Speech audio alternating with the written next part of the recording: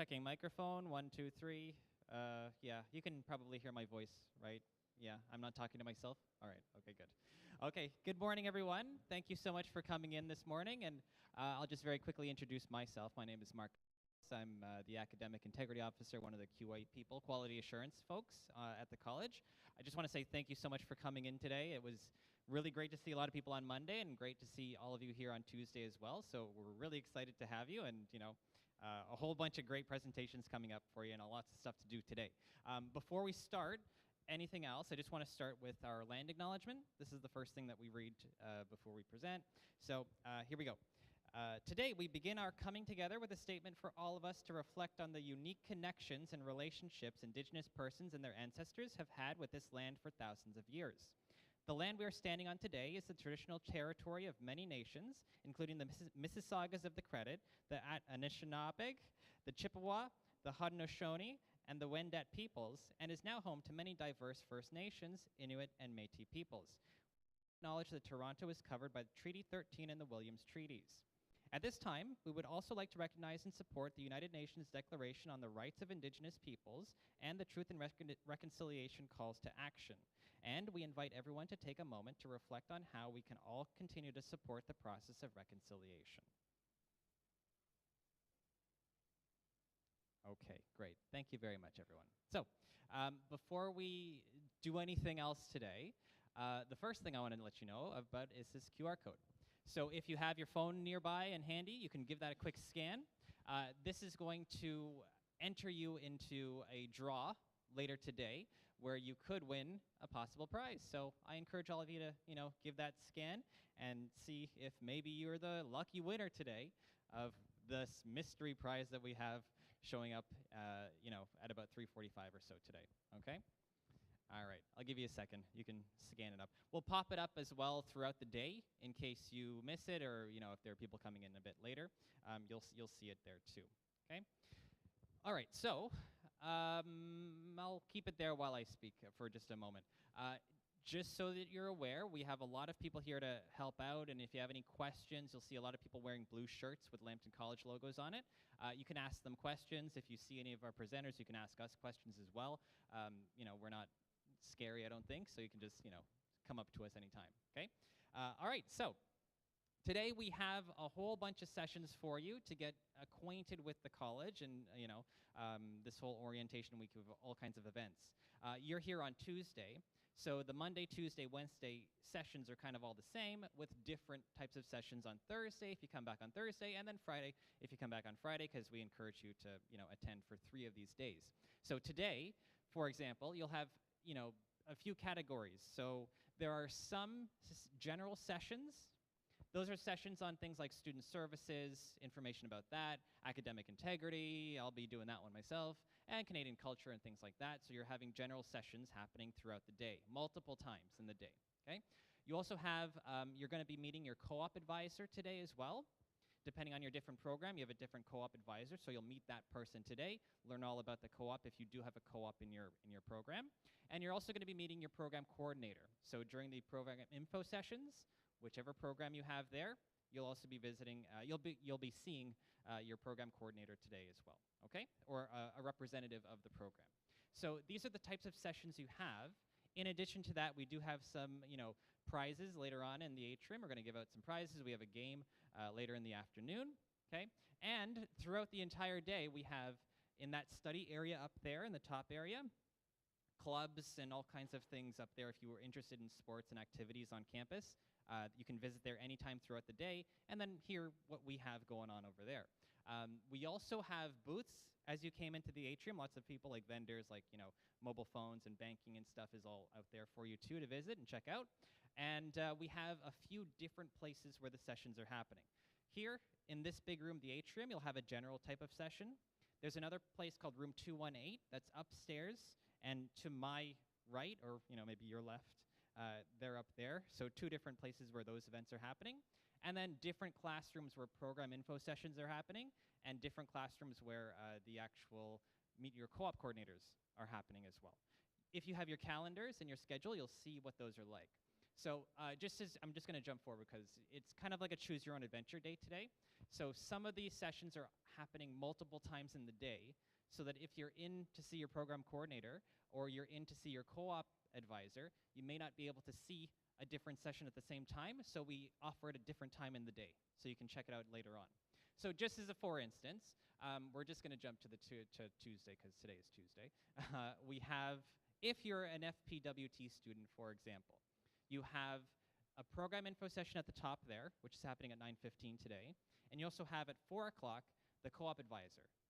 As an example, there are some FPWT students in here, I'm assuming. And then, you know, let's just use an example of a person. This is Mark, not me, but just another Mark. And this Mark is, you know, an FPWT student.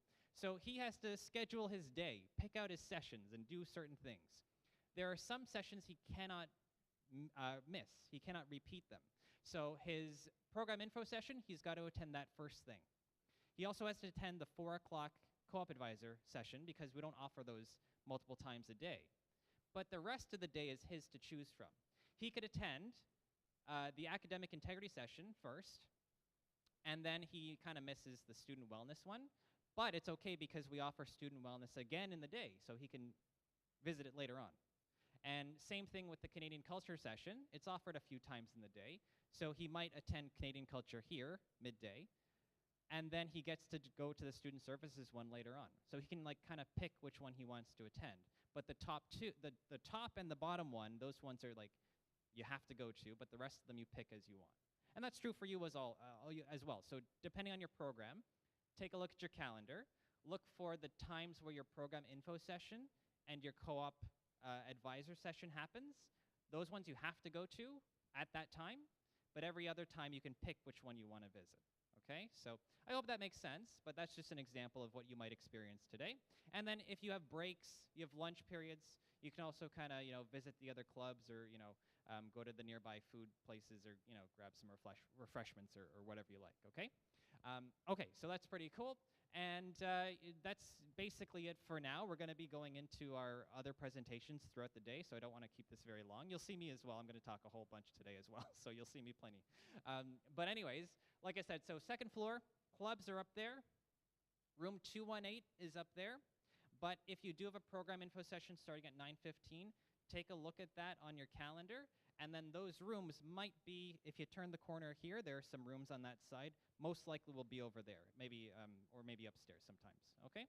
All right, so if you have any questions, like I said, you can check in with any people in the room and outside around the campus in a blue Lambton College shirt. They'll be able to help you find places and get to where you want to go.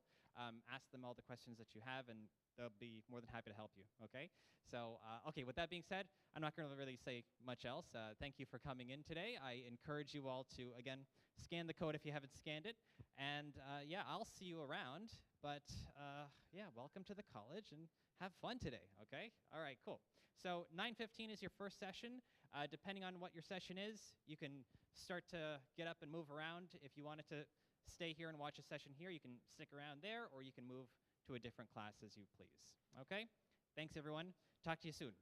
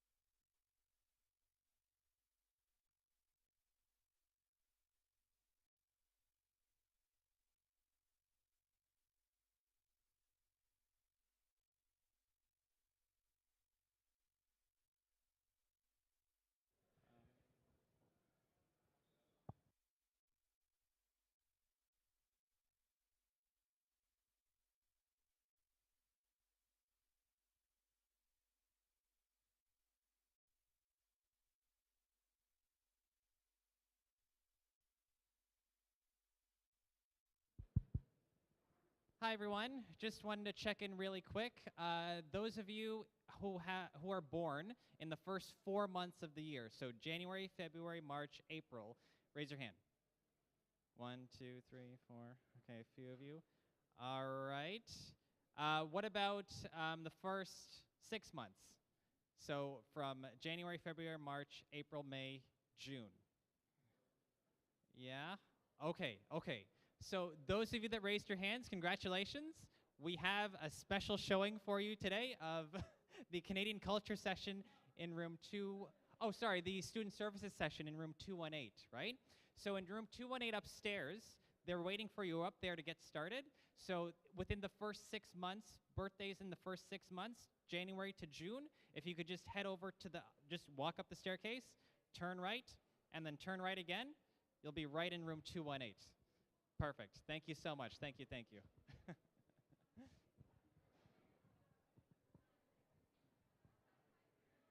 Awesome. Wonderful. Yeah. And all the cool kids in the back, you can come sit up here. There's lots of seats in the front.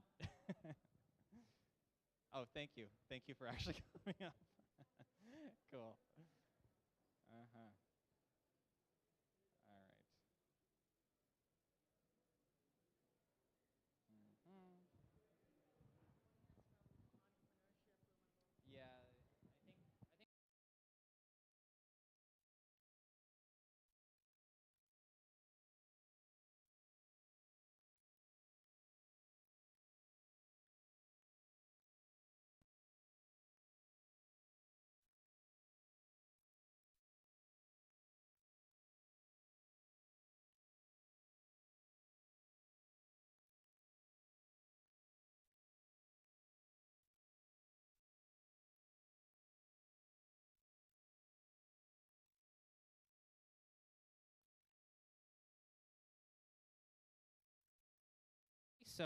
Whoop. We're good. Okay. All right. So our first presenter today, no introduction, but probably does because you're all new here. So you're going to be hearing from our Canadian Culture presenter, who is Shauna Sheldon, who is my boss, who heads up the QA or Quality Assurance Department. So she's been here for quite a while, but she's quite, never mind. Anyway, Canadian, yes. So we figured, what better person to present about Canada than this Canadian person right here? So without further ado, here's Shauna Sheldon. There you go. Thank you, Mark. So good morning, everyone. Welcome to Lambton College in Toronto. Welcome to Toronto. Welcome to Canada. How many of you have been in the country for a very short while, like less than a week? Oh, some of you have been here a little bit longer. Some of you, I met someone yesterday who was doing a second program, so has transferred to Lambton College in Toronto for this semester, and he had been here for 2 years, but I think he probably still took something from the session. The idea of this session is just to introduce you to things that you may, I would say Canadians take for granted, but things that you might have to get used to living here in Canada. Some good, some not so good, but I think, as Mark said, I'm true Canadian. I have like 6 generations of Canadians. I was born in Toronto, so I know Toronto quite well, but I've been with the college since 2011, so 2012. So I've been here for a while too. I was an instructor at the college, as was Mark, and then ended up moving into QA in 2019, just before the pandemic. So lots of things that you're going to learn today. Some of it was good stuff that came out of the pandemic. So we'll dive in now. Oh, sorry, the other person you're going to meet, you met Mark this morning. You're going to meet Colin a little bit later today. He's going to be doing the game back in the atrium here at 3:45. We will have prizes, so make sure you're paying attention in the sessions today because it's a quiz based on the content that we're delivering today. Oh, I should mention too that we don't have anyone here from FPWT, BMHT, or FSQT. No? So that means that we've got CPMT here. Who is here from CPMT? Awesome. You'll be meeting Sarmad later today. MMDT? So that's Bassam. You'll meet him a little bit later. And PMLT. And you'll be meeting Enam later today. And also, you all are in a co-op program. So you'll be meeting your co-op advisor later today, too. So lots of great sessions planned for you. So let's dig in. When you think of the word culture, what words come to mind? What do you think about with culture? Anything. Just shout it out. Did I hear tradition? Anyone else? Traditions are correct. Anything else? How many of you speak more than one language? I suspect quite a few of you. I'm always blown away by that because my background is in language and linguistics and communications. So I find that amazing that people are speaking more, sometimes 3 and 4 languages, which is kind of crazy. But make sure you put that on your resume. I find a lot of students sell themselves short here in Canada. It's absolutely amazing that you speak more than one language. It definitely has to go on your resume. But when we think of culture, it's the attitudes, feelings, values, and behavior that characterize and inform society as a whole or any social group in it. So we have a culture on campus. We have a culture in Toronto. We have a culture in Canada. There are certain things that you just kind of have to get used to when you're in a new culture.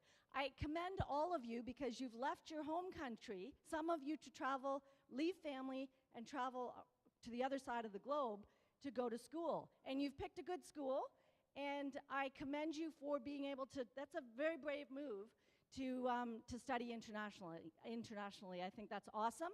I do have a 22-year-old who is in university right now, and she's 4 hours away. And I lose sleep at night because she's 4 hours away, so I can imagine, you know, it's tough to be away from family and friends. We're going to talk a little bit later about adjusting to homesickness and that sort of thing. We have tons and tons of supports on campus to help you through any of that stuff. So these are things that are essentially stereotypes when we think about Canadian culture. So some of this stuff you probably would recognize. Bears. We do have bears north of Toronto. You might see them more often than you see these guys. This says it's an elk, but it looks like a moose. I always tell students at this session that once you get your driver's license, if you're driving north of the city and you end up encountering a moose or an elk on the road, the moose or elk will win that encounter. Just keep that in mind. They're massive, moose and elk. We also have beavers here. I've never seen one. I have seen a moose or elk. I have seen a bear. I've never seen a beaver, and it's our national animal, which is very strange. But you'll see proof of beavers if you go to the Rouge Valley or any of the conservation areas in this area. You'll see wildlife. I have friends who live out west, and they prefer northern Ontario to the Rocky Mountains, which I find very strange, but northern Ontario is absolutely spectacular. You will have an opportunity to see a conservation area this summer, so just keep your eyes peeled. There's a field trip planned this summer with the Mississauga students and the Sarnia students to go to Pinery Conservation Area. It's closer to Sarnia. The students loved it last year. We did the same field trip. And this year they have canoeing and mountain biking planned. So if you're interested in seeing Northern Ontario or the Canadian Escarpment, it's a great opportunity. So just watch Moodle. Moodle is where you'll find out about any field trips or activities that are planned for you. What else? Oh, I wanted to mention this hockey here. There's a big hockey game. This is your homework today. There's a big hockey game on tonight. It's the Toronto Maple Leafs, and they're playing the Boston Bruins. I mistakenly gave this homework to everyone yesterday. I thought the game was last night, but it is tonight. There's a very good chance that our beloved Toronto Maple Leafs will be eliminated from the playoffs. But if you get a chance to watch, it'll be on CBC, or if you're in a restaurant, they'll have it showing on TVs because it's really big news. We will be devastated. Tomorrow will be a sad day for Toronto if we are eliminated, especially to the Boston Bruins. I think they're probably our biggest nemesis. Okay, so we're going to break through some of those stereotypes. Anyone recognize the cup? He's accepting a cup. It's not McDonald's. I heard McDonald's. What do you think that is? Tim Hortons, yeah. Tim Hortons. We have a Tim Hortons on campus, by the way. It's not open today because you're the only people that would be able to go. That normally we have a lot more people on campus, and we also service the local area, but for the predominantly their customer base is our students. And we're very light this week because it's just Term 1 students. But they will be open next Monday. They're in the building next door. If you get a chance later today, there is a map on the back of your schedule. That's the map of this building, but there are maps of the building next door on the walls, and you can also get one. It's on your Moodle page. So if you want to do a little bit of exploring today, on Friday we are doing a scavenger hunt, and I encourage you all to come back for that because it is an opportunity for you to see all parts of the campus. So when we're going to start with a scenario. I was going to mention Tim Hortons is next door. We also have on the second floor next door a canteen. They're actually sponsoring our lunch on Thursday this week. So if you come back, snacks will be provided, additional snacks will be provided. And then we also have Desi Deli on campus. You may have seen them. They will be setting up a booth a bit later, but they are set up just outside 132, room 132 at my 11 o'clock here. And they are a grocery service for students. The food is amazing. They also give back to the college because 10% of their profits are given back to the college in the form of scholarships for students. So it's a great service. It's a new service. So make sure you check them out at the breaks. They do have a booth set up in the corridor here. Okay, so let's think about a scenario. In Canada, this is pretty typical. So you're walking through the hall and maybe you bump into an instructor. The instructor drops all of his or her papers, their papers. What do you think's going to happen? What do you think happens after that? Any guess? Just shout it out. Exactly. You're going to help the instructor, right? You're going to apologize and then help the instructor pick up their papers. What do you think happens after that?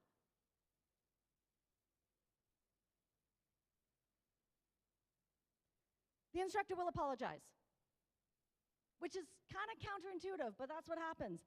We apologize for everything. Canadians apologize for everything. We are unapologetically apologetic. That's who we are.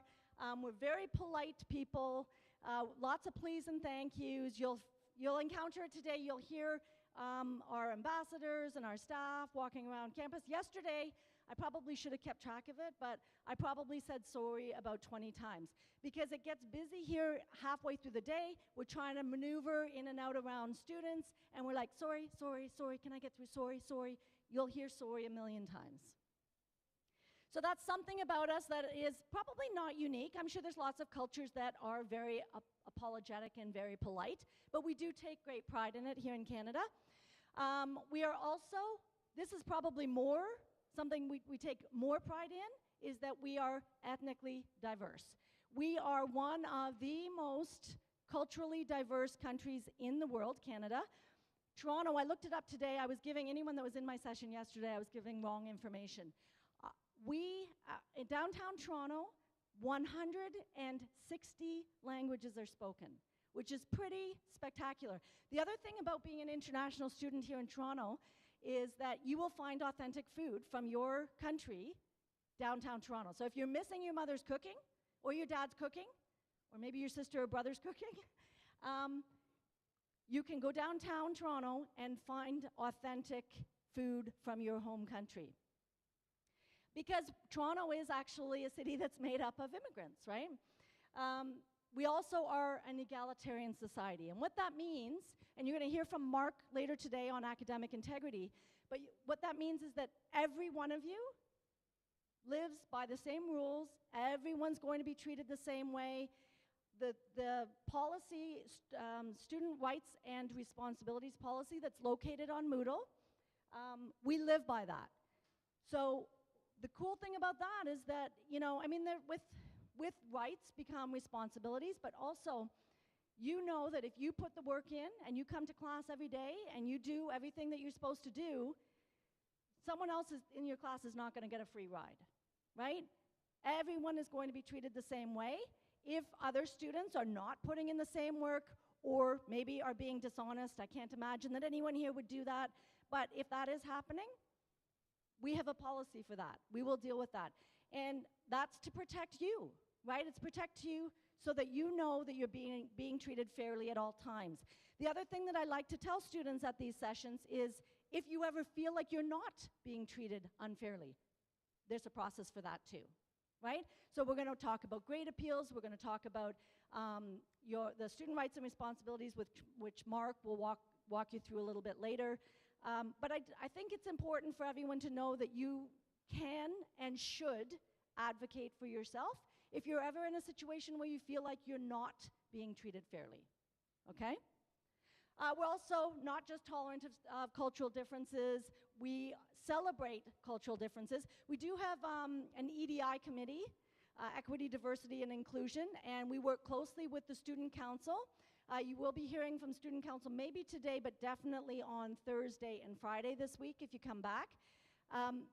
We are working with them to make sure that we are doing our best to celebrate everyone's cultural background. Now, we do have, typically on campus, we have somewhere in the neighborhood of students from 35 different countries.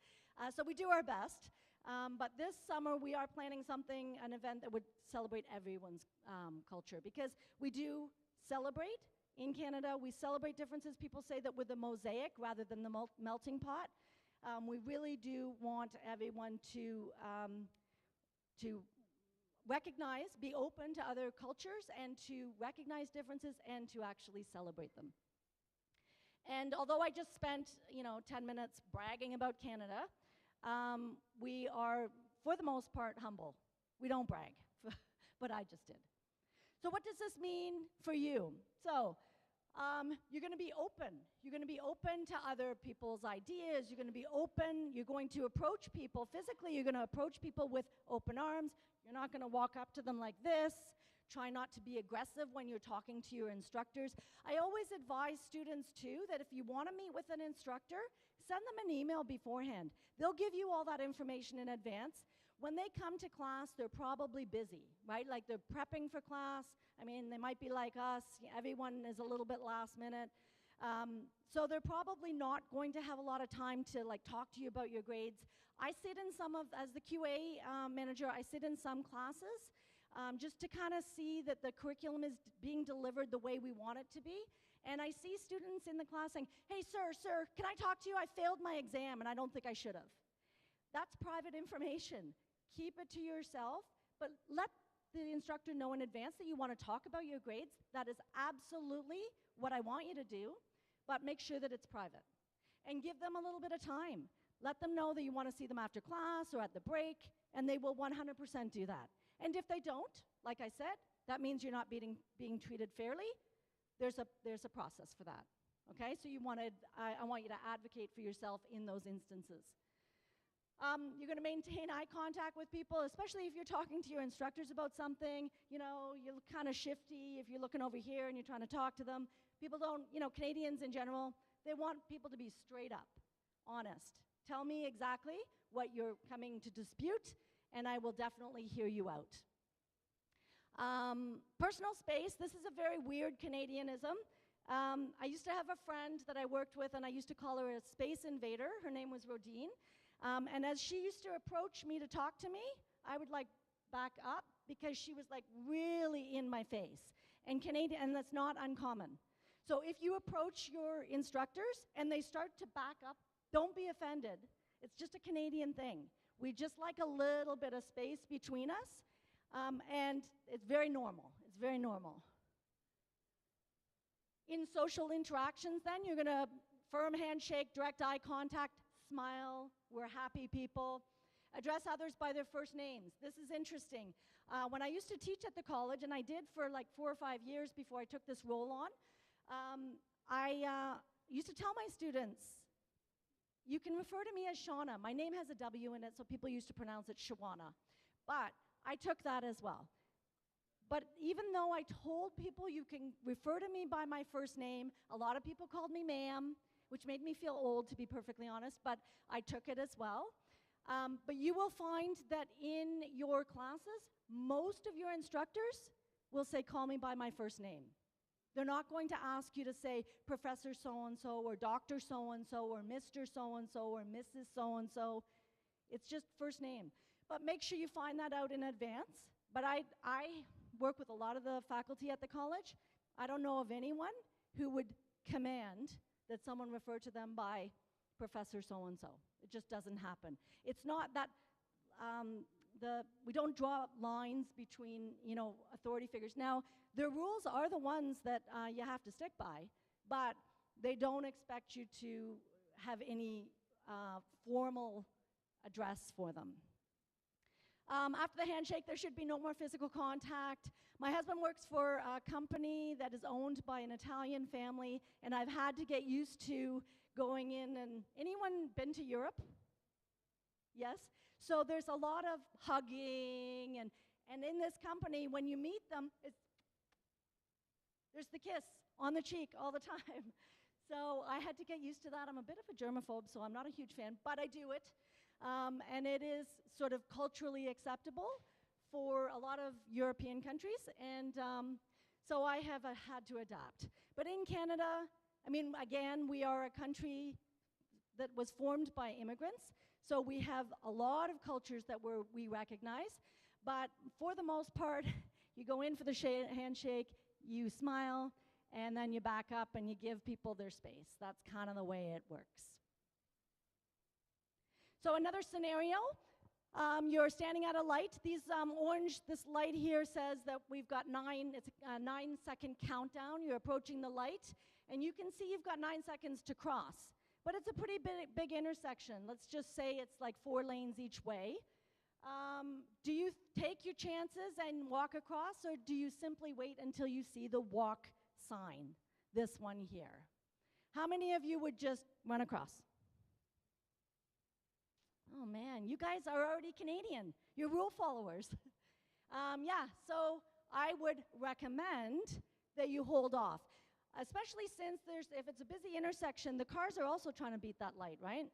So there is a very good chance. It was quite a while ago, 2 years ago, during Christmas time, I was at an intersection and there was someone trying to beat that light. They turned left, they hit a pedestrian right in front of me.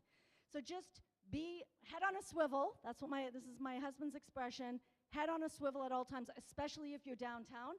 Downtown Toronto right now is kind of crazy because there's a lot of construction. I think that's kind of the result of the pandemic. A lot of projects were delayed. So if you are downtown, you've got to have your head on a swivel at all times. They actually have police officers now directing pedestrians to try to get them in and around the construction downtown. So just keep that in mind. One last scenario, you are at the grocery store, parking lot is empty, so you've emptied your groceries into the car, and now you've got an empty buggy. Are you going to return it to the front of the store, or are you going to leave it in the parking lot for someone else to grab it? How many of you would return it to the front of the store? Quite a few hands. The rest of you would leave it in the parking lot. We would return it and not because it's a law, but just because we're Canadian. Canadians do nice things. Okay, so what do these social norms mean for you? Well, first off, be punctual. The expectation is that if your class is at 9, that you'll be in class. Well, someone said the other day, if you arrive at 9, that means you're late. He believes, Sandeep, our OHST program coordinator, he said if you're on time, it means you're late. You should be arriving early.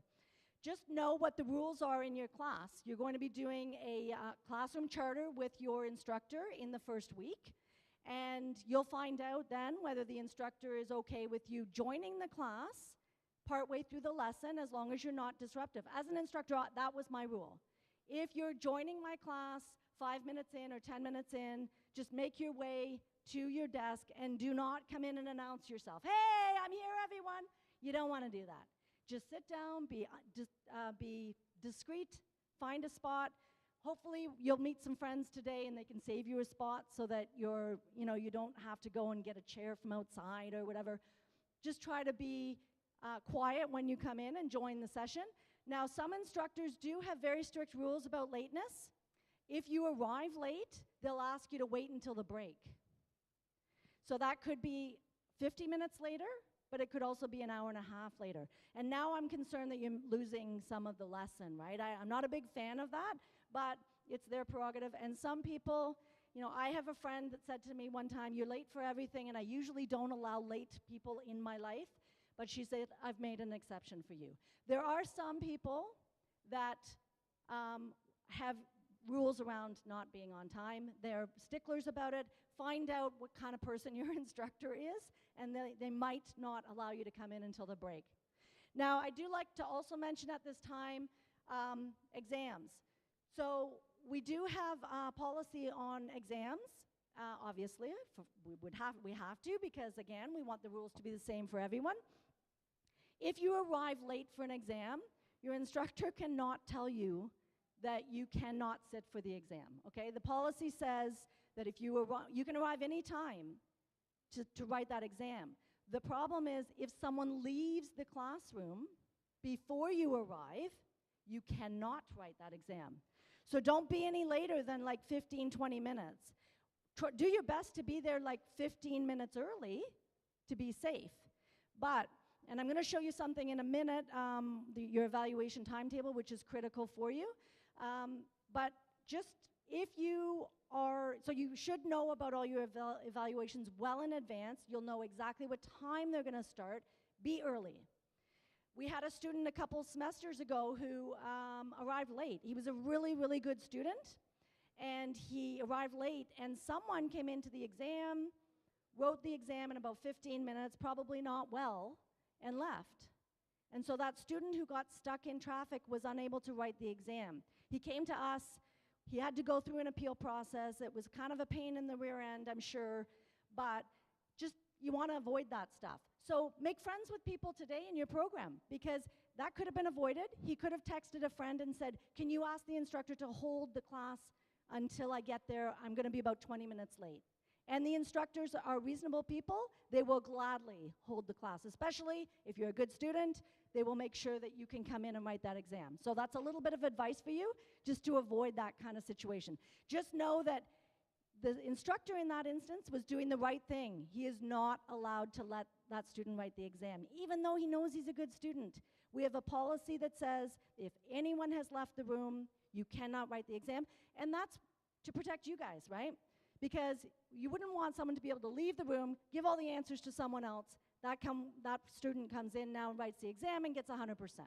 That's not fair to everyone that came to the exam on time, studied, and didn't get the answers in advance, right? Okay, so you're going to follow the rules of the authorities, your instructors, and of the college and your colleagues, and don't litter. The campus is very clean right now. It was clean during the break. We want to keep it that way. Communication. So at the beginning we said that the language is a big part of culture. We advise that you practice your English on campus, because for almost everyone on campus, English is a second language, so it's kind of a safe space for you to make mistakes. But also at the outset, I said we celebrate differences, so we don't want you to stop speaking your home country language, right? If you have friends that speak the same language that you do, by all means, outside of the classroom, have those conversations. Once you come into the classroom, the only language that everyone speaks is English. So we want everyone speaking English as soon as you walk through those doors. And also, it's just a sign of respect when you're around other people, even when you're outside of the classroom. Sometimes I'll get in the elevator, and there will be two people in the elevator with me, and they start speaking a different language, and then they start giggling. And the first thing that I'm thinking is, okay, so did I forget to do my zipper up, or is my hair standing up? Like, what's going on? So I feel like it's just common courtesy to speak English around other people. You might not know if anyone can understand what you're saying. I've also seen it where two people were speaking a different language and someone in the elevator knew what they were speaking, but they didn't look like they they would understand them, and called them on it. So it's just not cool. It's not cool in Canada. It's very inclusive to speak English, and especially in the classrooms, only English. Handle disagreements with tact and diplomacy. Avoid interrupting or speaking over someone. Some people do that. Canadians do that too. I have a friend that does that all the time. That's one of the things that I've forgiven about my friend. But I feel like the best way for you to be heard is to wait until your instructor says, okay, this is what happened in this exam, blah, blah, blah. Give them a second, explain your case, and they will listen. And if they don't listen, what are you going to do? You're going to advocate for yourself, and you're going to go to student services. Nonverbal expressions should be non-threatening. So again, don't approach your teachers like this.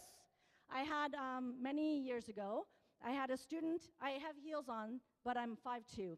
I'm a small person, and I was in my classroom, and I had just arrived, and I had this towering student come up to me and start attacking me with, I can't believe the mark that I got on my exam, and I want you to go through it, and he's yelling at me.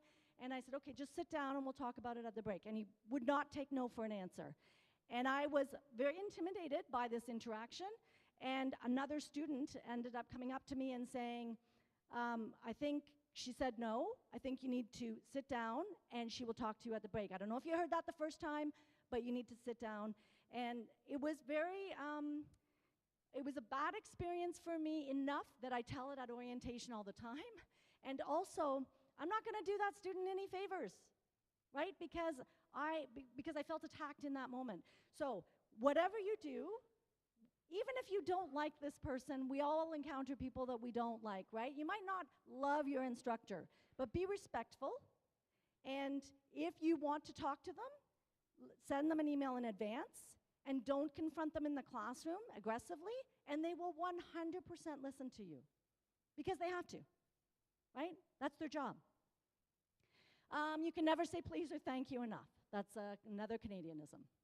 Be a skilled listener, as I said, and no means no. If you ask once and your instructor says no, he or she means no, but, that should be they mean no.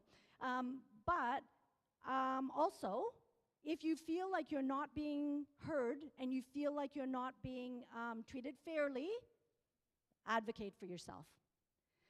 Pay attention to the tone and pace of your own speech. Are you speaking clearly? Are you speaking too quickly? I have a tendency to do that, so hopefully that's not happening today. Okay, any questions about Canadian culture before we get into transportation? All good? Oh yeah, question? Okay. Anyone coming in from on the TTC today? Did anyone come in on the TTC? Hands up. How did you find it? Is it okay? It's not always reliable. It's getting better. It's interesting. I was in New York and took the public transit there in March. I didn't take public transit to New York. While I was in New York, I took public transit. It's a bit of a zoo. It's very difficult. You can end up on the wrong train. That is very unlikely here in Toronto. It's a much more simplistic service, and it will get you to school, but on an exam day, it might be a good idea to take an Uber. Although you guys are starting, I gotta tell you, you're starting in the perfect term. This is the best term to start at the college in Canada because you're gonna get awesome weather this summer. I think Canada gets a bit of a bad reputation. People think that we live in snow all the time. This is kind of rainy and gloomy today, but we will have spectacular summer this summer. You will get lots of sun, and don't skip classes on those days, but there's a beach, there's lots of great things to do outdoors here in Toronto in the summer. And then you're probably not even gonna get snow while you have to make it to class. Sometimes we get a little bit of snow in December, but most of the snow happens in January, and you'll be on your break. So you don't even have to brave the storms to come to the campus. Now, if there is a cancellation as a result of snow, we don't actually cancel classes, we just move them online, which is one of the great things that came out of the pandemic. We can just move the class online, we'll give you a link, you join your class, and you're good to go. Okay, anyone take the GO today? Yeah, it's nicer, right? Go is nicer than the TTC, but it's more expensive. But the Go can take you anywhere in the Greater Toronto area. It is awesome. I live in Markham, which is about 20 minutes north of the city, and I live a 5-minute walk from the Go station, and I can hop on that Go train, get to Fairview, and make my way to the college. It probably would take me an extra 10 minutes to get here. It's pretty awesome, the Go train and the Go bus. York Region train, and actually I should say Go will take you directly downtown Toronto. It's the fastest, but so will TTC. The TTC, especially if you're at the north end of the city, the TTC is a great option for students if you want to go downtown. York Region is my service in Markham. Admittedly, I've never been on a bus in Markham. My son takes the bus from school every day, and it's very reliable. It's a good service, but it doesn't run as frequently if you're in York Region. Brampton Transit. Anyone coming in from Brampton? Yes?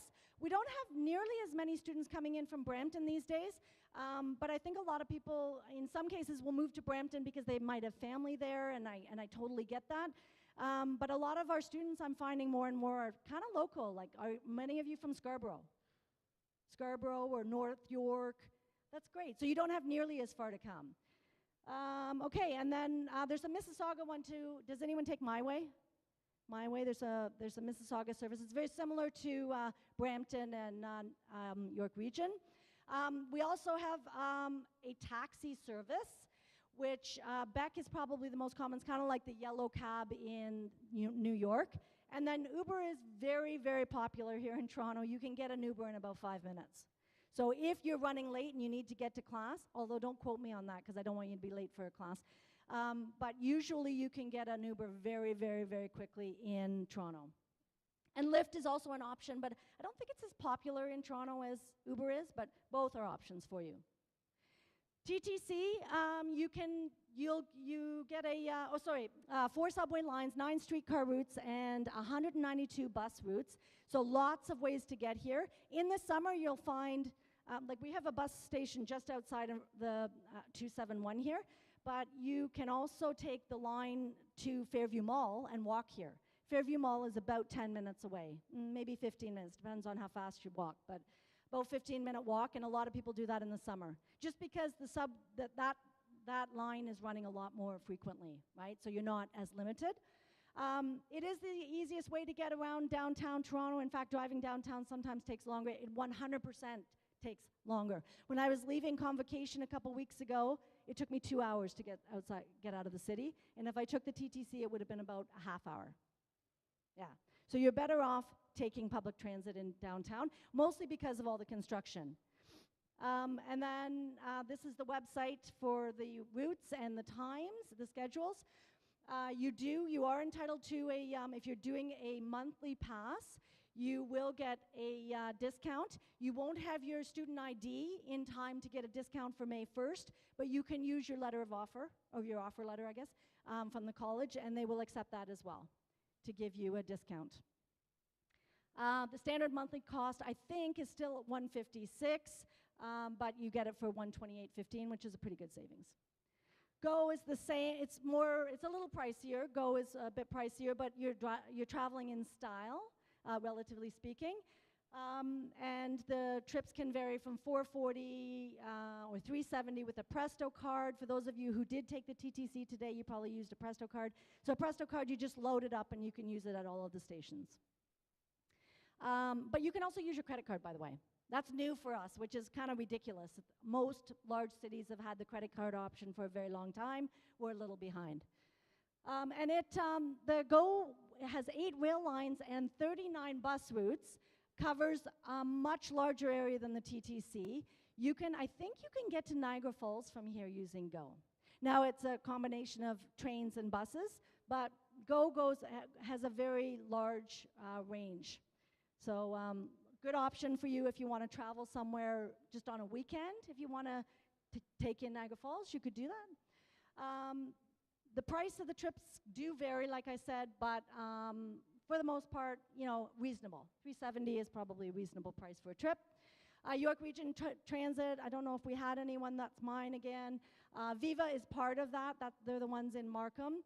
But there's the website if you are traveling in from Markham or Richmond Hill or Thornhill, or even Newmarket. Anyone living in Newmarket? Yeah. So Newmarket, but you can take the GO. Yeah, so you have that option. But York Region Transit for local travel in Newmarket, that's YRT. Okay, and then Brampton.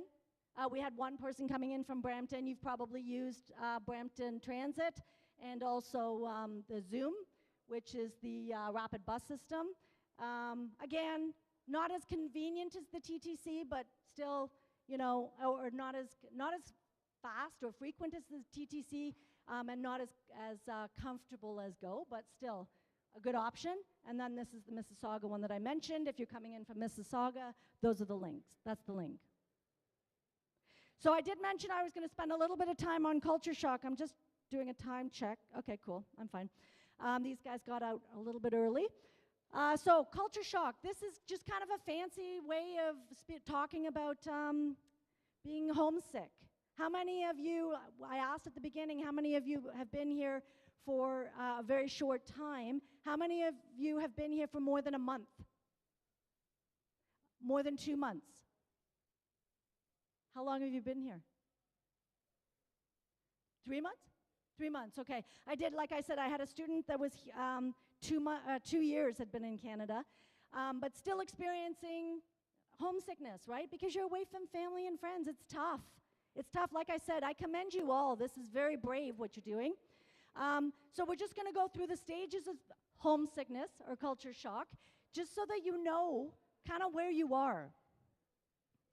So stage 1 is the honeymoon period, and that's what you're in right now, including my friend. Where are you from? You're from Europe. So I feel like even 2 months in, you are still kind of in the honeymoon stage. It's still fun, right? Let's face it, you guys have nothing to do next week. And you all have finished a degree, right? You're all in post-grad programs, so you know what going to school is like. It's stressful, but you have no assignments due next week, I hope. I mean, I think that would be cruel if they asked you to have something done for next week. So it's kind of fun right now. You're kind of in learning mode. You're just taking information in. We're going to have fun this week. You're meeting new people. You're moving into a new place. It's all good stuff. And so you're still in the honeymoon stage, even after 2 months, I think. But then the first and second month, you're excited, but you're sad, right? It's kind of mixed emotions, and you might some days feel a little bit ill. In stage 2, this happens in the 2nd to 6th month, and thankfully for you, again, good choice in coming here in the summer. It won't get cold. It won't be cold during this time. It'll be beautiful weather, and that'll keep you kind of upbeat. Emotionally, you might be a little bit frustrated, though, because you've now started getting into your studies. Things are due. You might have a part-time job. How many of you are looking for a part-time job or will want a part-time job? I think that's a great idea to get, especially with some of the changes that came out of IRCC, the announcement yesterday. Michael's going to talk about that at the break. But you should get a part-time job. I think it'll be great, and the problem will be kind of balancing all of that. One of the things, another great thing that came out of the pandemic, we have a lot more flexibility in the schedule. So you're probably only going to be on campus 3 days a week, which is great news for you, and that will give you an opportunity to pick up a part-time job on the weekends or on those 2 days when you're not on campus. It does mean that one of your classes will be online, but I do think that this is one of the pluses that came out of the pandemic. I am a firm believer that you learn more when you're in the classroom, but we do have some flexibility now, so let's take advantage of that, right? Getting back to this, physically you may be sleepy, you may want to move or go home for a visit, that's fine. You'll just have to check in with student services and see if you can get permission to do that. It may, just keep in mind, it may affect, if you delay your studies, it may affect your immigration status, right? You just have to follow all of the rules so that you're not putting yourself at risk. We do have Zoe joining us later today to walk you through some of that immigration stuff. And also, the reason I asked about part-time jobs, we're doing a fair on Thursday, if you're coming back. We're Thursday and Friday. Today you're going to learn a whole bunch of stuff. It's like drinking through the fire hose. You don't have to remember it all because it's all on Moodle, but it is good for you to be here for this. Thursday and Friday, we're doing some sessions on part-time job search. So we're doing a fair on Thursday afternoon, and then we're also doing sessions on Friday on part-time job search. So those are good sessions for you to attend. Stage 3 is acceptance. So sometime between 7th and 18th month, you're going to start accepting, the culture here in Canada. You may have relationships with people from other cultures. Hopefully you'll be attending some of the sessions that we're providing throughout the semester where we celebrate other cultures. But if you're at the point where you feel like you're very overwhelmed and you really need a break, you have access to tons of supports. You're going to hear from Janice today. She's our wellness counselor. She's spectacular. She joined us in September of last year, and she is social worker. She's got a master's in social work, and she will connect you with supports outside of the college, but she is also amazing to support you. She has lots of events planned around wellness. You'll hear from her in a session a little bit later. Just to share a story, a couple weeks ago I had an instructor show up at my door, and he said, I have a student who just arrived in my class. She has to write an exam. She's having a panic attack. I don't know what to do, but I don't think she should be writing the exam. I called Janice. Janice met the student outside the classroom, took the student away. We scheduled a new makeup class for her. All good, right? That's what she's there for. She is she's just very good with people. She's a great resource for you. And if she is unable to solve your problem, she can also connect you with people outside the college that would provide those supports. I don't know why this is here, but that's the transit one.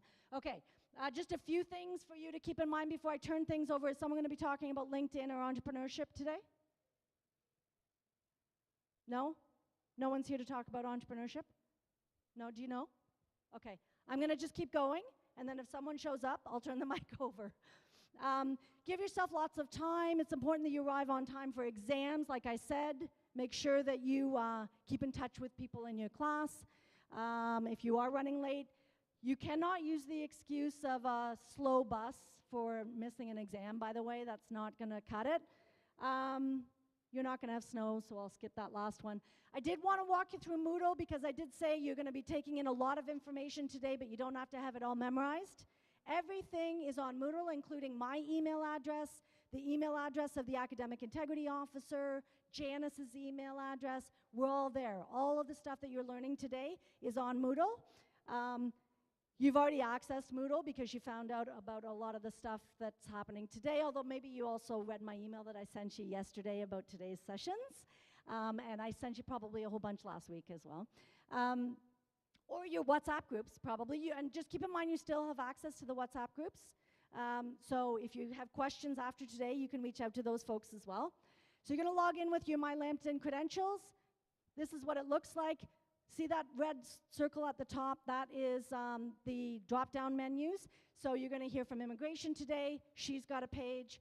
Janice, the wellness coordinator that I just sung the praises of, she's there too.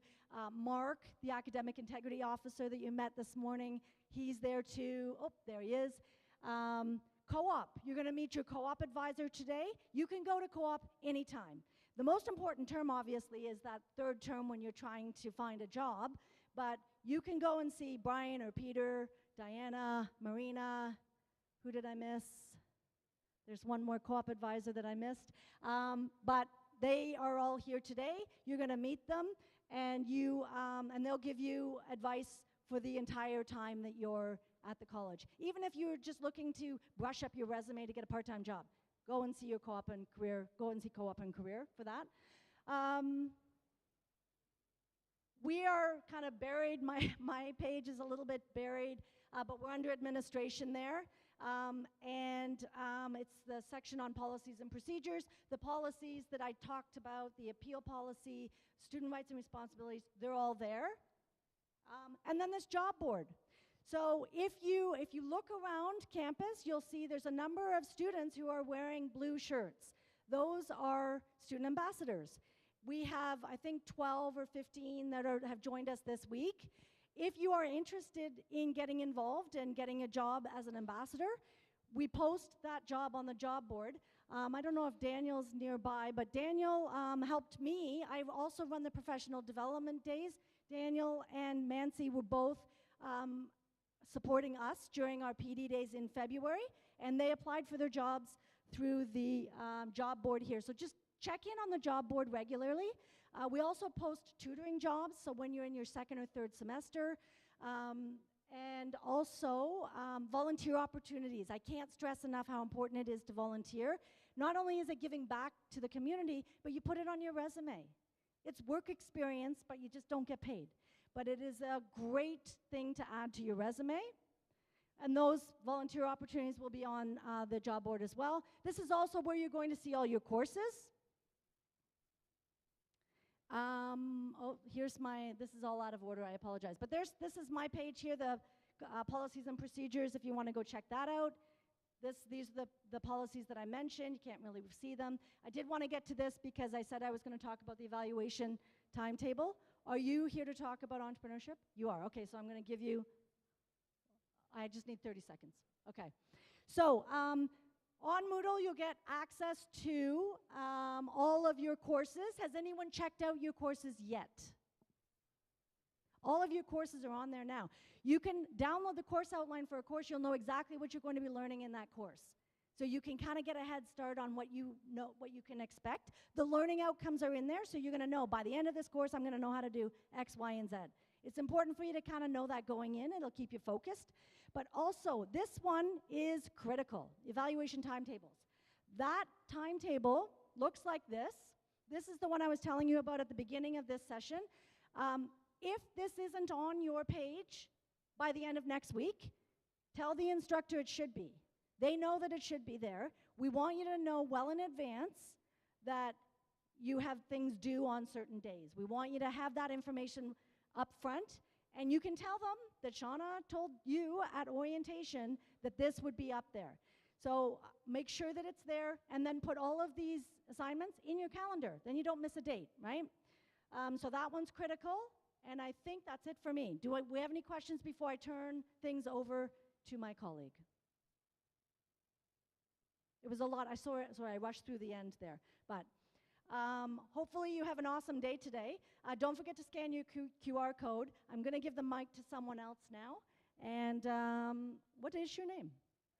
Saeed is going to tell you about, is this Entrepreneur or LinkedIn? Okay. Hang on for a sec.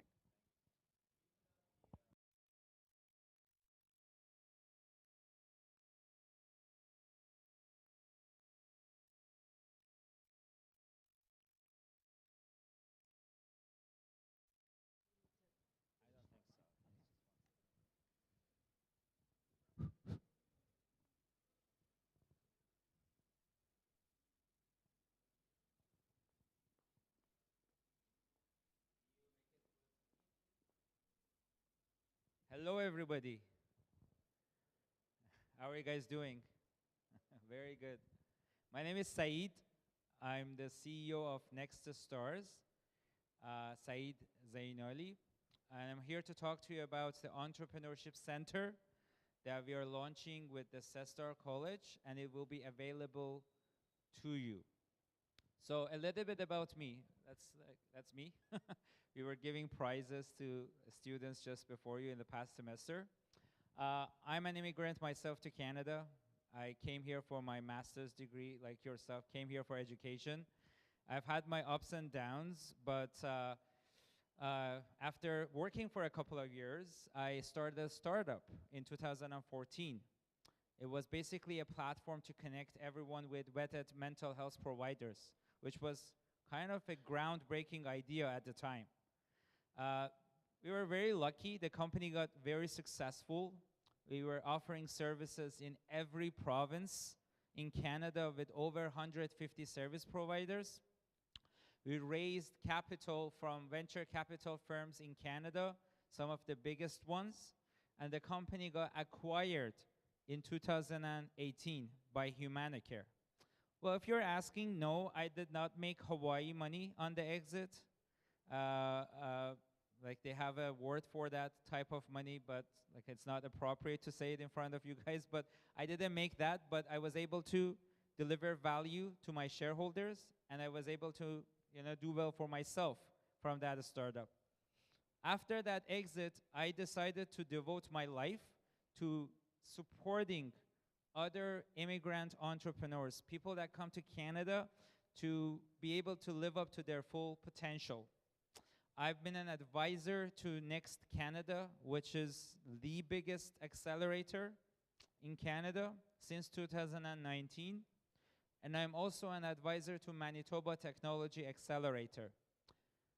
Next Stars is really devoted to help and support folks like you. And we've partnered up with Cestar College to provide you with real-life experience of building in a startup or getting involved in a startup without taking the risk. So why should you care about a startup? Each one of you are in the college with some hopes and dreams. Times are a bit tough for all of us, but there's always a silver lining. At any given point of time, startups, innovative companies in Canada need you. They need your energy and expertise. And we're gonna make sure that through your educational pursuit here at the college, you're equipped with the skills that these big companies are requiring for you to be a stellar rock star in them. So some of the reasons you should pay us a visit, by the way, we're gonna be upstairs in the second floor, right behind the atrium. So you should come to us because we're gonna bring startups to campus with job opportunities, with internship opportunities. You can directly talk to their CEOs, talk about yourself, why you think you might be a good fit for that business, and also learn what they are expecting from you to become their employees, future employees. We're gonna also take a selection of you and give you tours of some of the most successful startups and tech centers in Ontario. Because of our relationships and the colleges behind this, thanks to Michael's leadership and Prince's leadership, we're gonna be able to give you tours of some of these centers so you can actually see right there what do these companies do, like these manufacturing companies, these tech companies, and what type of people are working there with what skill sets. So basically, like, this is to augment your journey here at the college. And the third reason you need to pay us a visit, maybe you have this idea in your mind. You've always thought, oh, can I do this? Do I see myself as an entrepreneur? Well, the answer is yes. You can see yourself as an entrepreneur, and you can use me as an example. So a lot of you guys come into Canada, you may think, oh, I can't do that. I'm newcomer here, and they're not gonna work with me. But the fact is, that's completely made up. Is in your mind. Everything is possible. When I raised capital, I still I think barely got my PR.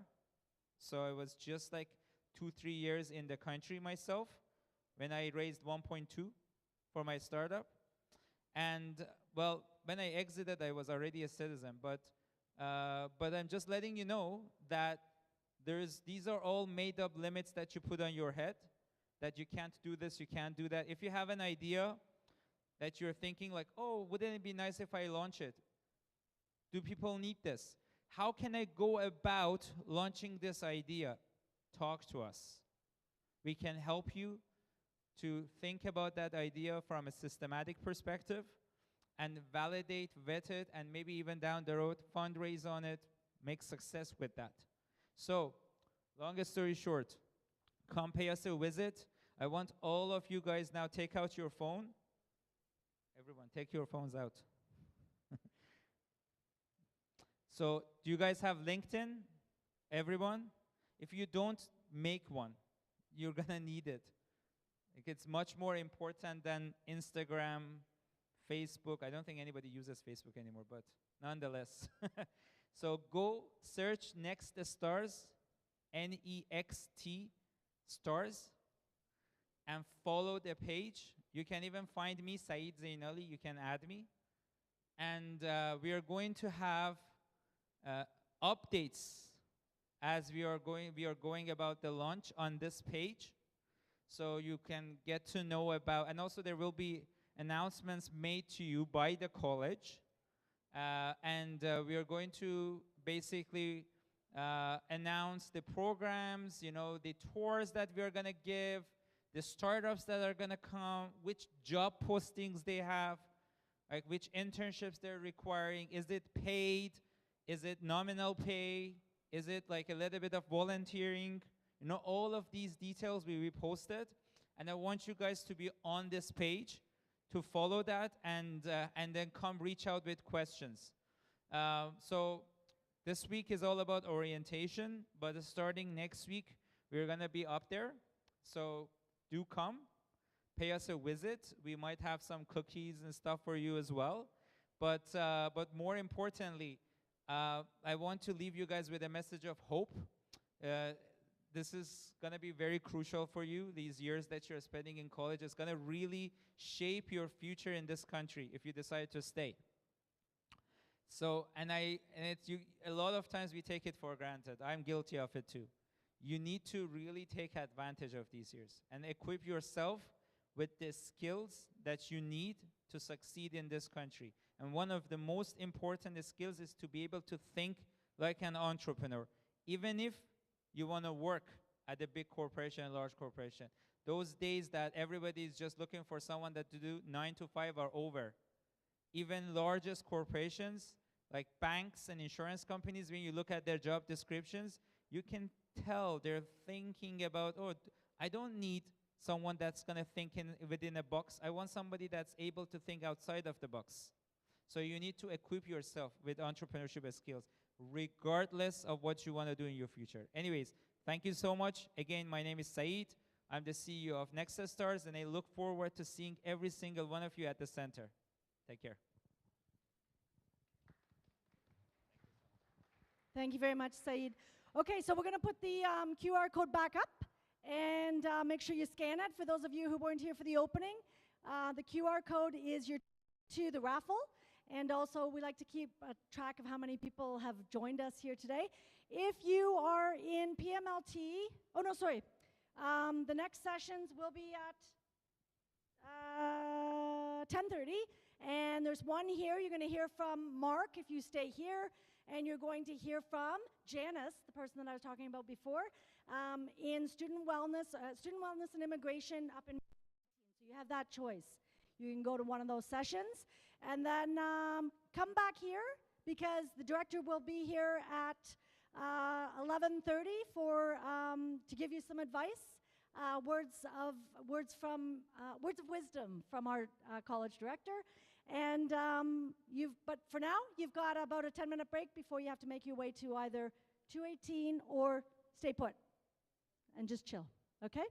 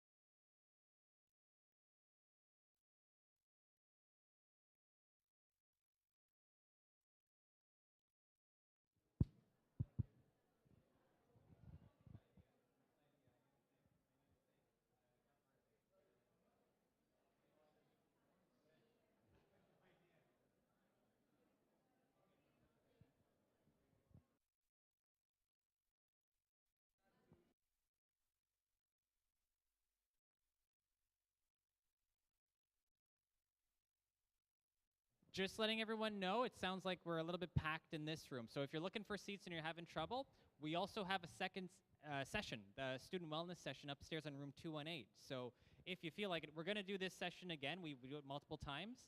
If you want to watch 218, it'll be a bit of an emptier room, so you can check that out there, and you can just follow up the staircase to the turn right and another right, and you're right in the room, okay? So just in case you want to do that. Yeah, I don't.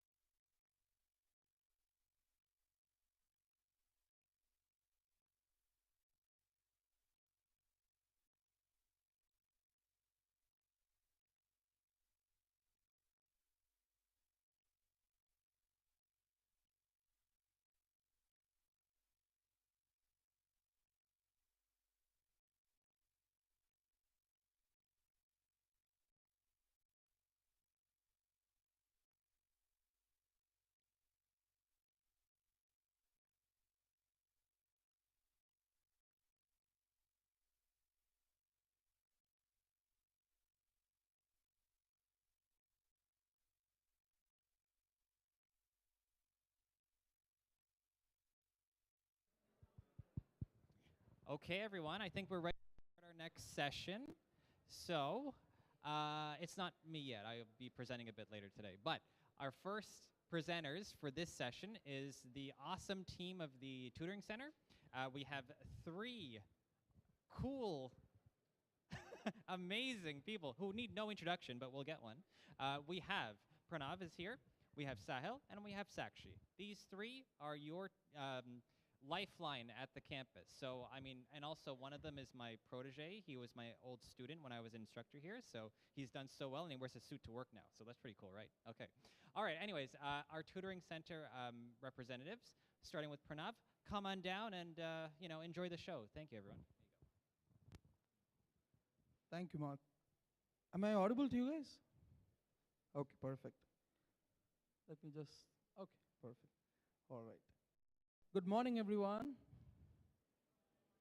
Let's try that with some more energy, eh? Good morning. Okay, perfect. That sounds more like it. That is the energy we want to see throughout the 2 years you're going to be here, right? And like Mark introduced, I'm Pranav. I'm part of Tutoring Center. I'm the Student Success Counselor. We have one more Student Success Counselor, that is Sahil. And we have our Tutoring Center Operations Coordinator, Sakshi. They'll be annoying you after I annoy you, okay? So first of all, thank you so much for being here. I know Mark tried to chase half of you away, but you still stayed. Thank you for being here and listening to us. And let's start with one thing, right? Orientation is the favorite time of the year for me because I get to see a lot of new faces because I was here sitting there somewhere in the corner like 4 or 5 years ago, right, with all the hopes and dreams that you are here right now. And it's beautiful to see that you guys are here today. And I want all of you guys to put a hand together for yourself, right? Let's put a hand together, right? This is just to let you guys know that you did a wonderful job coming here, right? It was not easy, I know. because I've been through the same path, and I know how much it takes, the courage it takes for you to move to a different country to pursue a different life for yourself, right? And to help you guys through this, through your academic journey, and to help your life here in Canada, that's what the Academic Success Support Program is all about, right? And we at the Tutoring Center, we are trying to give you guys everything that you would require so that you pass from here, not just pass, but you pass with flying colors, and to make sure that you're engaged in so many beautiful things that happens around the campus, right? I know for a fact that when you come here, you probably think, okay, we're gonna come, pass, finish our graduation, and leave. We're not gonna let you do that, right? We're gonna annoy you so much that you take part in this, take part in that, do this, do that, get your CCRs, right? Make sure that you make the connections that you need here, right? And that's what we are going to do. So what's in it for you? We have a huge list of stuff. We'll go through it one by one. And first thing is academic clubs. So you guys are from which program? PM Guild? PM Guild is your, sorry, project management? Okay. Business programs, financial planning, okay. So you guys, there are so many clubs that we have. First thing is PM Guild, which is Project Management Guild. They are very active. They conduct so many events, right? This place is going to be filled with events throughout the rest of your 2 years. And we want all of you guys to be taking part in all this. So once you're done with this, you will probably be heading to either the academic club rooms or you'll have another session. So whenever you get time, go to the academic club's room and you'll be able to join these clubs, volunteer for these clubs, take part in the clubs so that you can be part of all these events, right? So we have the Supply Chain Management Guild, Toastmasters Club. Does anybody know what Toastmasters is? No? Not even one person? Okay, well, I'm going to be the spokesperson for Toastmaster, and you'll be seeing me do this often, right? So Toastmasters is basically for you guys to improve your public speaking, right? To be honest, I'm very nervous standing here and talking. Like it gives me the chills, right? So many people looking at you at the same time. But the thing is that you overcome that fear, right? You think to yourself, well, nobody's looking at you, nobody's listening. It's okay if you make mistakes, right? And that is something that I would like all of you guys to have, and that's why you should join Toastmasters. And then ASQ student chapter, so American Society for Quality, it applies to quality engineering students and also to food safety and quality, right? There are so many certifications. Even if you're not from these programs, they still do offer a lot of certifications that might apply to you, right? And certifications are really important in Canada because just having a wonderful resume is not enough. You still need other credentials to prove that you're active in your field, to show that you're ready to do other things apart from what is bare minimum, right? Business Caucus Club. Do we have business programs here today? No? No, there should be a BMHT, right? Yeah, okay. If there is somebody from BMHT, feel free to join the Business Caucus Club. And the last one is Google Developer Students Club. If you guys like coding and stuff like that, they're going to conduct hackathons, teach you how to code. They have Java, Python, everything interesting, right? So how we conduct all these events, it is not just student run, right? Of course it is student run, but it is governed by associations that we work with. So we have all these associations. The first one is Lambton. They have been empowering women in Canada for a very long time, right? And we are proudly partnered with them. And all these associations that come here conduct events, conduct workshops, they do webinars, they do speaker series, all here on the campus. It could be in the classrooms, atrium, it could be online, any way that you would like to join, right? RBC meeting place. RBC, you guys know what RBC is, right? It's a bank. Anybody has GIC with them? No? One person, okay. That's nice. Okay, Habitat for Humanity, they build homes for the less fortunate. So you can volunteer with them. They have their own system of how they reward you for volunteering. But it's a wonderful experience to have, and you won't be blindsided if you go and decide to volunteer. We'll be backing you up with insurance and stuff like that, so that if you get hurt at all, we'll be there to cover you guys. We have PMI, Project Management Institute. They do certifications as well. North York Community House, Toronto Region Board of Trade, ASQ. Once again, ASQ is international. It's all over the world. Indo-Canada Chamber of Commerce, Brazil-Canada Chamber of Commerce, and Association of Supply Chain Management. So all the clubs that we spoke about before, all those are associated with this. So if you join any of the clubs, they have a governing body which is international, right? So it's an international experience that you gain by being part of the club in the campus, because you get to meet people, right? Because people who come here and talk, they are going to be in the industry. They are industry experts. They are subject matter experts. They are people who hold high positions in some other companies, right? They're going to come, they're going to interact with you, and who knows, maybe they could be your boss after you graduate from here, right? LinkedIn Learning.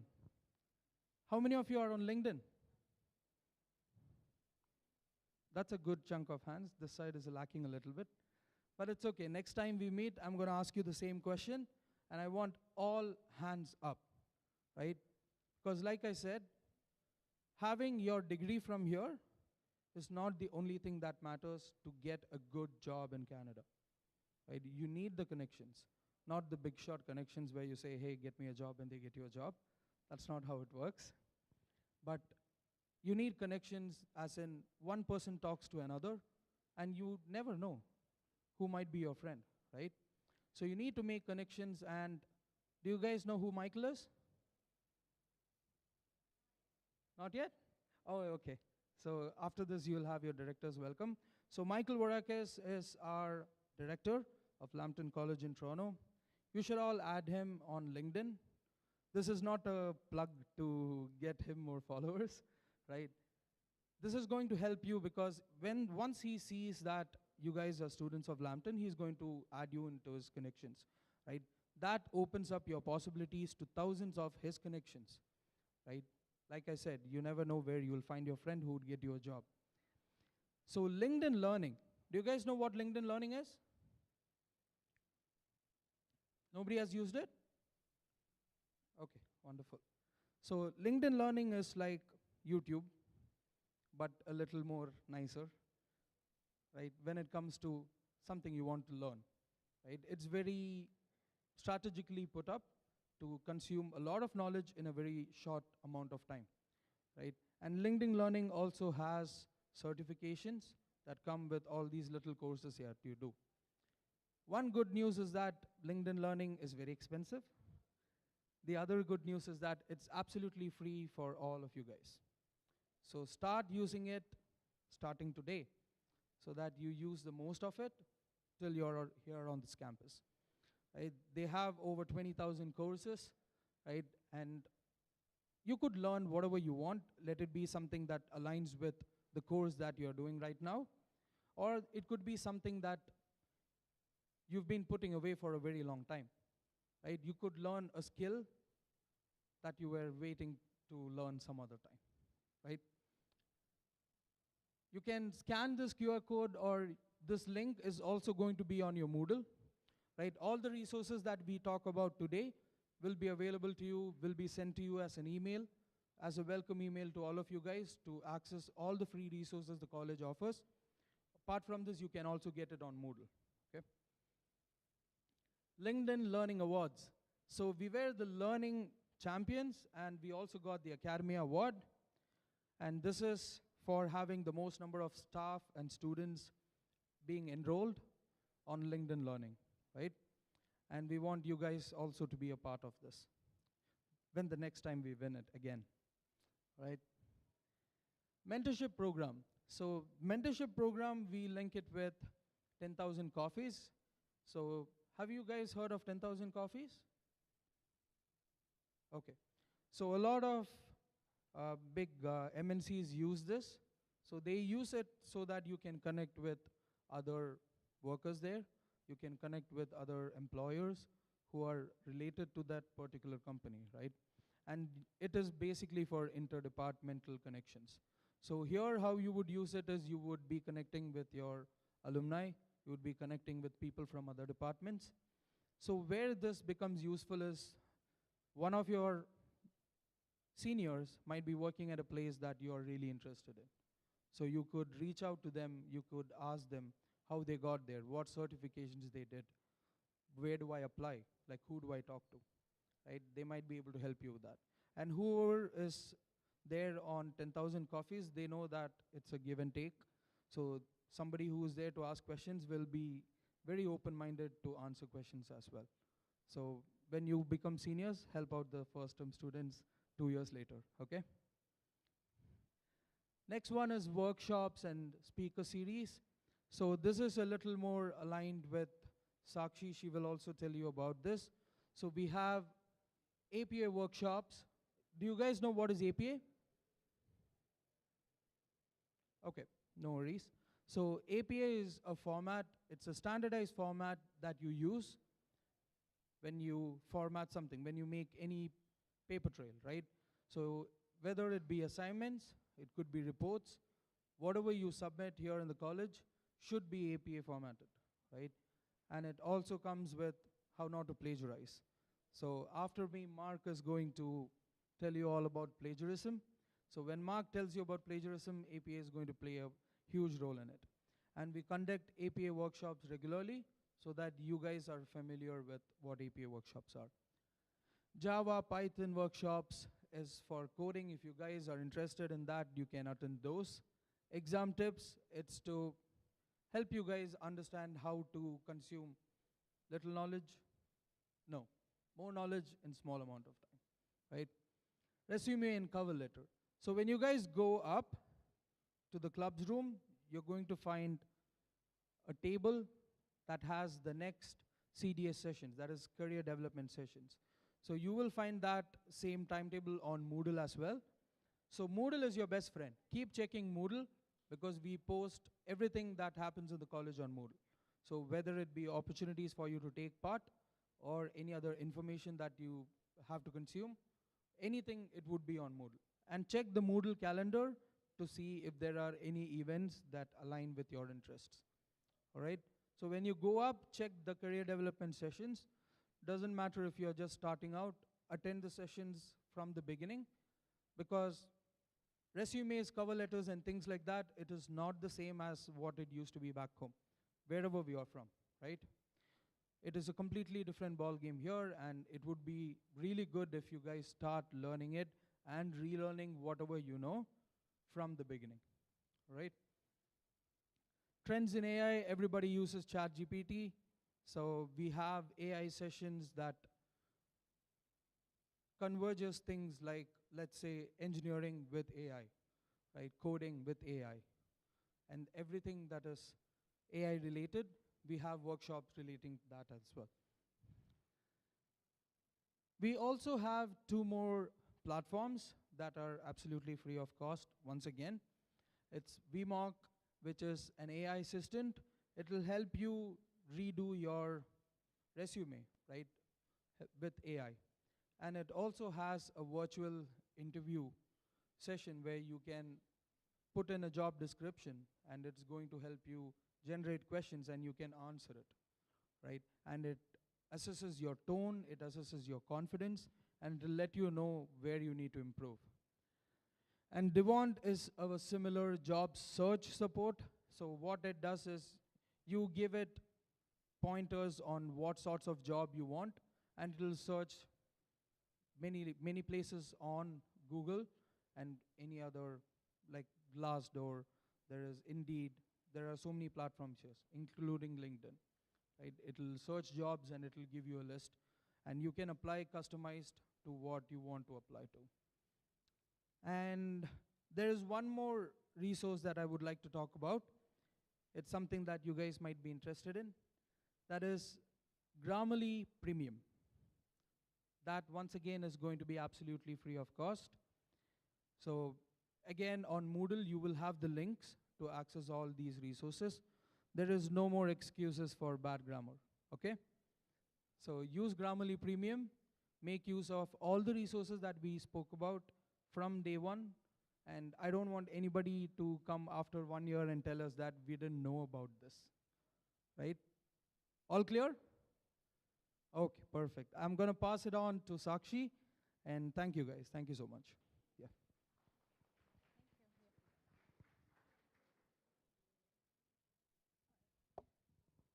Hello, everyone. Hello, everyone.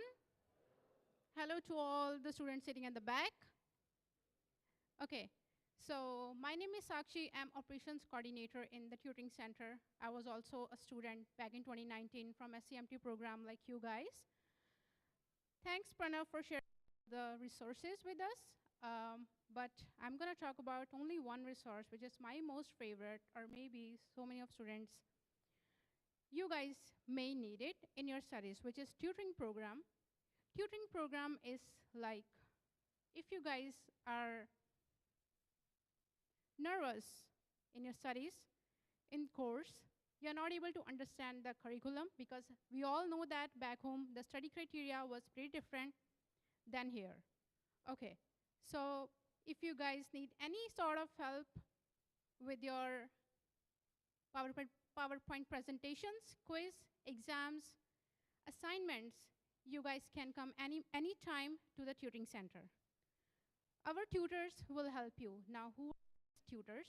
Tutors are your seniors in the same program, BMHT, SCMT, CPMT, so on and so forth.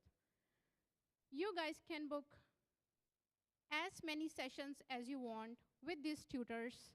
It could be one-on-one tutoring if you want. That can be in person and online. Group tutoring, if you want. For example, your instructor assigned you one assignment, you are not able to understand the context of it. You can book a tutoring session. Tutor can help you to understand the assignment. They won't do your assignment, but they will help you to understand the context of the assignment. That's group tutoring.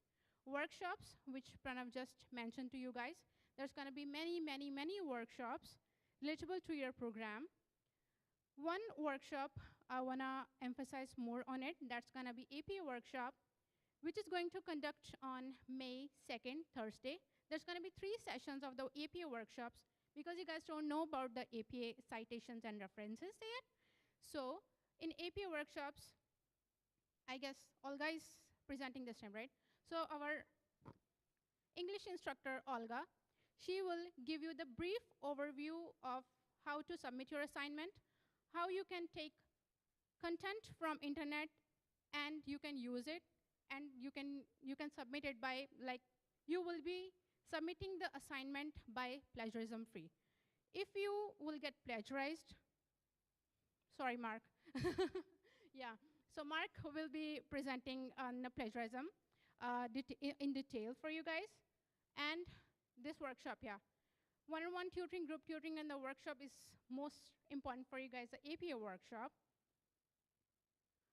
If you guys are excellent in your studies, outstanding performer, or you feel like you are confident enough to teach your juniors, you're always welcome to work with us in the tutoring center in our campus.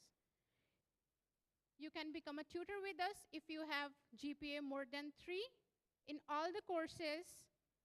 Let's say you have 6 courses in first semester. If you have GPA more than 3 in all the courses in first semester, feel free to submit your resume, your unofficial transcripts to tutoring center, and you will be called for the interview. Good? Okay, so here's our email. And keep an eye on the Moodle job board. This is very important, because whenever any hiring position is going on for the volunteer hirings, everything we posted on the Moodle job board. You all guys have your Moodle credentials, right? Everybody? Yes. Okay. So I want you to, either you can scan this QR code, or you can log into the Moodle with your credentials, college credentials. And then how you can book an appointment with the tutor. Once you log into the home page, on the More drop-down menu, you can go on the tutoring center. Here you can see the link book a tutoring session with a tutor, and it will take you to the next slide, to the online booking portal. You can see if you need a help from WLC, AHCT, whatsoever is a course or program, then you can see the availability of the tutor. It's completely free, guys. You can take as many sessions as you want. Okay? Don't feel like, oh, my GPA is like 1.9, and then at the last moment you're coming for the tutoring sessions. At the last moment, tutors are not available when the exam or the assignments are due. Tutors are fully packed at that time. Make sure you book them ahead of time. Same with the WLC. I'm not sure if you guys need this help or not. WLC is like a language skills. Our English instructors helping students to enhance their English reading, speaking, and writing skills. Mostly speaking and writing skills. So if you guys have fear in your mind that you are not able to present in your class, you are really doing good in your studies, but your language is not like English, you are struggling in that, feel free to book as many sessions as you want with our English instructors. Again, it's gonna be very free. 30 and 60-minute sessions you can book with our instructors. Good? Do you have any questions so far for me? No? Next, early intervention. Okay, my part is done. So Sahil will help you on the early intervention. Thank you, Sahil. Thank you, guys.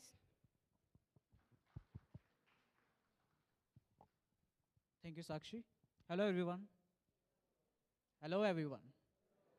More energy. Hello, everyone. Okay, nice to see you. Welcome to Lambton College. Welcome to Canada. So my name is Sahil Vadva. I'm Student Success Counselor at the Tutoring Center. And so I take part of the scary stuff. I make sure that you are doing well in your classes. If you don't, I'm going to reach out to you. I'm going to send you an email. So what this early intervention program is, so we reach out to the students early throughout the course when we see that the student is not performing well or not attending the classes. So if a student has below 50% attendance or performance grades, you'll receive an email from me telling you that, hey, your performance is low. If you need help, you can let me know, like reply to my email, and let me know what exactly is your concern. Maybe your schedule is not proper according to you, like you are having struggles with the class schedule, or you might be not understanding a concept from the class which is giving you a tough time. You might not have the background. So you can just reply to that email and let me know so that I can help you with that. We started this back in 2018 with only the undergrad program, BSNT and CPCT. And back at that time, we had like 150% failure rate in those two courses.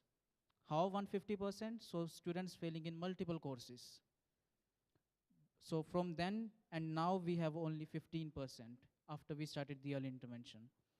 So make sure you don't come up in my list, otherwise you'll receive an email from me, and make sure you're performing well. Otherwise, I'll make sure you do well. Okay? Next thing, Acuplacer. This is for the undergrads only. So we saw that a lot of students were struggling with their English and maths. It had really high failure rates. So we started this Acuplacer program. We take the test in the beginning of the term, and we see how they are performing. So there's a passing criteria of 30% if we see students are not even going above 30% in their test. So we give them mandatory tutoring classes to help them with their English and maths courses. And after the 4 weeks of tutoring, we take the test again and we see how much improvement they have made. So through this, we have also been able to reduce significantly the failure rates in maths and English for the BSND CPCD programs. Next, WeCare. So all of you guys were part of WhatsApp groups, right, during orientation, where you were asking the questions regarding your files or anything for the orientation. So those groups are soon gonna be closed, and you're gonna be moved to the WeCare groups. So what WeCare group is, it's gonna be on Microsoft Teams. You have to log in with your student ID, your My Lambton email account. So you're gonna join your program WeCare group for your particular program. For example, OSSC goes to OHSC program, CPCT to CPCT, etc. You'll receive the link soon, between like in 1 or 2 weeks, you'll receive the link so you can join the particular WeCare group. And over there, you can ask any question you might have related to your studies or even outside your college regarding anything new in Canada, because you're coming here for the first time. And we want to make sure that you feel comfortable in this country, in our college, with anything. You can either ask, how can I submit the assignment? Or how do I get a tutoring session? How can I get Presto discount for my like student discount for Presto card? Any question you have, you can ask in that VCare group. So this is a resource for you guys. We are going to have volunteers as well as staff members in the group who can answer those questions. Next, CCR. This is really important. So is anyone working any jobs right now? Anyone? You're working? Okay. So as you guys are new, you don't have a Canadian experience as of now, Canadian work experience. And soon you're going to realize that a lot of employers are looking for Canadian work experience. When you apply for jobs, they'll see that you have a back home experience. Okay, that's good. But they'll ask you, do you have Canadian experience? When you say no, immediately your profile goes here. So how you can get the experience without actually getting a job? Through volunteering. We shared a lot of resources with you, such as academic clubs, VCare. You can become a volunteer yourself to be helping the first-time students. And then you can become a tutor. You can take part in so many activities in the college which are CCR approved. So through that volunteer experience, you can build up your profile. And then it's definitely going to help you with your job search when you are actually looking for a job related to your field. I'm not talking about any survival jobs, but the actual good jobs. You're definitely going to need the volunteer experience. You're definitely going to need Canadian experience. So I encourage all of you guys to do the volunteer work in the college, which is CCR approved, and you get this certificate. So this certificate has your name, your student ID, and authenticity code. So that authenticity code, employers can check across Canada. They can check and they can verify that you have legit experience, and it's a like real certificate. And you can also put it in your LinkedIn or in your resume that you have this experience. You can attach it with your job applications. That's definitely going to help you. And that's all from my side. So you can scan this QR code and see all the resources that we offer. And here is our email address. You can also like send us an email whenever you guys need anything. Our office is right above the atrium. If you turn right, you will see our office. Any questions? Okay, thank you so much, guys. It's nice seeing you all, and we'll see you around. Thank you so much.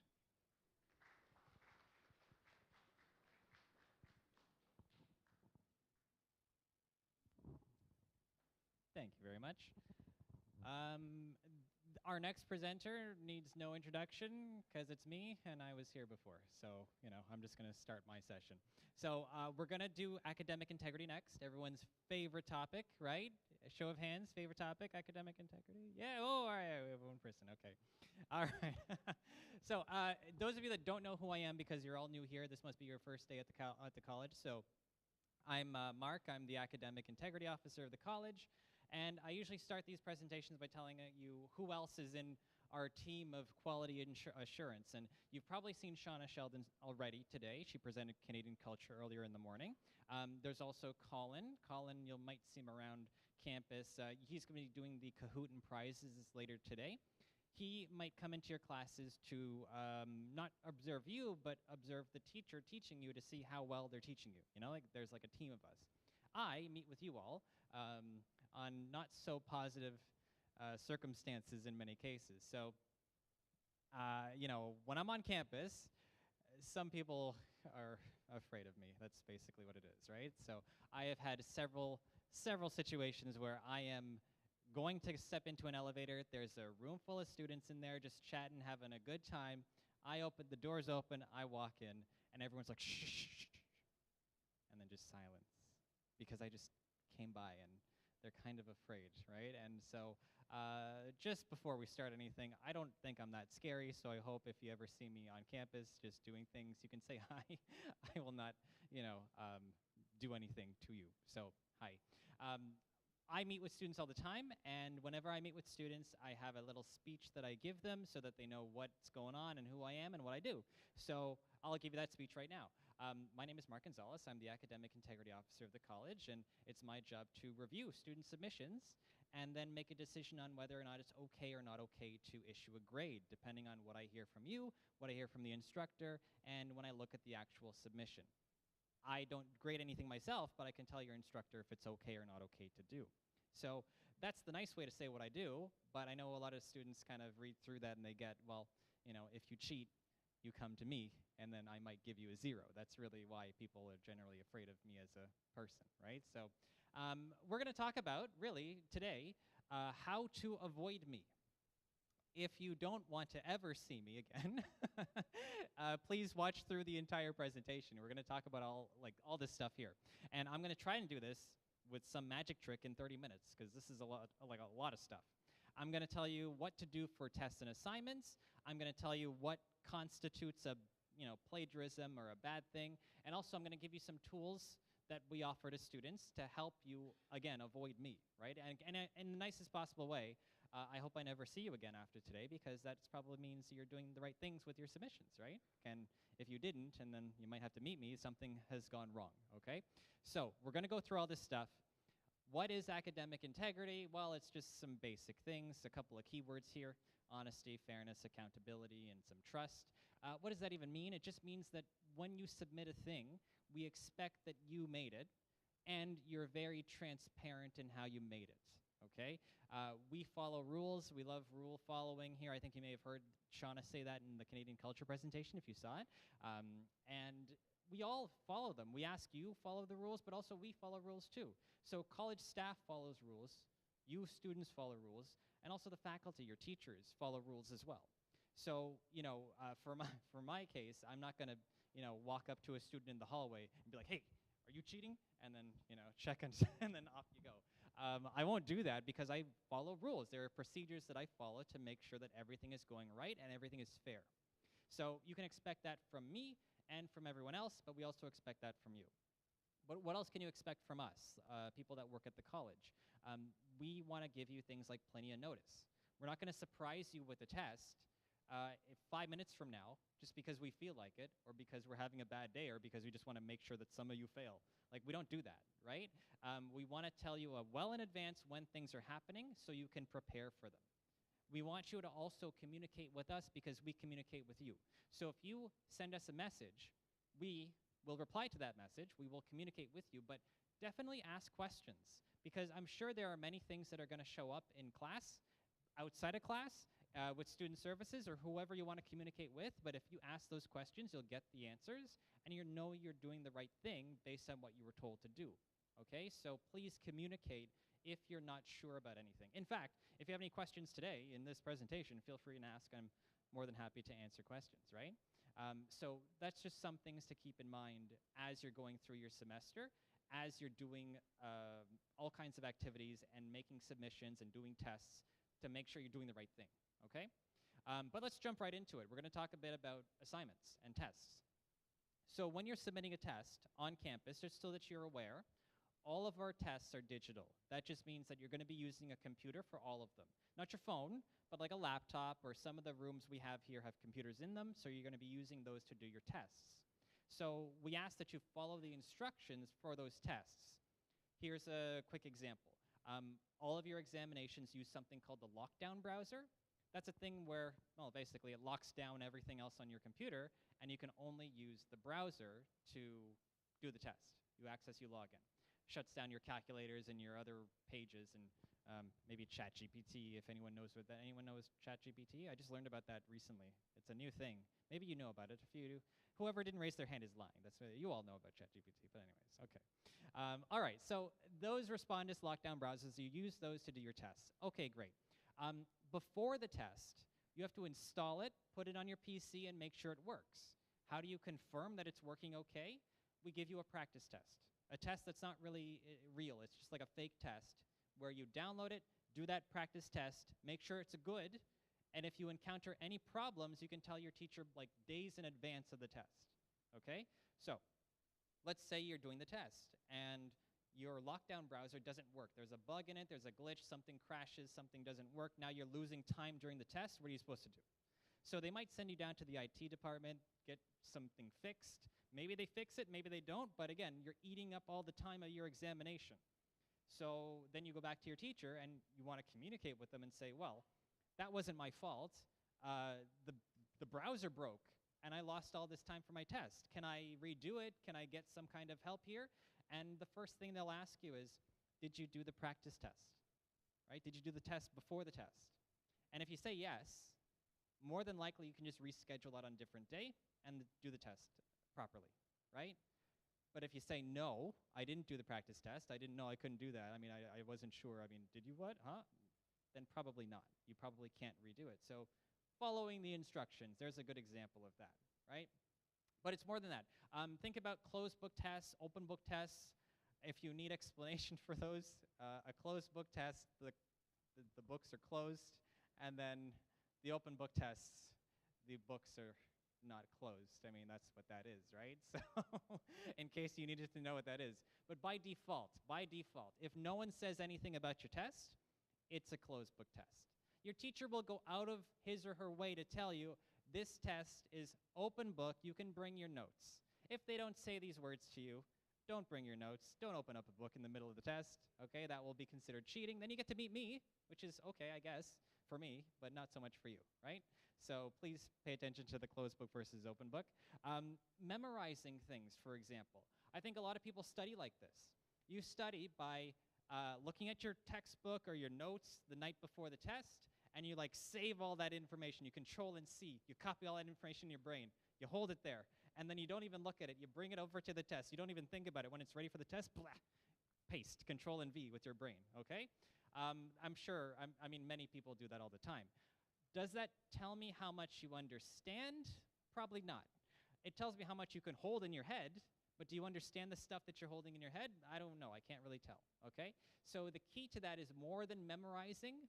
It's being able to talk about them, write about them in your way, in the way that you talk and in the way that you speak, okay? And if you do that, it's better than just copying exactly and bringing it over here, okay? So do more than just memorize. Try to understand the content you memorize. I'll talk more about that in just a second. But there's another thing I want to say. What was it? Oh, yeah, the last two. Okay, so the last two are probably more important than the other stuff, the other stuff I've been saying so far. First of all, you are all adults.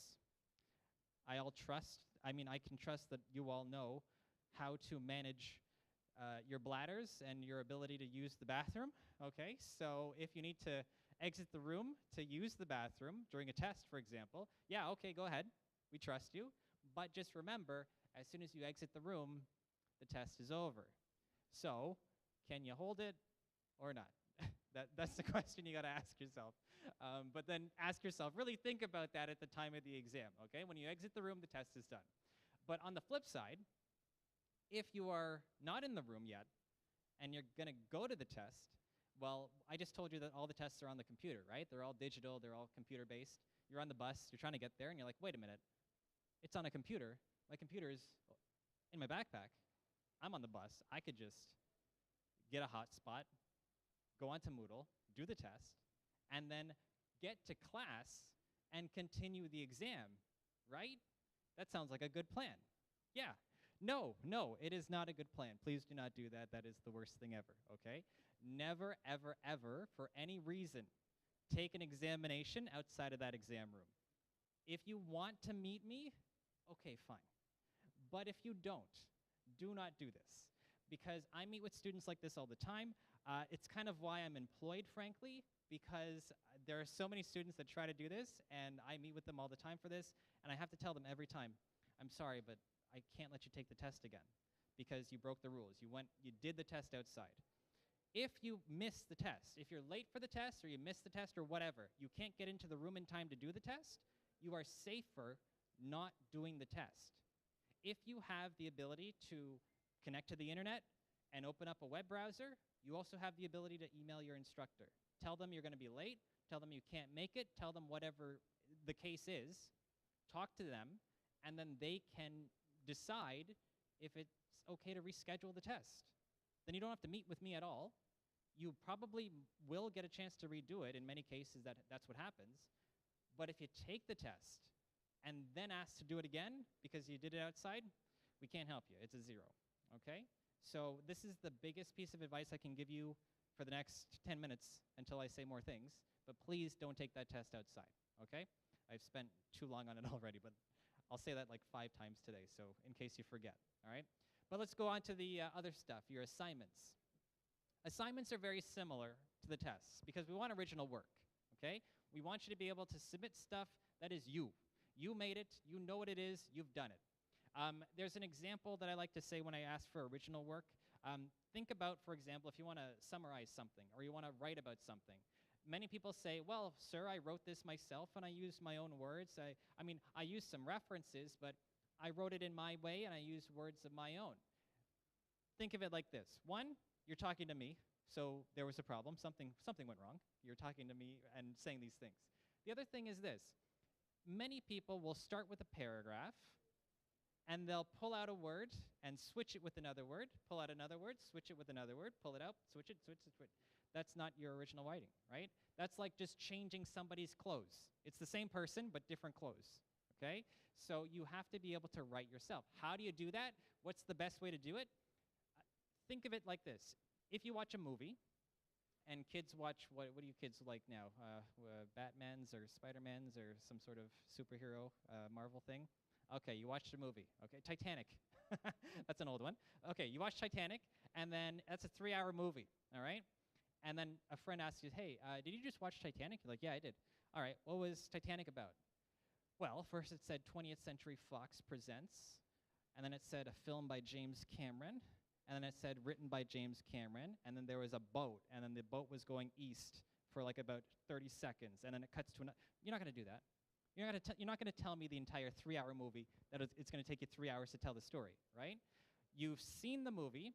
It's over there now. You're over here. You tell them what you remember from the movie, right? So think of that whenever you have to write any kind of content.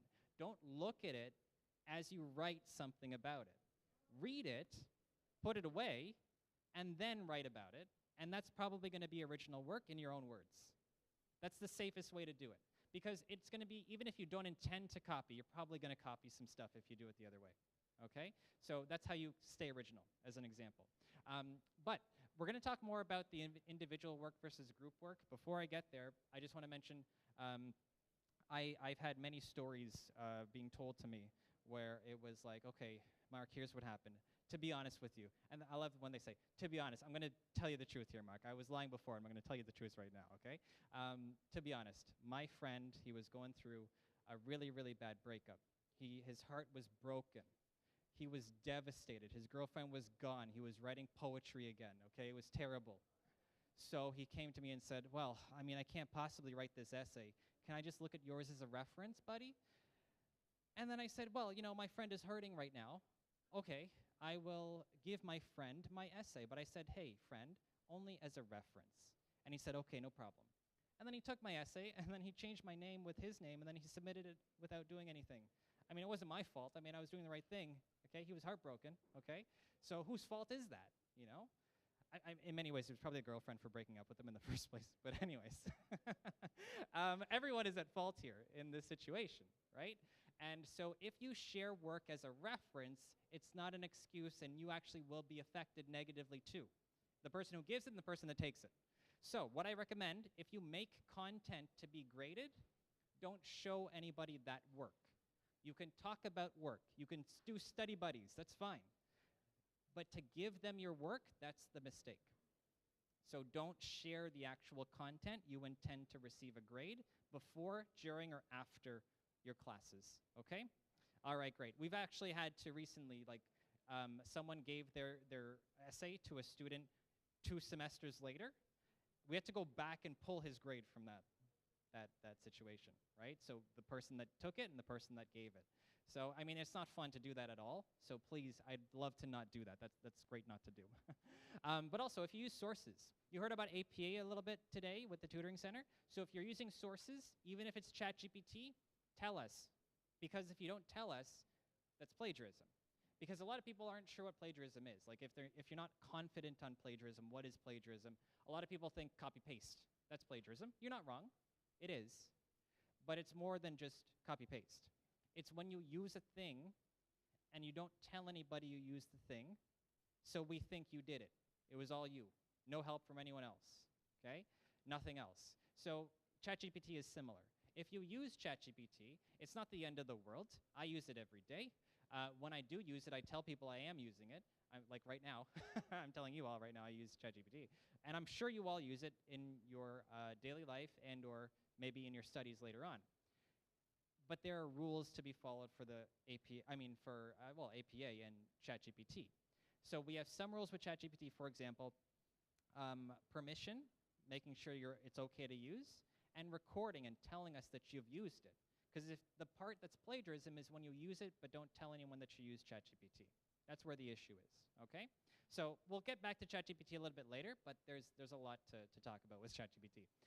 But yeah, be sure to tell people. Now, if you want to know about APA and you want to learn this stuff, we're going to talk about that over the course of this week and in your courses, so we'll get there. But, you know, start from a clean slate when you're writing. Original work is important. We kind of talked about that. Read a thing, put it away, and start writing. That's the kind of stuff you want to remember to avoid issues of plagiarism. Now, there's also Turnitin. Anyone know what Turnitin is? Are you familiar with Turnitin? Maybe? Yeah, okay, all right, yeah, right, anyways. Oh, good, yes. A fan of Turnitin. Okay, cool. All right, so I'll talk about that a little bit more today as well. But submit early, because when you submit content early, you have multiple opportunities to upload it again and fix any potential errors or plagiarism or whatever that is found in your work. So the more you're able to submit, you can do that like 3 times. So I encourage you to just try that out and submit early, submit it multiple times, and then clean up any plagiarism that shows up, okay? So if you want more information about APA, if you're brand new to it, well, there's good news if you have a COM class in your program. If you have a COM 1013, 3013, or whatever 13, those courses teach you APA throughout the term. So you will learn it eventually, hopefully. If not, we have on Thursday, we have Olga coming in to do an APA session for you, teaching you the basics of APA. That's a good crash course.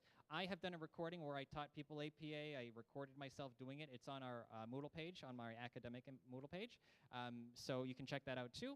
And the people that just spoke with you, the tutoring center, they offer one-on-one sessions for free as well. If you need just a little bit of extra, just to check that your citations are right, your references are good, what else is there? Everything else is good with APA, right? Formatting is good. So there are opportunities to improve your APA over time. But let's talk about tools. Tools that we give you. Grammarly, you heard about Grammarly earlier on. We offer that premium version for free. Congratulations. Grammarly does a few things very well. It checks for grammar, for sure. It checks for plagiarism, yeah, okay. And it also can rewrite significant quantities of your work, right? It can change it up, make it look really, really different from what you wrote. So we encourage you to really use the first one, the grammar part, and not so much the other two. And I'll talk more about the other two in just a second. But there are other tools that we give you as well. Turnitin, we use that to submit your written work and your PowerPoint presentations to check for similarity. I don't even want to call it plagiarism, but students know it as a plagiarism checker. I call it a similarity report because that's what the official name is. And so it does that for you for your written submissions. And also, of course, there's ChatGPT. So I know you know ChatGPT. It's brand new. It's cool. It's whatever. But there are rules around it. I gave you one, for example, permission. Every assignment and every teacher is different for ChatGPT. Some of them want you to use it. Some of them don't want you to use it. The only way to know is to communicate and ask, right? Communication. So ask the question, sir, can I use it for assignment 1? And they'll say, yes, Mark, you can. And you'll say, thank you. And you'll say, you're welcome. And then you'll go on your day, okay? If they say yes, make sure that you follow the citation rules with APA. Tell us how you used it, okay? And then the third thing is to save the history, the conversation where ChatGPT gave you the stuff, save that. In case anybody wants to see it, you can show it to them, and you can be very, very clear and transparent on how you're using ChatGPT. Because when students use ChatGPT, they get sent to me, and then they don't have a history of what they asked, we can't grade it because we don't know where your sources are. We don't know what came from it. But if you have that history, in many cases, it's usually okay, right? So keep that history. It's better for you in the long run to keep things, not to delete and throw things away, all right? But there's another tool. Anyone fans of Quillbot? Anyone know Quillbot? Yep. Who loves Quillbot? Best thing in the world, Quillbot. Fans of Quillbot? Oh, you love Quillbot. All right, okay. Okay, cool, yeah. Okay, cool. All right, Quillbot. Here's what Quillbot is good at. Quillbot is very, very good. Those of you that don't know what Quillbot is, you put in like a paragraph of your writing or like an essay of your writing, and it will change and update and refresh your work and make it look amazing, So amazing that, frankly, you didn't write this yourself, right? So it paraphrases is what it calls it. And you know what Quillbot is really good at? It's really good at getting caught for plagiarism. Grammarly is not. Grammarly content that's changed by Grammarly isn't flagged as an issue with our Turnitin system. So, and also we give this to you for free, so use Grammarly. Don't use Quillbot, and you know why else? Because I just said to keep your history for ChatGPT. Well, if you want to keep your history for Quillbot, you have to pay them money to do so. I don't want you going out there spending money on Quillbot because that's a waste of your money when you have ChatGPT. I mean, why use Quillbot, right? You have ChatGPT. So, but anyways, don't use Quillbot. It's not a good tool to use. We don't encourage its use, and it's not an officially recognized tool for revisions at the college. Okay, so Grammarly is good, ChatGPT is good, but Quillbot, no Quillbot. All right, great. I'm sorry to the fans of Quillbot here. I've just really broken your hearts here. I'm sorry. But let's keep looking. Here's an example of Turnitin. It's not a software that you download and keep on your PC. It's a link on Moodle where you upload your file and it will check your file online, okay? So that's how you use it. Some teachers will show this to you, some teachers won't. It's their choice, but I'll just kind of go through in a perfect world what it looks like, okay? So here's a course, here's a link. This is the Turnitin link, okay? So I'll click that link. I'm taken to this page where I upload the file I want to upload, and then it will show me the time and the date that I uploaded the file, and it's going to give me a percentage. 100% I have here. I wrote this essay, 100%. Congratulations, Mark, 100%. Yes, all right, cool. We all love 100%, right? Yeah, not so much for this time because you don't want 100% here. This means the entire thing is similar 100% to something else on the internet. Okay, that's what the similarity report is. But here's another example. Let's say it's not 100%. Let's say it's a lower number like 25. Here's a different essay that I wrote about chocolate, and it has 25% similarity. If I want to see a page like this, all I do is I click the similarity button, okay? It'll come over here, and then I can see on this side here, I'll zoom in for you, don't worry. You can see all the different places that it matches. In this essay, 25% of it matches, okay? So I would go over here. If there's color, it's probably bad, not good. You want black and white. So if you have this, you'll have to maybe go back and make some changes. If you submit early, you can make those changes, upload it again, and check the number again and see if it changed. Do that 3 times and you're good. So this is why I recommend that you do it early. But, I want to show you what your teacher can see, because this is what you can see, right, which is fine. But here's what your teacher can see. And note the buttons right here, okay? Here is what your teacher sees. He's got more buttons. And there's a cool button at the bottom. This is 25% similar, just so that you're aware. 25% matching with Google about chocolate. There's another button, blue, that says AI on it, and it has 100%. What is that, you ask? Well, that means part of it may or may not have been written by a robot. So anything highlighted on the next page in blue is written by a robot. Do you see any blue there? Is there any blue? I can't see. Is there blue? My colors are not so good, but I think there's a little bit of blue here, right? This essay called GPT Essay 1, I think it is. Yeah, GPT Essay 1. It was written entirely by ChatGPT. So there are 2 numbers. One is available to you as a student called the similarity report. Does it match with Google? Does it match with other students? You can hopefully see that. The other one, AI, your teacher can see this. There is no available switch for him or her to turn it on and show that to you, unfortunately. So you have to request it. They may or may not let you see it, but if you request it, you have that conversation, maybe they will. Your comm classes, usually they show it to you. So you can ask for it, and they can give you the report. But if you don't see it, how do you protect yourself? We'll talk about that in just a second. But we do encourage you to hold on to that ChatGPT history, because if I see this, and I ask you just simply, do you have history of the ChatGPT conversation? And you say, yes, Mark, here it is. And then you send it to me, then there's hope for you still. Okay, there's still hope. I can't guarantee you're going to get a grade, but there's more hope than if you say, oh, sorry, I kind of deleted it, and all of the other evidence I have, Mark, I'm so sorry. I can't help you. I can't help you in that case, right? So just remember that. But if you want to meet me, if you're excited after all the stuff I said today, and you're like, I can't wait to meet Mark, here, do all these things. Do all of these things, and you will successfully have a conversation with Mark, the Academic Integrity Officer. If you don't feel like doing that, maybe do the opposite of all of the above, okay? Here are the right things to do. So for example, listening to instructions, not copy-pasting work, using good references, not your best friend who works in finance who knows if the stock market is going to crash in the next 2 months. No. You want something a bit more reliable than that. But you follow these instructions and you're good. Don't take the exam outside the exam room. I've said it before, but I'll say it one more time just because it's so important. And keep a history of your ChatGPT content. Okay, it is much more beneficial for you to have that than if you delete it. Okay, please, please, please keep that. Right? Okay, so group work. I said we're going to come back to this. I do want to say about group work, it's meant to make your life easier, not harder. So please consider working in a group if you're in a group. So that one person's back is not breaking because they're carrying the weight of all the other people on their back. So one person is not doing all the work of 5, for example. Or I've heard nowadays 2 people doing the work for one activity in a group of 5, and then the next assignment, 2 more people will do the next assignment, and then on the third assignment, one person does the work of the rest.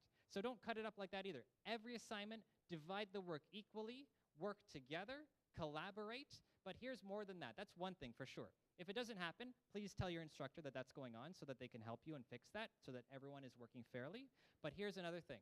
I just told you about the AI stuff, and you're probably thinking, well, okay, well, what if there's one rogue group member who used ChatGPT, told nobody, and then submitted the work with all 5 of you, and then now it's coming up as AI, and it's a big problem for all 5 of you. You're all sent to me, and you're like, what? I didn't do anything. How am I supposed to check this? I have no checker.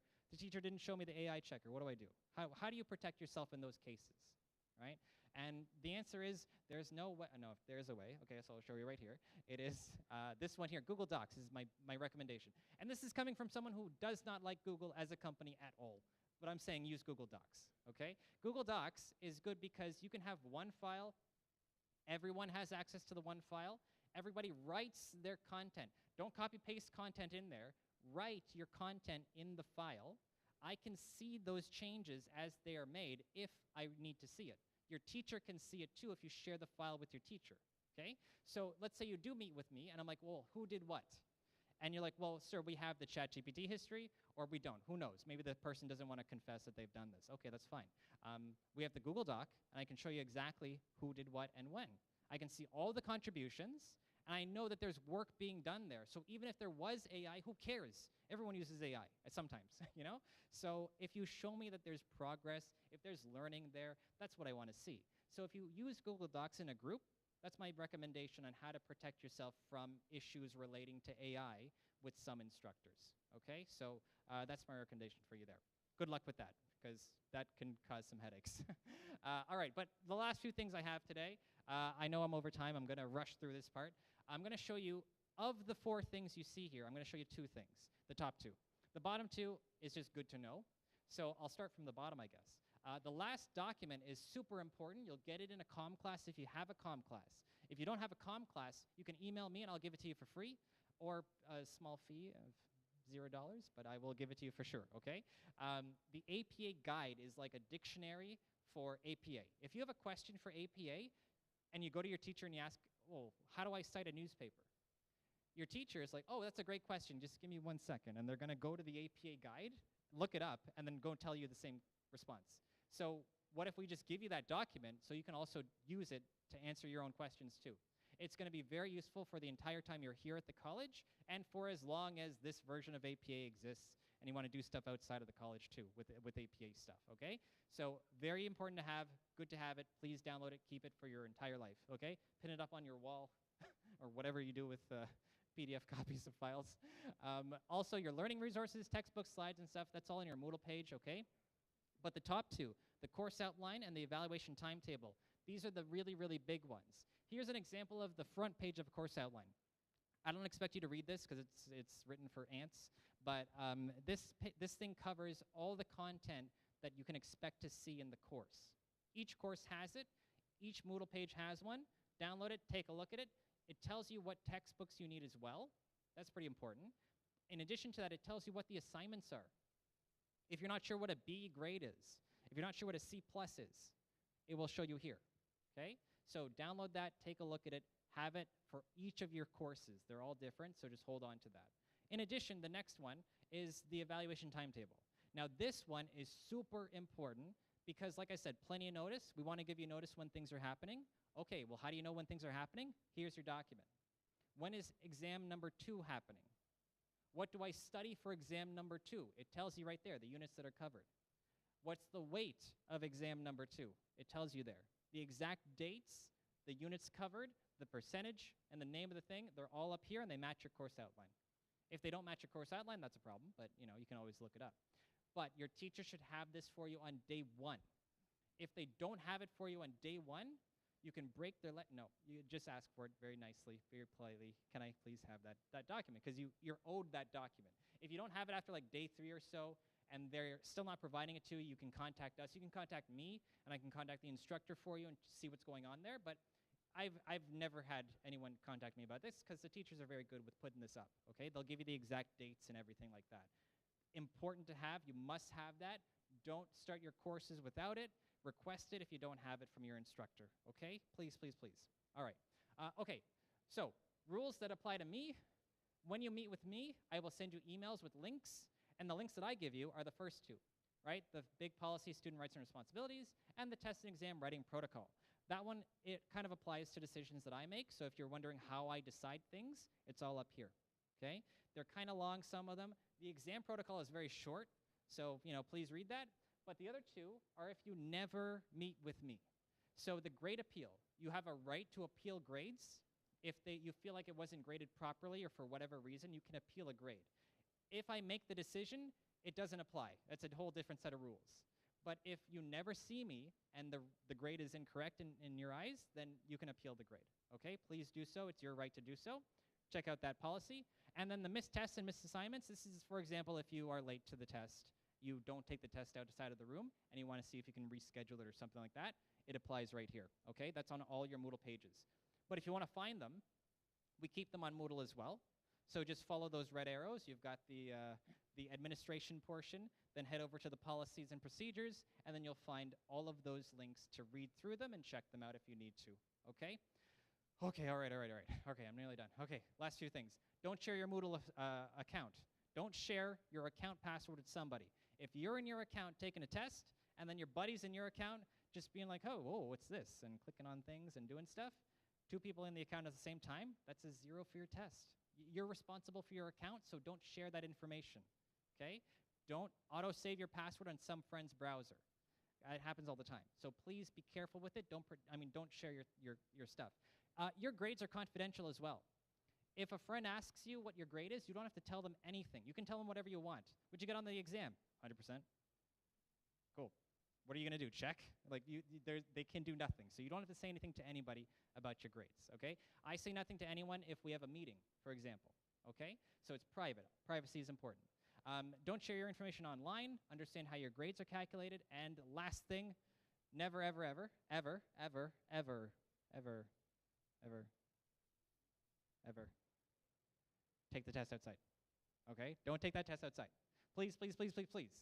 And that way you don't have to meet with me. That will save me a lot of time too. You're saving me from all kinds of meetings and making my day really, really busy with this stuff if you just don't take the test outside, okay? So that's it. I'm out of words. If you have any questions for me, yes? If the class is online, the test is also in the classroom, or?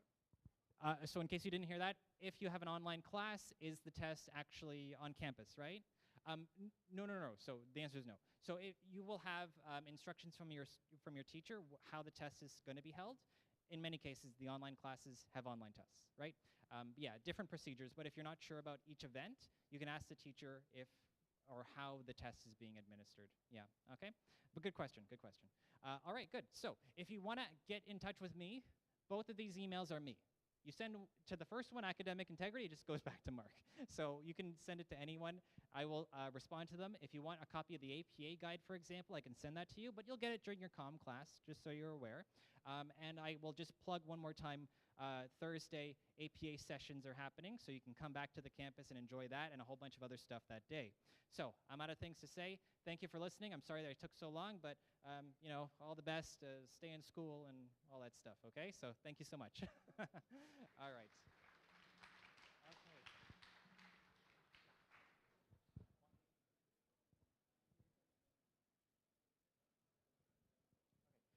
Just so that I'm back. Hey, hello. Just so, what's happening next?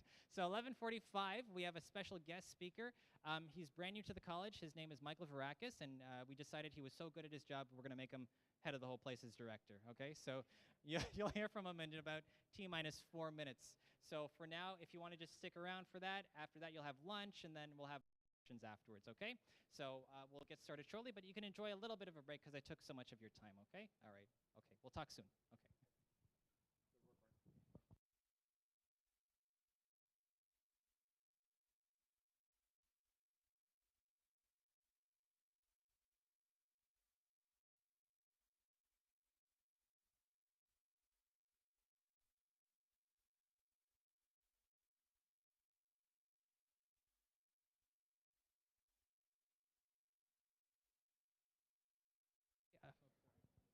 Did I say that we're starting at 11:45? I meant we should have finished at 11:45. Okay, so I'll introduce Michael right now. So Michael, you can come on down, our director of the college, and you hear some words from Michael, okay? So please, warm round of applause for Michael Varakis. Yay. Okay, there you go. Thanks, Mark. You're awesome. Hi, students. How are you?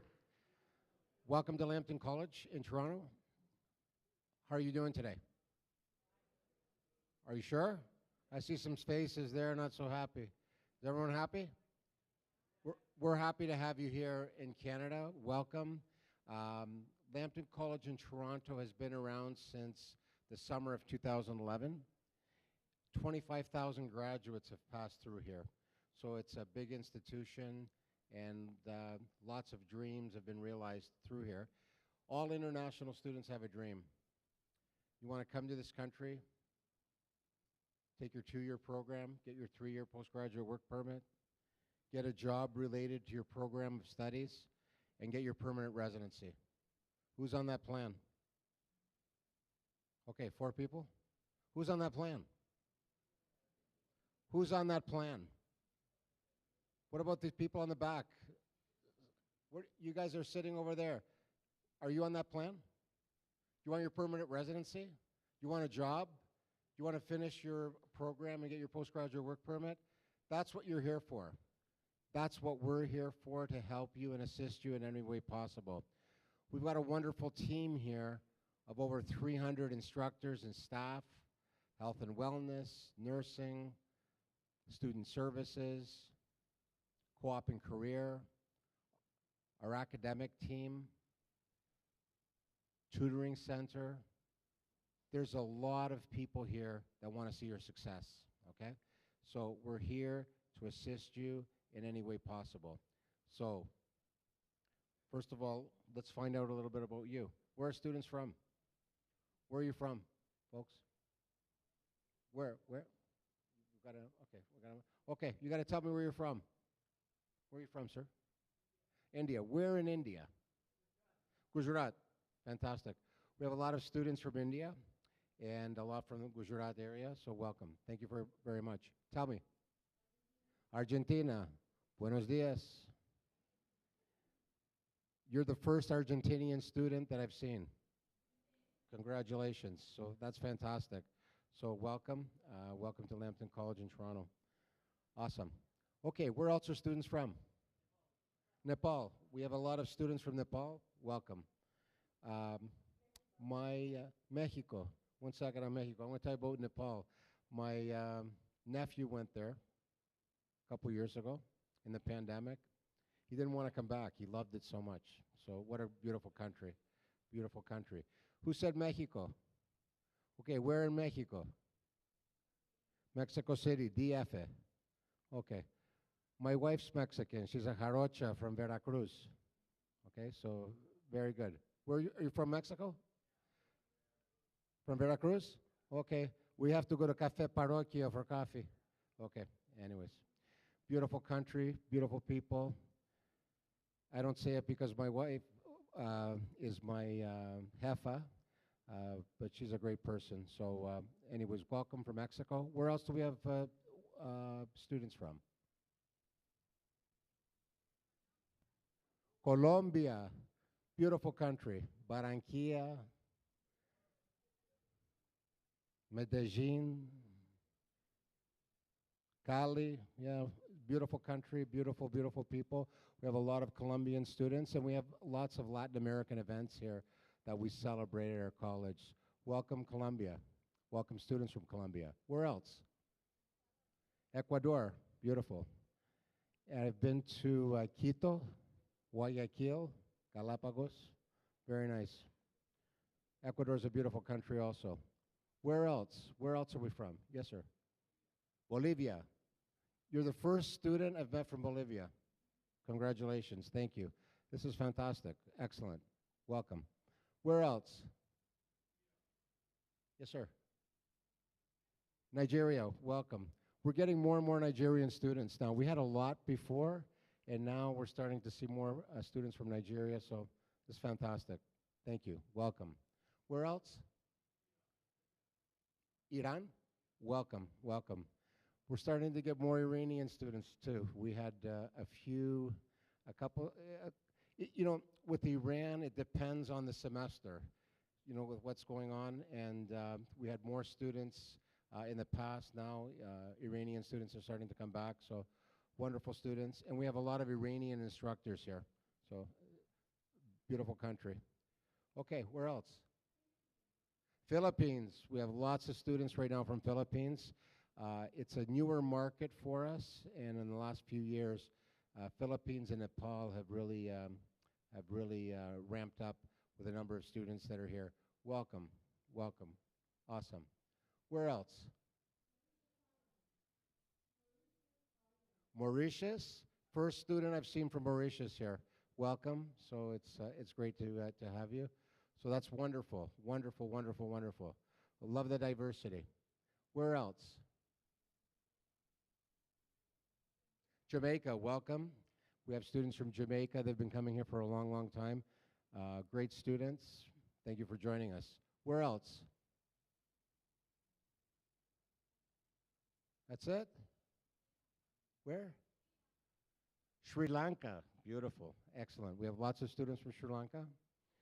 And we have lots of students from India. But I need to know where the Indian students, you're from Gujarat, right? Okay. Where else? Hyderabad. Excellent. From Gujarat. Okay. I need to hear some place that I haven't heard in India where we have students coming from. Anywhere else? You want to challenge? Yes, sir. Punjab. We have lots of students from Punjab. Excellent. That's fantastic. But, you know, every time I ask students in India where they're from, I always get someone that says an area I've never heard of before. So I want to show you that I'm smart, that I've heard these areas, because we have lots of students from there. Thank you very much for joining us. We appreciate it. Where else? Gujarat. Excellent. Welcome. Anywhere else in India? Yes, sir. Kerala. Yes. Welcome. Lots of students from Kerala? Okay.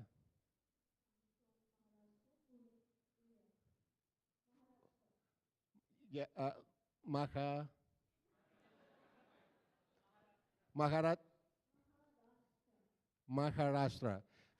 You know what? There was a student yesterday that said that, and I couldn't pronounce it too.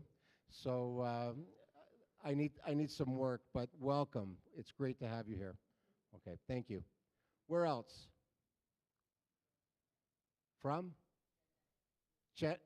Yeah, yes. We have students from that area, but you've got to say it again.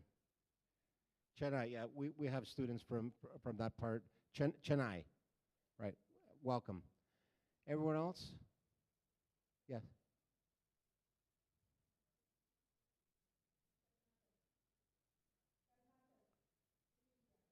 Okay, hold on a second. You got to say it slow. Say it again.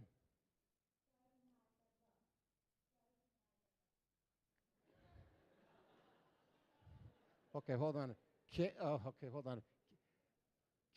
How do you spell it, first of all? Karnataka.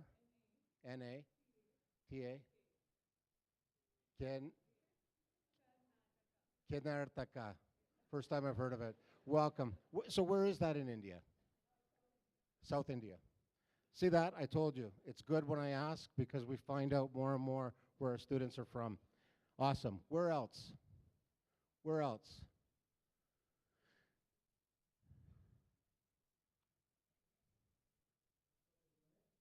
From Mumbai?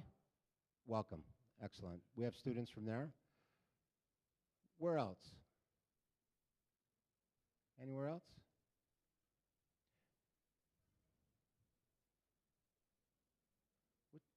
Say it again. Hold on, hold on, hold on. I haven't heard this word before. I haven't heard this word before. Say it again. Okay. Okay, you got to spell it. C-O-I-M-P-A-P-A-B-A.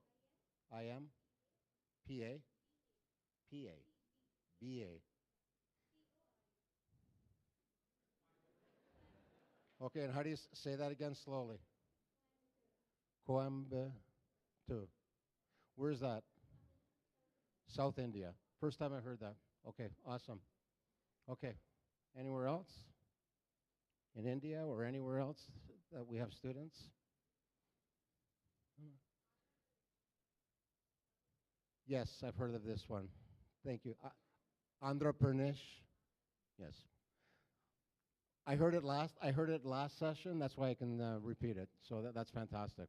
Anywhere else? Yes, ma'am.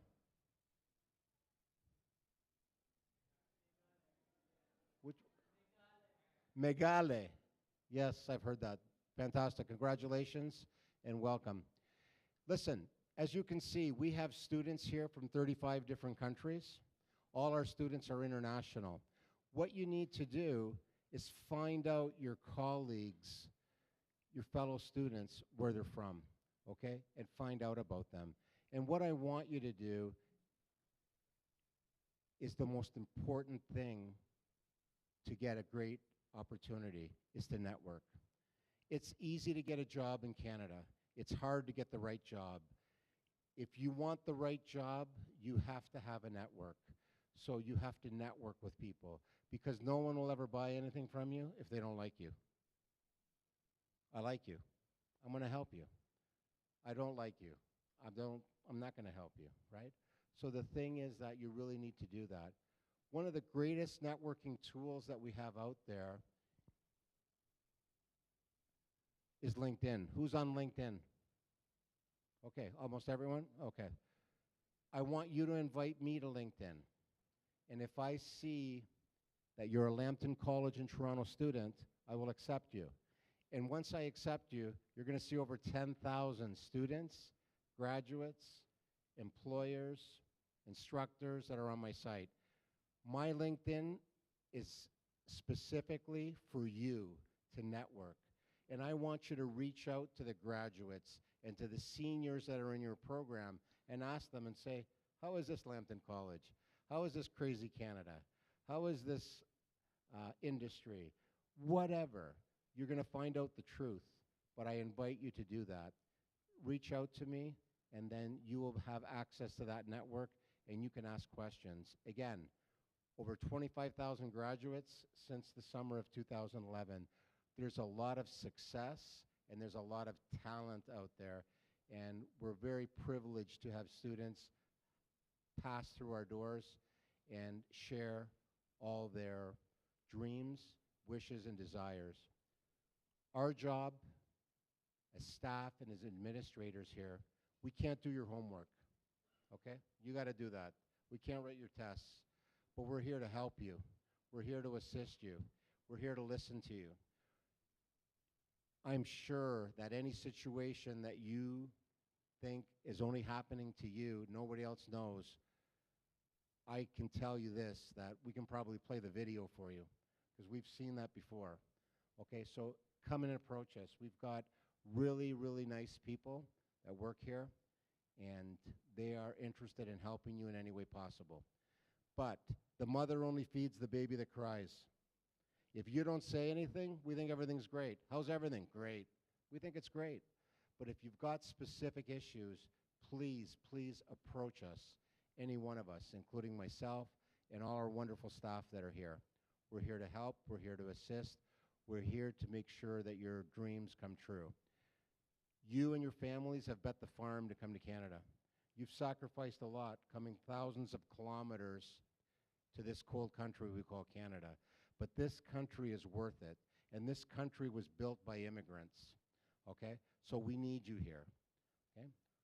We need lots of people in Canada. We want to have 100 million people by the end of the century. We can't do that without immigration. Right now, we've got a little bit of political issues with immigration and IRCC. I want you to know this. It won't affect you because you're here, you're starting before May 15th, okay, you're protected. And this silly rule that they've got, and it doesn't make sense to a lot of us, I know one day will be reversed, and we're hoping soon. But right now, you have to deal with what's being dealt to you, and that is what the system has for you. So everything, and I get students that contact me all the time, oh my God, we're scared, we're not going to get our postgraduate work permit, all this and that. Don't be scared, you're going to get it. You finish a 2-year program, you follow your program map, you're going to get a 3-year postgraduate work permit. Your spouse can work. Starting in the fall, the rules change, okay? Someone taking a 2-year program will get a 2-year postgraduate work permit. The spouse can't work for students that start at that time and so on and so forth. Don't worry about that. That's a different kettle of fish. Worry about yourself. We're here to help you and assist you in any way possible. We have an immigration counselor on staff. Her name is Zoe. Any questions, you can write to immigration@sustarcollege.com, which you'll see in your orientation materials that are handed out. So we have lots of people here to help and assist.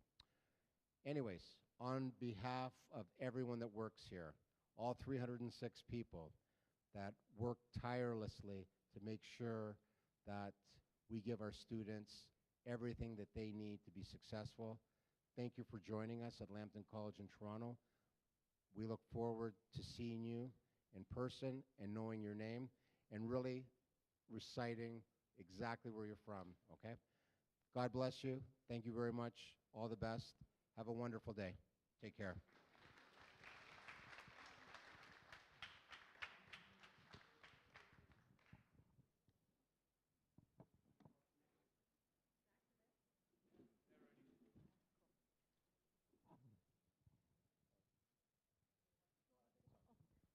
Thank you very much, Michael. Okay, so you have a 15-minute break, guys. There are snacks. You all would have received an email from me about bringing your lunch today, but there's a Tim Hortons nearby. There's a Roma Cafe nearby. The mall might be a little bit far for you to get back, but also there's snacks right outside room 233, so my 11 o'clock. And we'll be back here at 12:15 for the next set of sessions. If you have any questions about what sessions you should be going to, check with anyone in a blue shirt or one of us at the front, okay? See you back here in 15 minutes.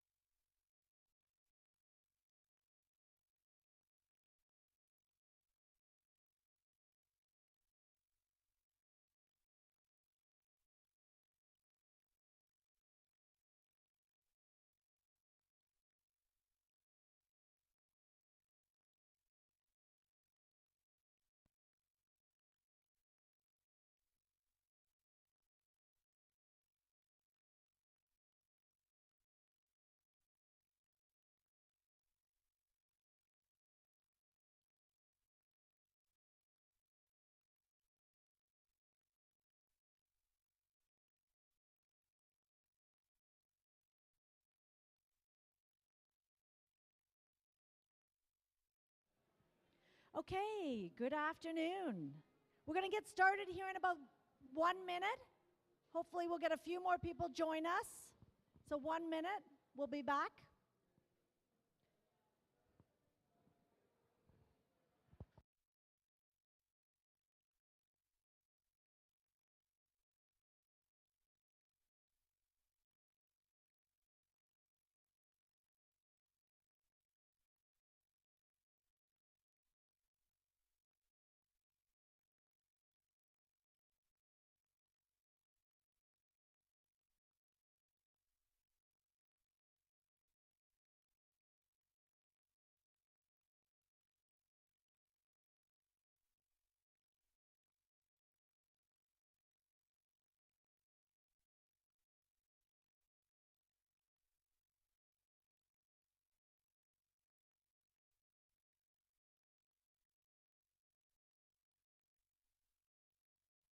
Has everyone scanned the QR code? Everyone scanned?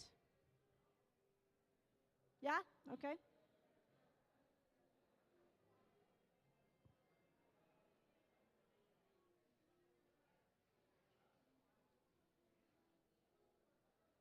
Okay, so this is the schedule this afternoon. If you're in PMLT, is anyone here in PMLT? Project management? Yeah? So you are in room 126. You should be in 126. If you're in PMLT, you're going to 126. You can do this session at next, after your PMLT session. PMLT is in room 126. So this session is if you did not attend Canadian Culture this morning. Sorry, if you attended Canadian Culture this morning, this is a good session for you. Okay? Can you...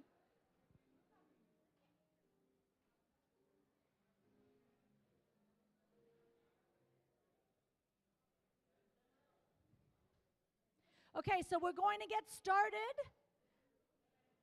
with student services and advising in just a second, but I just want to make sure that if you are in the project management program, you're in room 126. Project management is going to meet with Jessica, your co-op advisor, in room 126. Everyone else has a choice now. You can either stay here for student services and advising or go upstairs for Canadian culture and transportation. Good? Yeah, that he wants a few more.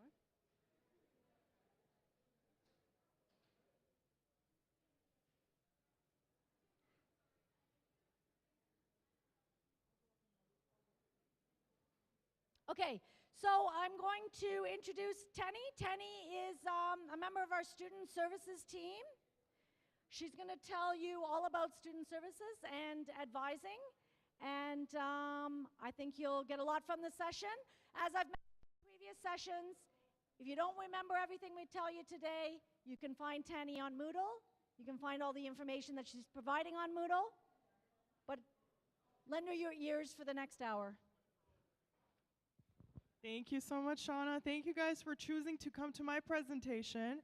Hope you guys, are fed, had your snacks ready to go with all of the information I'm about to throw at you. Yeah, let's get started. I have my clicker here. Student services for the spring term. So my name is Tenny, as Shauna mentioned.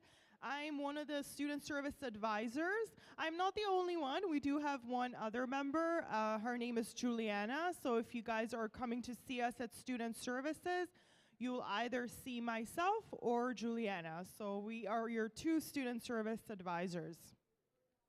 Okay, what are we going to talk about today? Of course, what is student services? What do we do? How do you contact us? What do we help with? All of that good stuff. Okay, so what is student services? Think of us as like a help desk. I'm just going to give everyone a little bit of time just to have a seat, get settled, just so it's a little bit quieter. Thank you. Have a seat, guys. Thank you so much. Yeah, Perfect. I know everyone's on their way to the sections that they have to go to. Okay, so as I was saying, student services, think of us like a help desk. Okay, so there's so many different departments in the college. They all do different things. It's a lot to keep track of. So if you need help in a specific area, but you don't necessarily know where to go to, who to contact, who is the person that works for that department, that's okay. You don't have to know. You can come to student services. We will either directly solve your problem. If we can't, we know the right person that you have to go to get that problem solved, okay? So we take the guesswork out. Just come to us if you don't know where to go, okay? It's our job to kind of get all the information and the contacts and the emails so we know how to help you. Okay, so how do you actually get in touch with us? So, of course, there's the ever-popular email. If you don't have time, if it's a quick question, something you don't need in-person discussion with, of course, send us an email. Why not? We will answer you in 24 to 48 hours. If it is not, super busy, busy times, when I say busy, usually end of semester, beginning of semester, we have a lot of students to graduate out, a lot of students to register, like yourselves. But for the most part, we do answer quickly in 24 to 48 hours. Now, when you send this email to studentservices@sestercollege.com, where does this email go? This email goes into a pool of emails. So imagine people email us about anything and everything, goes into this pool, and then based on what your specific inquiry is, that email gets assigned to the correct advisor, okay? So if you come to me and you go, I emailed you, you haven't emailed me back. I'm gonna check to see who your email went to, okay? So don't kill me if I haven't emailed you back. It may not be me, okay? But that's okay. I'll find your email. I'll find out who was responsible in answering your email. It's good to be patient. It does take time for some people to get back to you. But if you ever, are worried that, your email's not going to get answered, who is going to answer it, or the person responsible answered you and the answer doesn't make sense to you, that's okay. Come see us in person. I can still help you, but just because you emailed student services doesn't necessarily mean that it's me who answers your email, okay? So you come see me in person. How do you do that, okay? I would encourage you to do this when you have a complex issue. So much better to hear it in person versus, of course, for me to try to explain it in an email. So come see us in this building is where our office is located. It's at the front. Everyone knows where the front area is, the reception where you all came in. By the reception desk, behind it is where all of our offices are located, okay? So there's an iPad right across from the reception desk. It has this application on it, and it's called QList. So you log on to QList, you register with your student ID, phone number, name, and then you have a seat in that area, okay? So in 5 to 10 minutes after you've registered, you'll get a notification on your phone that the advisor is ready to see you. So then, again, if it's student services, either me or Juliana will come out, we'll call you in, and then you can come into our offices and have that one-on-one advising session. So that is how you get in touch with us, via email and in person. Now, you can also call us.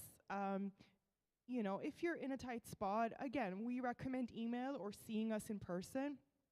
We do get a lot of phone calls, but if you absolutely have to call us, you can call the college number and then ask the reception desk to transfer you to student services, okay? So that's also an option.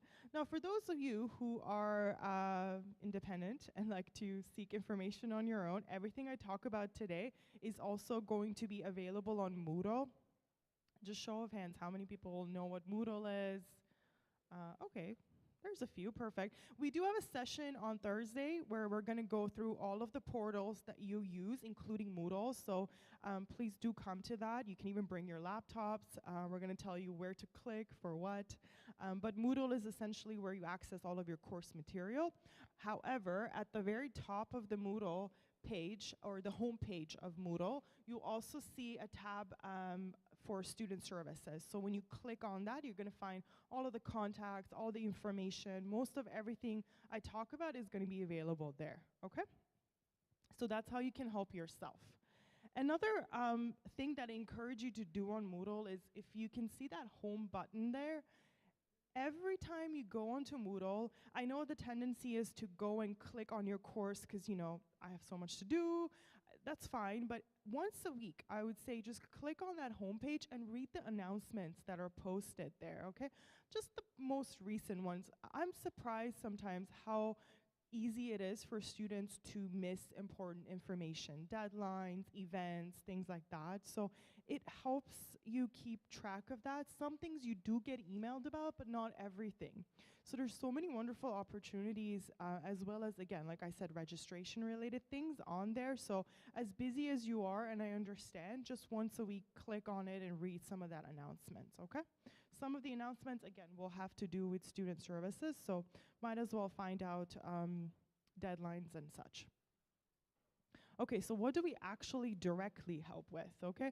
So if you come to us, we're gonna help with academic stuff, registration, of course, finance, program progression. What this means is, what do you need to graduate, right?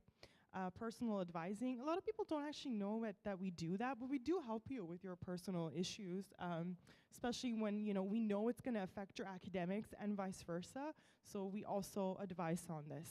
And student account updates. So anything on your account that you need help updating or changing, or something doesn't look right, you can come to us. We handle that as well. Okay, academic support. So what is academic support? When I say academic support, a lot of people think they can come to student services and we have magical powers, and if you don't like your grade or if you don't like your instructor, that we can, you know, wave this magic wand and make it all go away, okay? I wish I had that power, because I would have used it, okay? But I don't. But what we help with is, if you are not happy with your grade, if you are not happy with your instructor, if you feel like something unfair has happened, we will introduce you to the process and policies to help you know how to deal with it the right way, okay? So I'm not gonna do the work for you. You still have to be an advocate for yourself, but I'm there to support you, hold your hand, tell you, you know, what are the next steps in getting your, I guess, your feedback heard, okay? So there's a lot of policies that the college has. It's a lot, so I don't want to overwhelm you, but I'm going to talk about 2 policies that we get asked a lot in student services, because I guess, again, it has to do with things like missing classes or having a complaint against your instructor. Okay, so to start off, how do you actually access the policies? So you're going to go onto the Lambton College in Toronto website. The link, the QR code is here. Click on there, and you're going to see a menu at the top. One of the items on that menu is student policies. So click on that. Again, it's a lot. I'm not going to tell you go read every policy, but I want you to know where to access it. If you're in a situation where you really want to help yourselves and know what is the school's stance on a specific topic, okay? Again, if it doesn't make sense to you, because I know policies are very wordy and, you know, long documents, very formal, just come to student services. I can summarize it for you. I can simplify it for you, no problem. But I want you to know where to access it. There's often a lot of forms as well that go with these policies, so it's important for you to know where to access these policies. So you're going to click on the policy, and you're going to find one of the policies that I'm talking about now, which is conduct and complaints policy. So this policy, it's important because not all of you, but some of you might come across an instructor where you feel like you've been offended by their behavior, right? So, and when I say offended, I don't mean, oh, my instructor's strict, you know, oh, I can't stand him. No. When an instructor has done something unfair, right? When he has maybe been insulting you, raising their voice, making racist comments, whatever that you feel is offensive, that's where we come across this policy that tells you how to deal with it, okay? So what do? You have an incident with an instructor, right? If you come to us, we're gonna ask you, have you talked about it with the instructor, okay? So you say, no, he just said this in class and I'm offended. Okay, that's acceptable. However, the person that you are complaining about has the right to know that they've offended you, okay? And this is important because they may not know necessarily that their behavior is offensive. So you have to give them that chance to know that they've offended you and the chance for them to correct that behavior. Now, let's say you did this and it's not getting any better. It's not improving. You had an altercation. If anything, he threatened to fail you, which there is no such thing, by the way. But let's say this happened, okay? That's fine. Come to us. Immediately come to us, okay? What I'm going to ask you to do then is to put this on paper.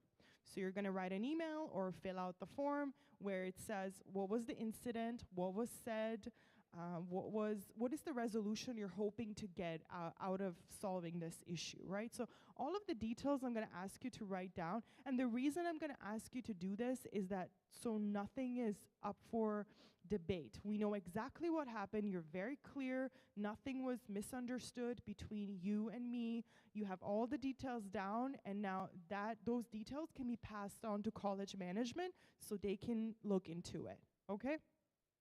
And I want you to know it is okay to come and give negative feedback about an instructor. There's going to be no repercussions. There's never going to be a case where they're going to fail you or there's going to be any type of backlash because we have zero tolerance for that. So should you complain about an instructor and they don't want to cooperate in solving the issue and they in any way, threaten you or anything, they will not be working here anymore. So we have ways of preventing that happening. There's no way you're going to complain and the next day you're going to fail the course, okay? So I don't want you to be afraid.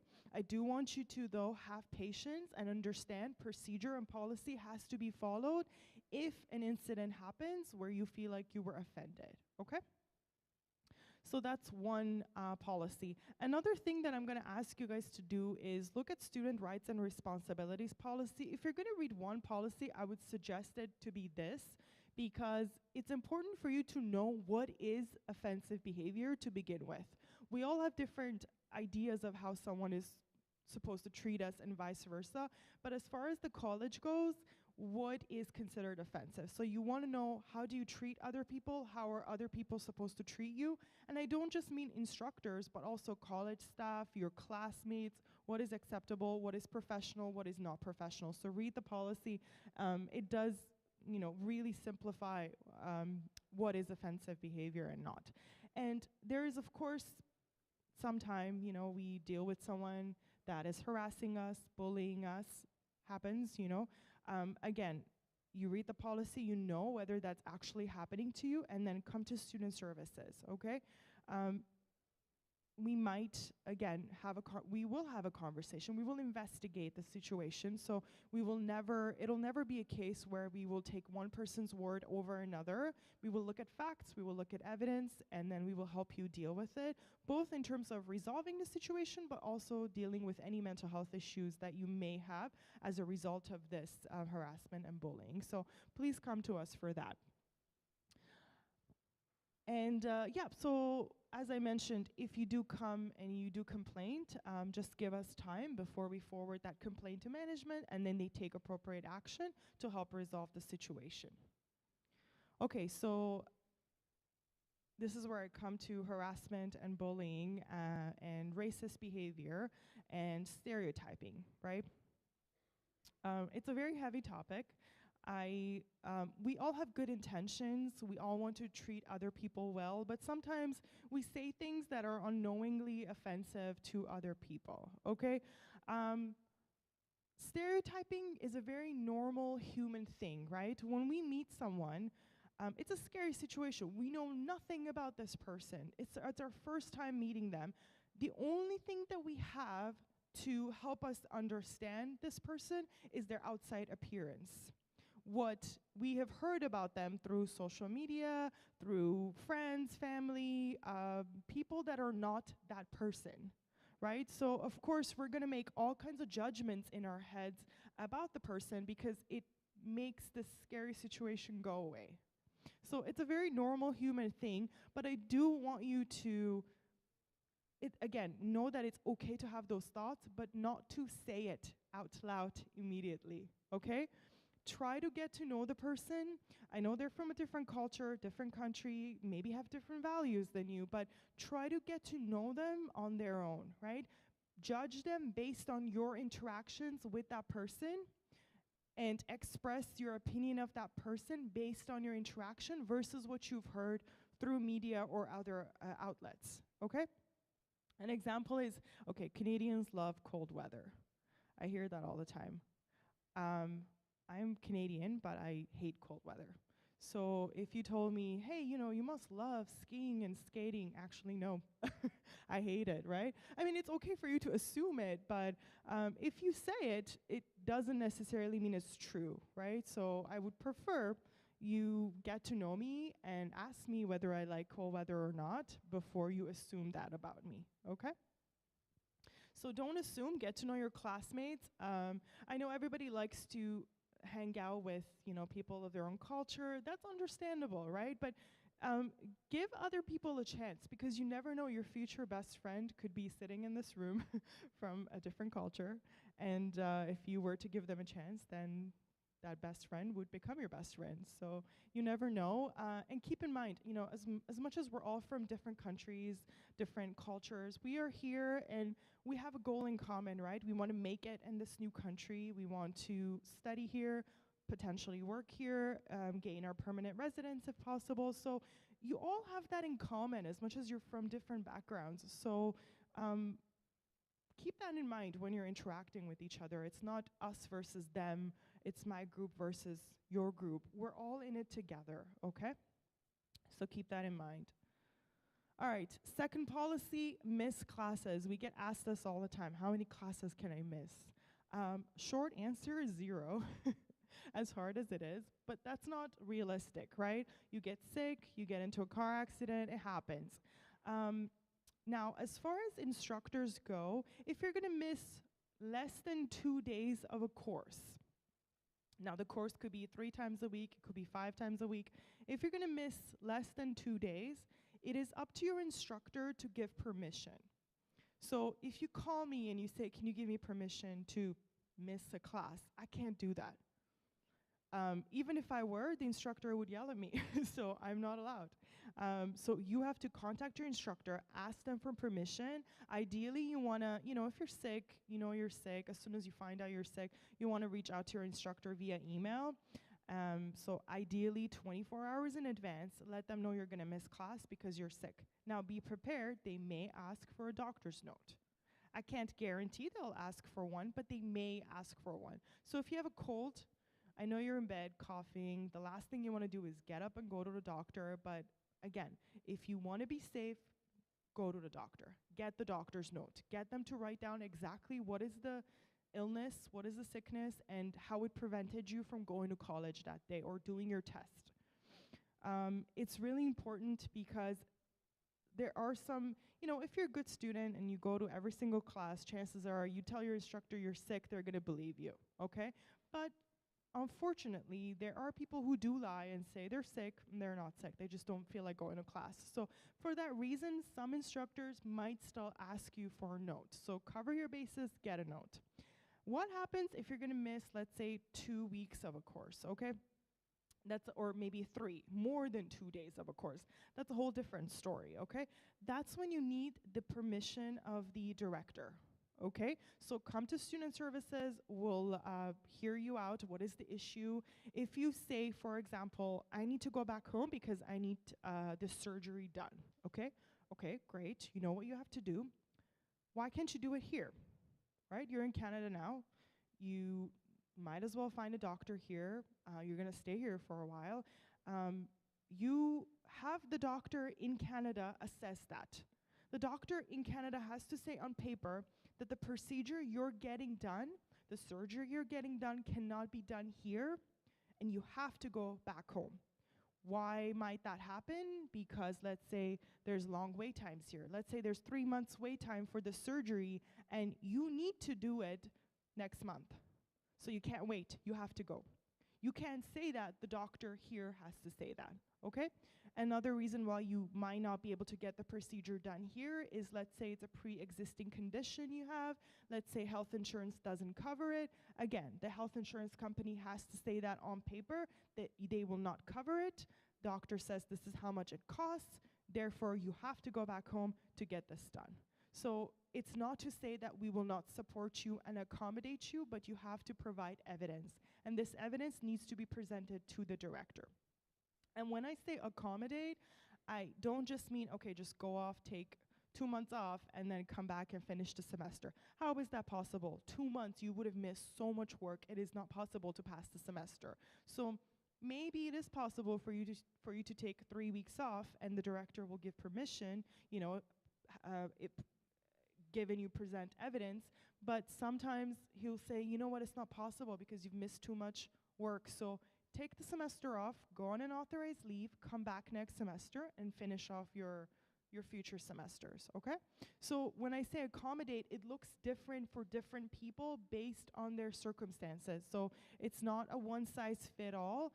Just because your friend was granted X amount of weeks off doesn't mean the same applies to you. So you have to speak with the director, present evidence, and get accommodation based on your specific situation.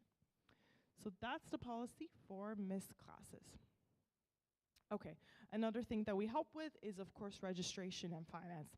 A lot of people think registration is the same as student services. In this college, it is not. Some of our responsibilities do cross over, but again, I have students coming in and saying, I want to change my class from this day to this day. I'm going to explain to you why it's not possible, but even more importantly, I don't have that button to click and change your classes. So this is something that has to go through the registration team. They do not have an office there. It's not a department where you can go see them in person, but we can tell you, again, which email address to use, registration@sestercollege.com. Sometimes we will correspond with the registration team and get answers for you, okay? But often we know what that answer is, so I'm gonna tell you no because, again, I've asked them before and the answer is no. So you can come see us in person about anything registration related, but just know that some of it we might be able to help with, some of it we don't have the authorization. We do have to reach out to the actual department and try to get some answers for you, okay? So when I say registration, what are the topics that are covered? Academic scheduling, so this is your timetable, transfer credits. If you have a master's degree from back home, you can transfer up to 2 credits per term. So this is something that they help with. Failed courses and makeup courses. If you failed the course, you have to take it again. This is, again, registration related. Substitute courses, if you are taking a course as a makeup course because you failed it, and let's say the course is not available, the registration team will then have to offer you a substitute. This is, again, registration related. Fee inquiries, so obvious, right? The payments you have to make for the course or the semester. So these are registration related matters. Okay, so I'm gonna play a video, and this video has to do with just some expectations in terms of how the scheduling work, right? How is it prepared? Why is it the way that it is? What are some of the things that you can expect when you're selecting your groups?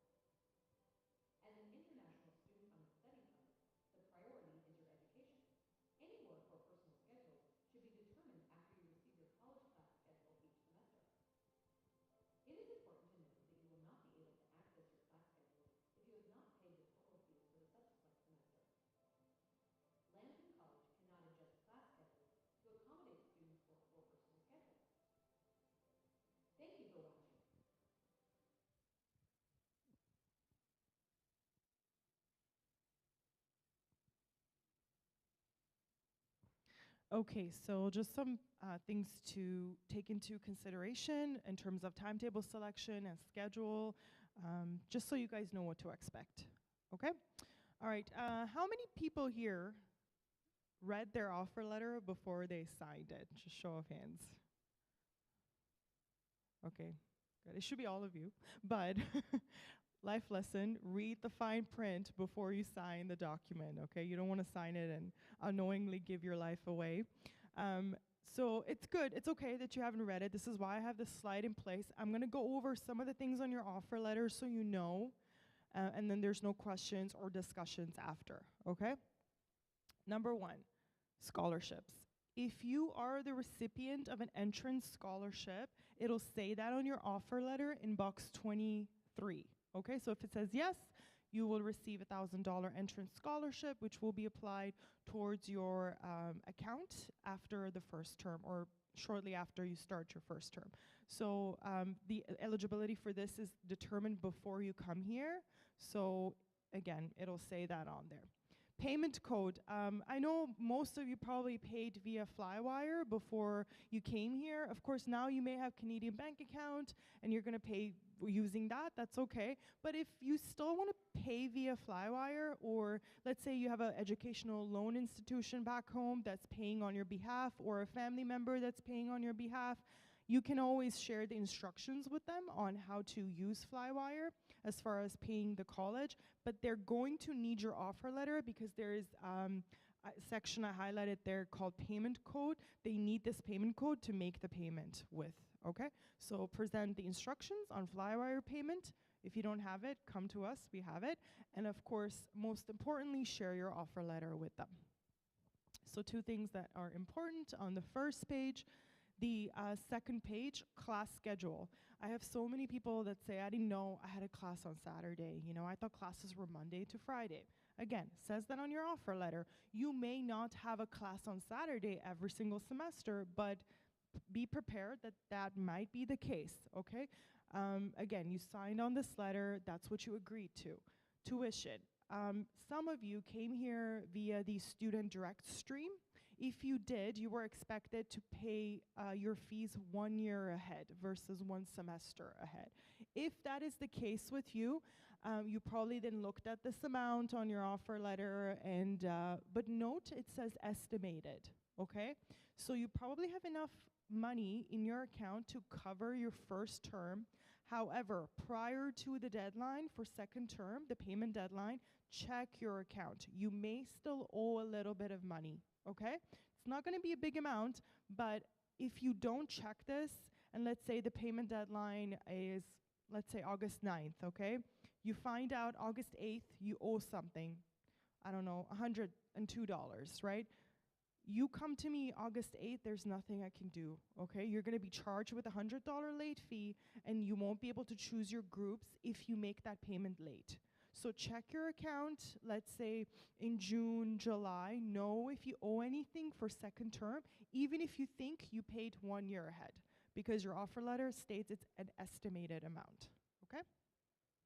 Second year fees, then of course, are going to increase by a minimum of $600. GuardMe fees. GuardMe is your health insurance provider. It is essential for every college and university student in Canada to have health insurance as part of their tuition. Even if you're a domestic student, you still would be paying this health insurance with your tuition. It is not optional. You can't opt out, okay? It's very useful. It will cover things like prescription and other issues up to a certain level. So attend the GuardMe presentation and know what is offered by your health insurance so you can use it, right? Because you're paying for it. So if you need a doctor's note, you need to go to the clinic to get assessed for whatever reason you're not feeling well, some of that is covered by your health insurance, so use it. And also it is not optional. You cannot opt out for whatever reason. Maybe your spouse has work insurance and you go, I don't need this, why should I pay for it? Again, you signed on to it, it's not optional. Campus and program changes. Students tell us, I live in Mississauga. I want to transfer to the Mississauga campus. Not possible. I know it's a long commute. I feel bad. I wish you had a shorter commute, but you knew you were coming to the Toronto campus. And just to let you know, we all travel long distances by bus, by car, to go to our jobs, go to our colleges. Nothing here, or rarely anything, is close by. If you can find close by housing, that's great.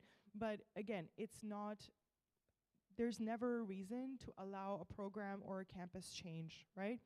The Mississauga campus is its own school, and so are we. So it's not even logistically possible to transfer you to that campus, even if we wanted to.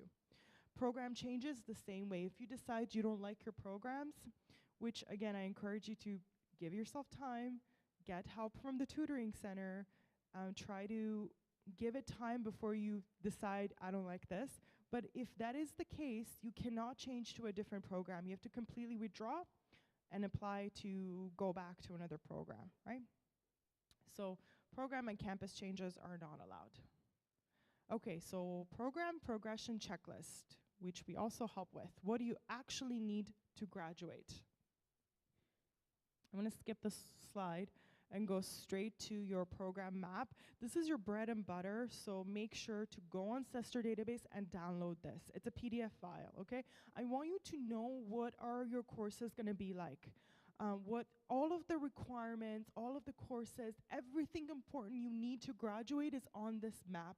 So have it saved onto your computer to refer to constantly, because again, I have third semester students coming to student services, and when I say program map, they have no idea what it is, they have no idea where to access it, and that's not okay, right? You wanna know what's coming, you wanna prepare for it, and this is a huge part of it. So I'm gonna tell you some things to watch out for on the map. One is your prerequisites. So if you see, I don't know if you can see for this specific student, for this program, some of their term 3 courses have a P on top of the course. Can everyone see that? It's a little P. So when you see that little P and the course in front of it, you have to pass this course before you can take the course in the box, okay? So this student has to pass, for example, in term 3, they should have passed ACC 3083 before being able to pass FIN 1013. I think I'm saying that right. But yeah, so that is how it works. If you happen to fail a prerequisite, you cannot take the course until you have passed that prerequisite. Other things to note is your academic break. If you don't know, you get 4 months off, right? This 4 months is mandatory, you can't skip it, but if you wanna know when it is, check your map. For this student, they had their academic break in, so it says S 2023, they had their break in the summer or spring of 2023 term, okay? What else? If you are in a postgraduate program here, you might be a co-op or WIL eligible, so you might have that as a requirement for graduation, right? So look at your program map, look and see if co-op and WIL are part of your program requirements, okay? Co-op is, of course, co-op, you go work. If you're not co-op eligible, you go into WIL project, which is work integrated learning, and it's almost like, it's meant to mimic work, but it happens on campus. So that's, number of credits, also very important. On the left side, you'll see in front of each, or underneath each term, you'll see it says 19 hours. Term 2, 23 hours. Term 3, 20 hours. So when we say credits, we mean hours. So you're gonna be studying for term 3, let's say 20 hours in class. So you're gonna take 20 credits.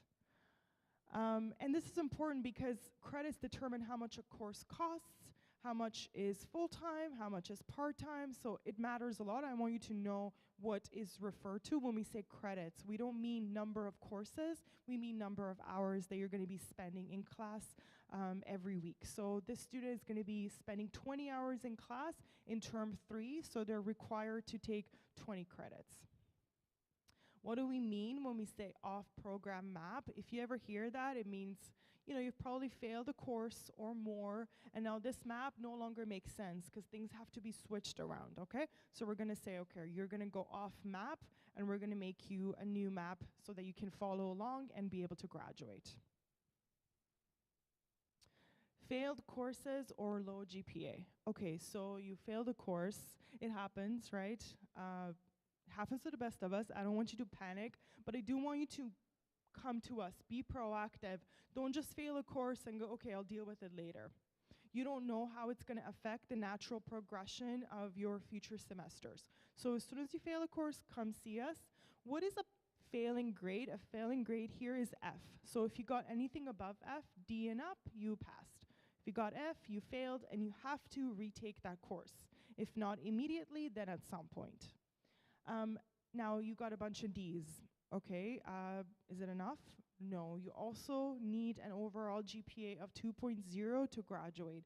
So it is not enough just to get a passing grade.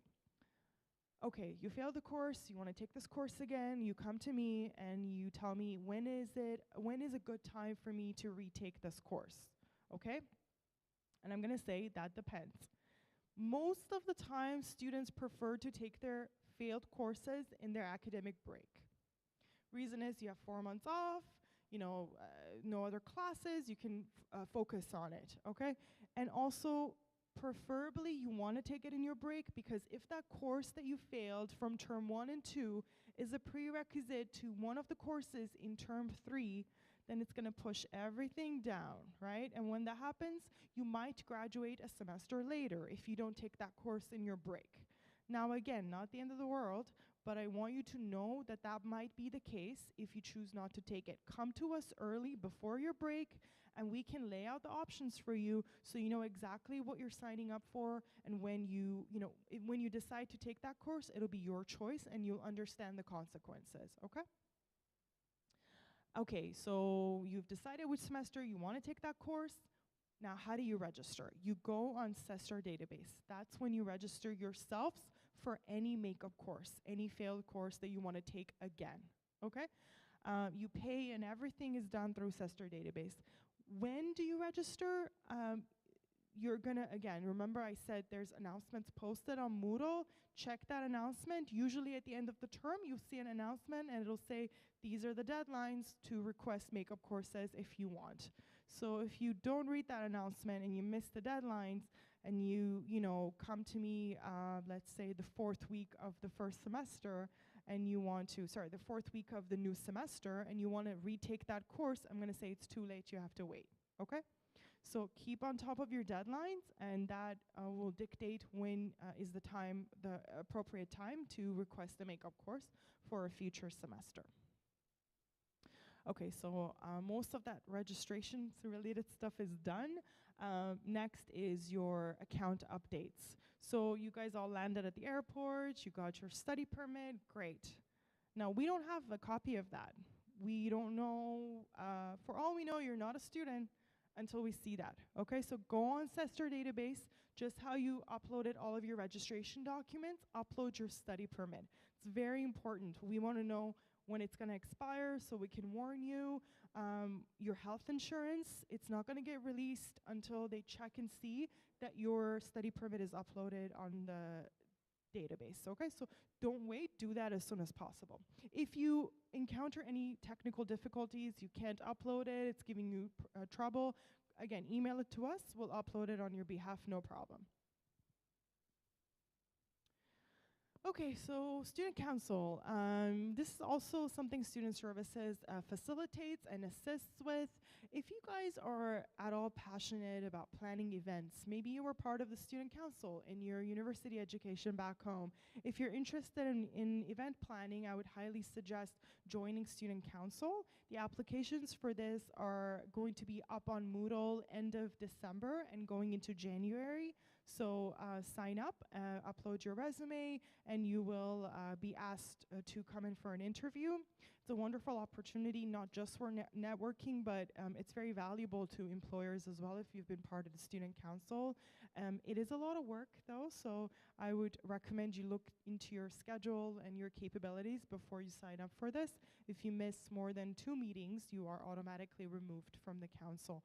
But again, if you're passionate about event planning, you want to be at the forefront of school events, you want to interact with faculty, you're excited and passionate about getting student feedback and implementing that in the form of events in the college. And also, to be honest, it's fun. So if that's your cup of tea, make sure to apply at that specified time on Moodle.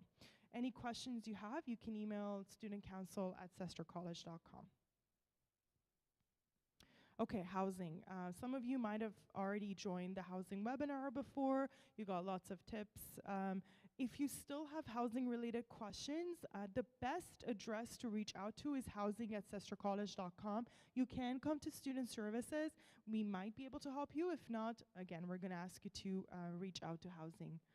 Again, other resources, add us on social media. I'm surprised how much I find out just by accident by scrolling through social media, things I wasn't even looking to find. So, I know you're busy. There's so much going on in your lives, and it's hard to keep on top of events and deadlines and whatnot. A lot of this stuff is, for example, advertised daily on our social media page on Instagram, right? So you can just join and find things out just by accident. So it's good to do that. WhatsApp group, of course, if you're not already a part of it, you get to interact with your fellow, first semester students.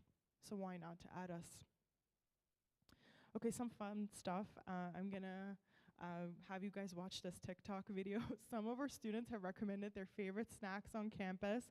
So we're gonna watch it, and then I'll go through what specific food places we have and what are the advantages of each, okay?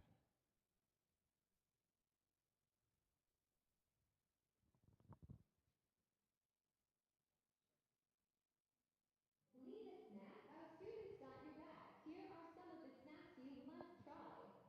Samosas from the canteen at Lambton. Mother paneer rice. Samosa chaat.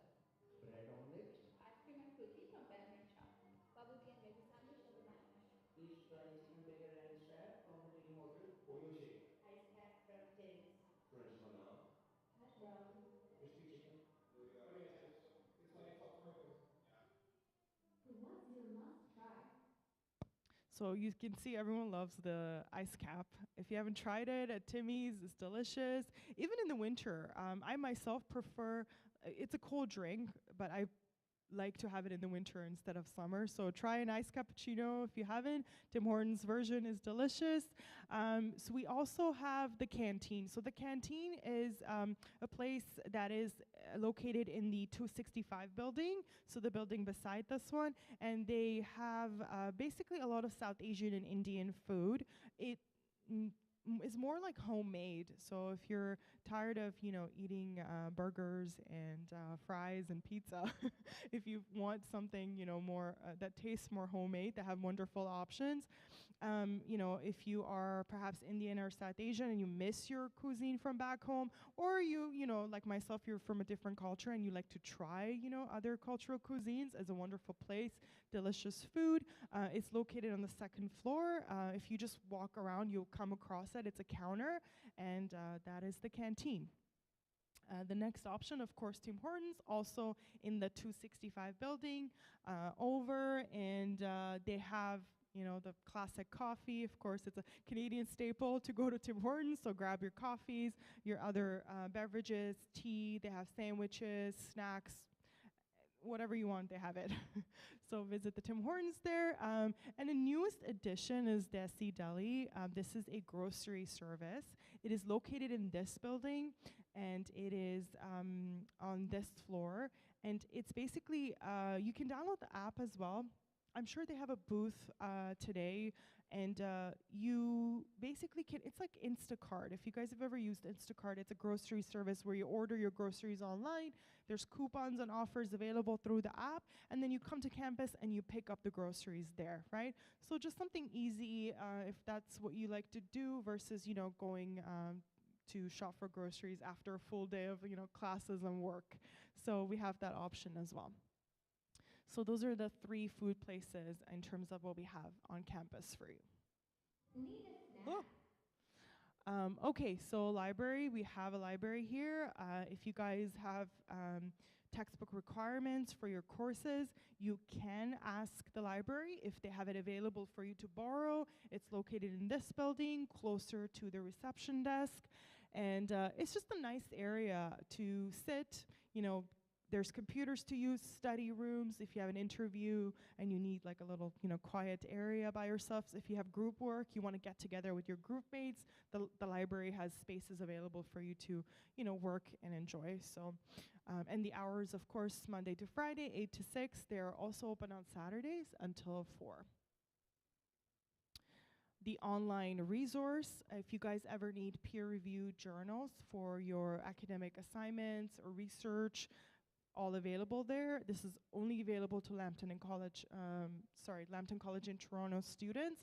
So log on. It's pretty self-explanatory. Just search in the box for your desired topic, and you're going to have a list of journals, professional journals come up, and you can use them for your assignments. The link for this is also available on Moodle, just on the side. And yeah, that's all I had prepared for you guys. So I don't know what time it is, but we may have some time for questions. So if you guys have questions now, please feel free to ask. If you think of it later, you can, of course, drop by Student Services. We're here Monday to Friday, 9 to 5, okay? So that's an option as well. But anyone has any questions right now that they'd like to ask?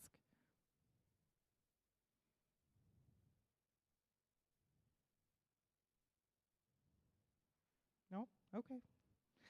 Thank you so much for being here. Hope you enjoy the rest of your day. Hope you have a great semester. And we look forward to seeing some of you in Student Services, okay? Thank you so much, guys. Bye.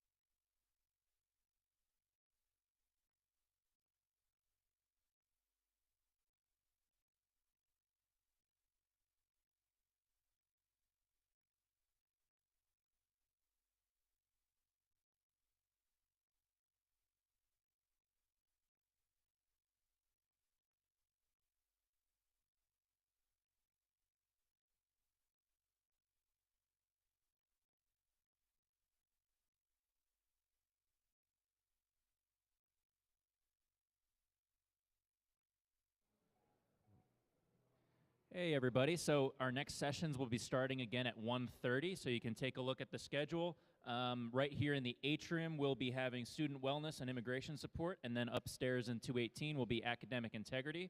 Also, just make sure that you scan our QR code to enter today's raffle for a chance to win a prize. Also at 3:45, we'll be playing Kahoot, which is just a game for a chance to win other prizes. So hope to see you guys there.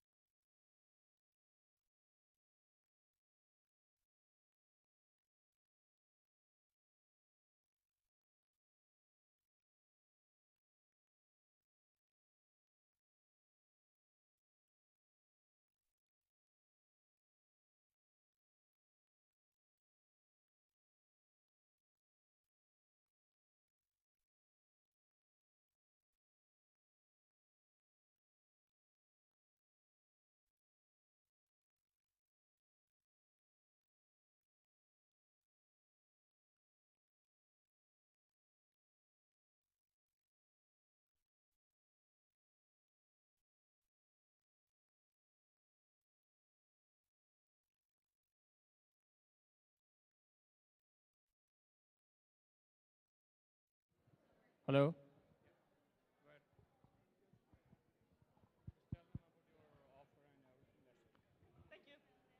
Hi guys, how are you? Okay.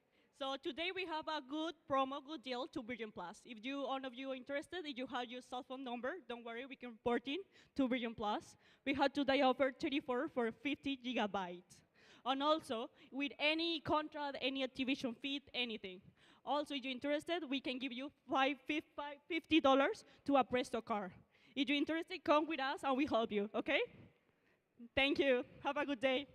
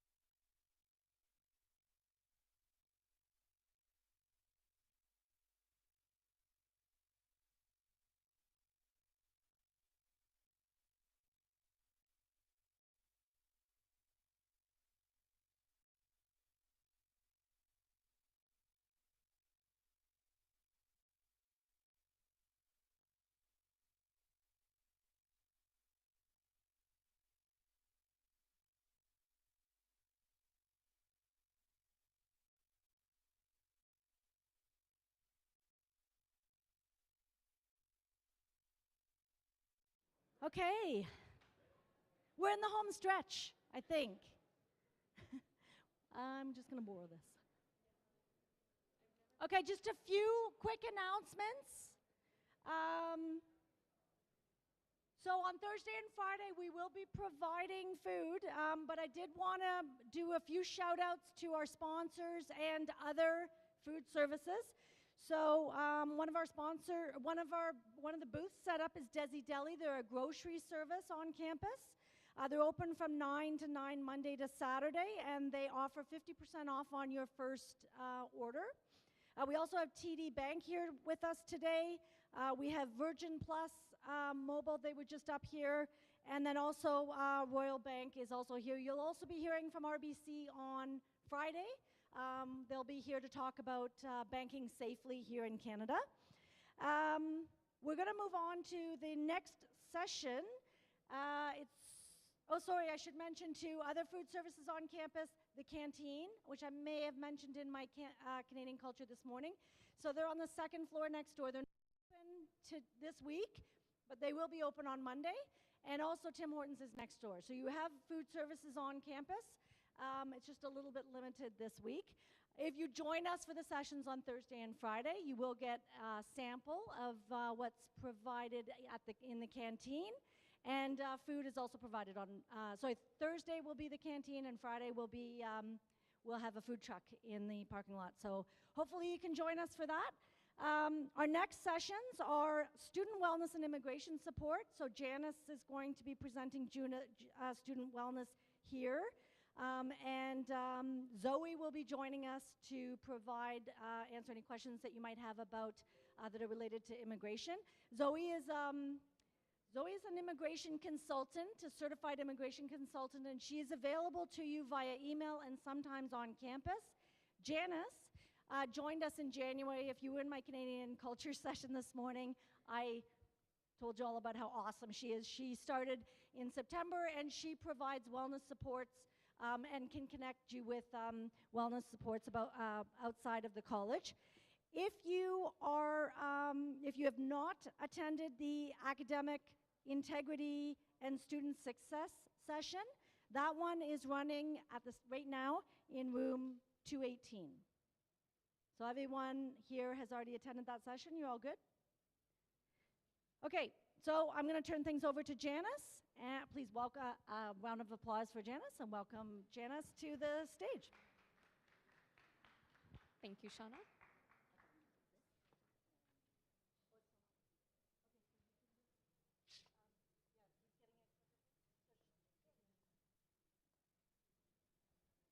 Hi, everyone. As Shauna mentioned, my name is Janice D'Souza. I'm the mental health and wellness counselor at the college. So before I get started, with a show of hands, how many of you are excited to be here today? Oh. How many of you are nervous about getting the school year started? And how many of you are missing your family and friends back home? Quite a few. So the point is, there's obviously a lot of mixed feelings and emotions that have already come up or will gradually come up in your journey in Canada. So a lot of times we can't always share what we're feeling with family or friends because one, we don't want to stress them out, and two, sometimes we're too embarrassed or just unable to express ourselves. So that's where I come into play. So like I said, I am the mental health and wellness counselor. It is a safe space. Everything that you share with myself is confidential, so I do invite you to come talk to me if and when needed. So let's start off by talking about what mental health is. So mental health, it is a part of everyone. It is something to look after. It is real and complex. It is really important, and it is something that can be changed over time. What it isn't is a sign of weakness. It's not all in your head. It's not something you can just snap out of. It's not a negative thing, and it's nothing to be ashamed of.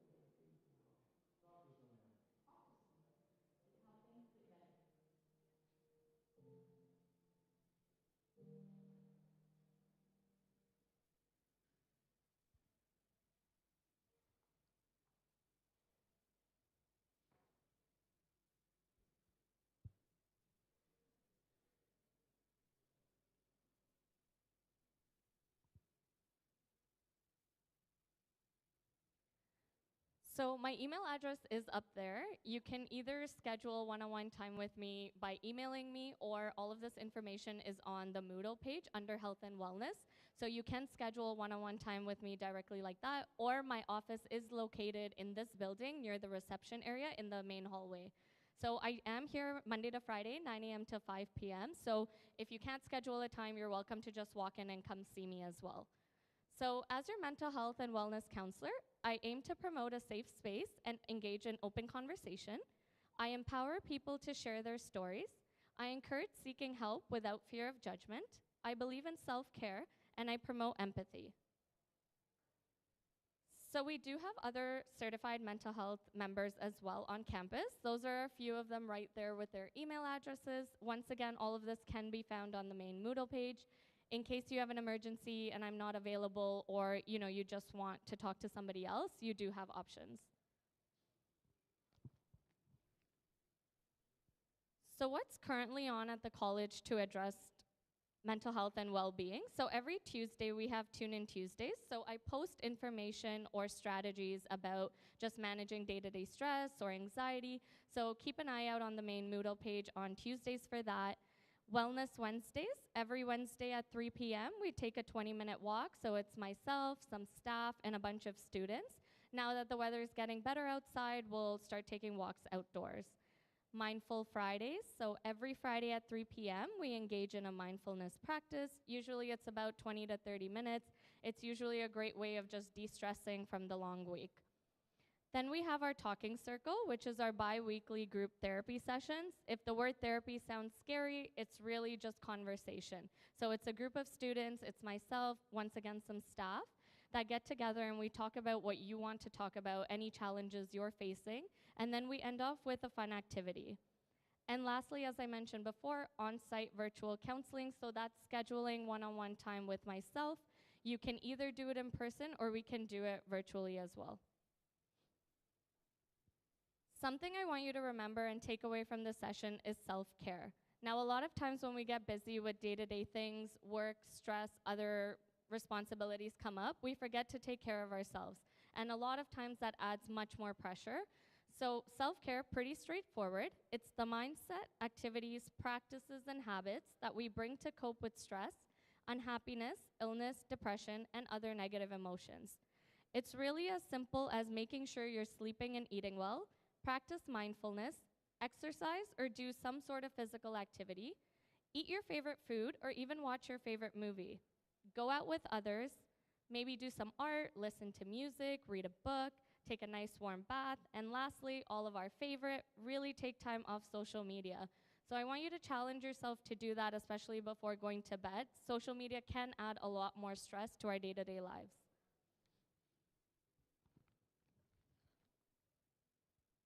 So why is taboo and stigma up here? In many, many cultures, mental health is still not openly talked about, and it is still not a common conversation.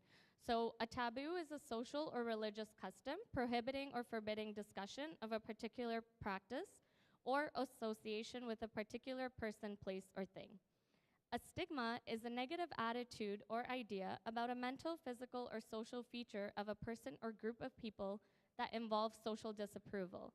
This issue is often a big concern for people with mental health conditions within society.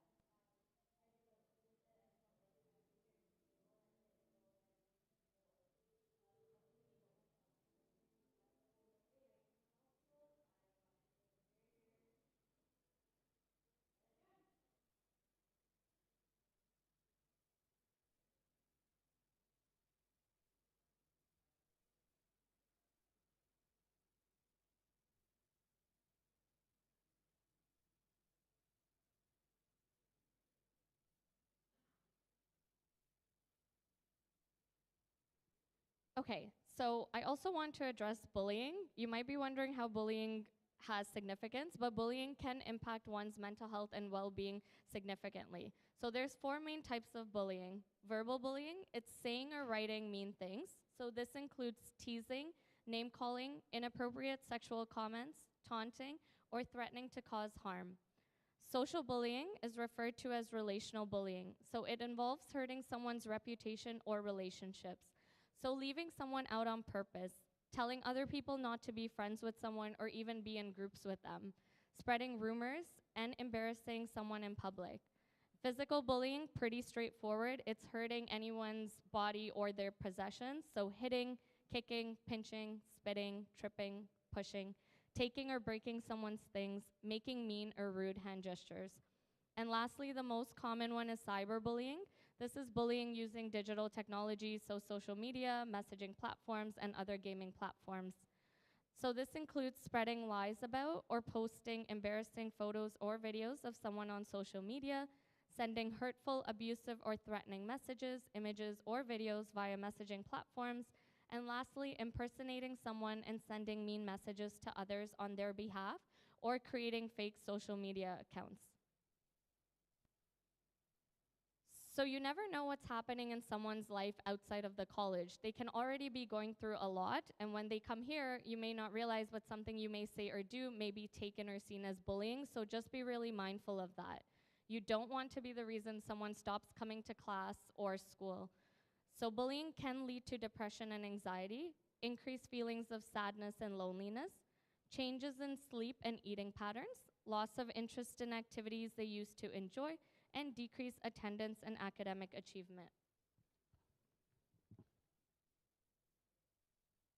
So the next couple of slides, we're going to talk about sexual harassment. If it's triggering for anyone, you're welcome to step away. But there's 4 main types of sexual harassment, and the college does take this very, very seriously. So verbal is no sexual jokes and rumors, name calling, threats, harassing phone calls, or pressuring someone into sexual acts.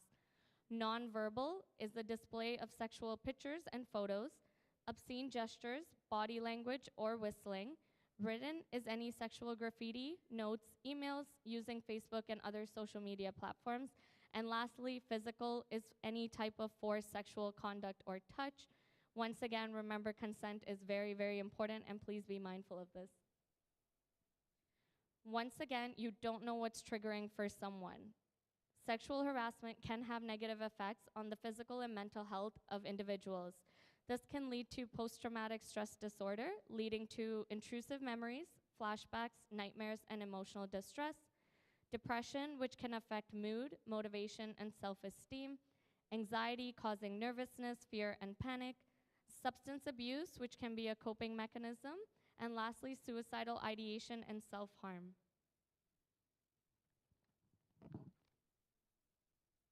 A lot of times, individuals do fear disclosing or speaking up, once again, because they don't want others to know. This goes back to the whole shame and guilt, lack of proof, fear that they won't be believed, fear of retaliation. So often they're worried that if they speak up, what will that person do to them? Being unsure of whether what happened is defined as assault. It doesn't matter. If you were made to feel unsafe or at harm, please do speak to someone you trust. You can come to myself if you'd like, or someone else. Not knowing how or who to report to, fear of being treated poorly or differently, lack of support, unaware of options and resources, relationship to perpetrator, and lastly, the fear of getting involved with the criminal justice system. I've had a lot of students come and ask me if they complain or they speak up, will it affect their studies or status in Canada? It won't, because our priority is your safety at the end of the day. So there's a lot of community services, resources, and referrals as well that can be made. You do have access to GuardMe, which is your international insurance. There's a whole session on that on Friday, so please do attend it. On-campus wellness counseling and activities, what I spoke about already. Venti is an AI-powered mental health companion. It was actually created by a student who used to go here. It's pretty much mental health support, but for very general and basic day-to-day strategies. Please don't use it as an emergency line. And lastly, Sano is a charity organization focused on international students that we work really closely with as well.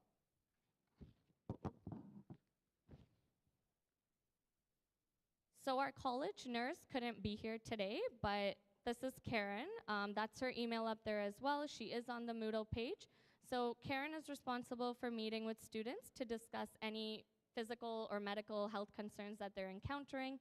She'll connect with staff and professors just regarding any of your requests for medical exemptions and requests for virtual learning. She'll provide on-site first aid and emergency care when required. So Karen's roles is to assess, evaluate, maintain, and improve the health of students, help promote the prevention of illness and disability, help with early detection and correction of health problems, to provide confidential health advice to individual students, to assess students who are feeling sick and assist with symptom management, and determine the need for further care by a medical doctor, to manage and isolate students appropriately who can have an infectious disease so it doesn't spread, and to communicate with other members of staff and faculty regarding the welfare of students. She'll also, like I said, assist staff with dealing with medical documentation. If any of you ever need accommodation for a missed class or test, you can go to her for that. To respond to medical emergency situations, assist and provide any help with accessing mobile doctors, so that is through GuardMe, and to assist in the overall health and wellness needs of the students through health teaching and linking students with appropriate community supports and referrals. So to simplify it, anything physical, medical, Karen's your go-to person. Anything more mental, emotional, or your day-to-day well-being, you can come to me. So this is our mental health and wellness WhatsApp group. We've had this since September. There's over, I think, about 200 students part of it now. It's really just as a way for all of us to connect, talk about what we'd like to, what's been going on, and then what events are going on. So if any of you would like, I can leave that up for a few seconds. You can scan the QR code. It's also outside my room door, and it's also on the main Moodle page.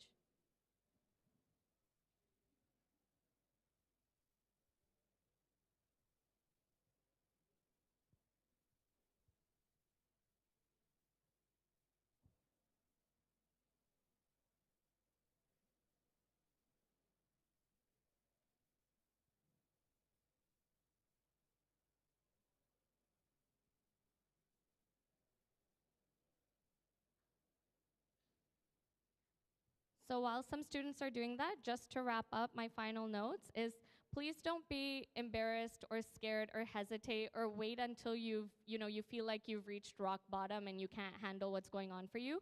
Please do reach out for support. We do care about all of you, all of your well-being and mental health. So please don't hesitate. I've been told I'm a nice person most of the time. So please don't be afraid to come and say hi. Like I said, my office is in this building. So that's it for me. Any questions, comments, concerns? Oh, sorry, one more thing, sorry. So we do have a multicultural day as well as an expressive arts talent show day coming up sometime in the next month or so. I do encourage all of you to try out. It's a great way of expressing your emotions or just your talents, really. We've had a lot of students do singing, dancing, poetry, and much more. So something to keep an eye out for. Thank you guys for listening. I have Zoe up next from immigration.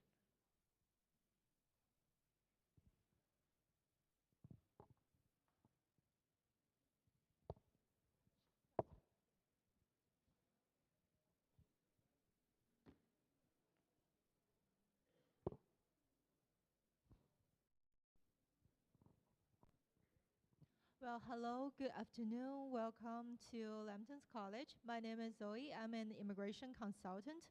So in this session of the orientation, we're going to discuss some important information about understanding your immigration status in Canada as an international student. So first, we will start by talk a little bit about the immigration service at the college. So the college do provide immigration service to all our students, and our service is available by appointment or during office hour on a drop-in basis. The office hour will be every Monday from 9 to 5 o'clock. And if you have any concerns or questions, or if you want to book an appointment in other days, you are always welcome to send me an email at immigration@cestacollege.com. And you can also find other information and useful resources on our Moodle page. So in terms of service, what kind of service can we provide? We'll be able to help you through your study permit, your work permit application, your extension. If you lose your status in Canada and you don't know what to do about it, we will be able to help you through the restoration. And we will be also be able to help with replacement and amendment of documents. And if any of you are interested in permanent residency applications, or maybe citizenship, after that, we will be able to provide you about the updates, policies, and information. And also, we will be happy to interpret the regulations, policy, and updates of IRCC. So in this session, we are going to go through some important questions. For example, do you know what is your immigration documents? And do you know how to interpret them? And do you know what is required to keep your legal status in Canada, and what you need to do, what you need to bear in mind as an international student in Canada? So hopefully at the end of session, you will be able to answer them. We will begin with understanding our immigration document. So first, it's your passport. So all of you have a passport. You need a passport to travel to Canada, and you need that passport to deal with almost everything in Canada.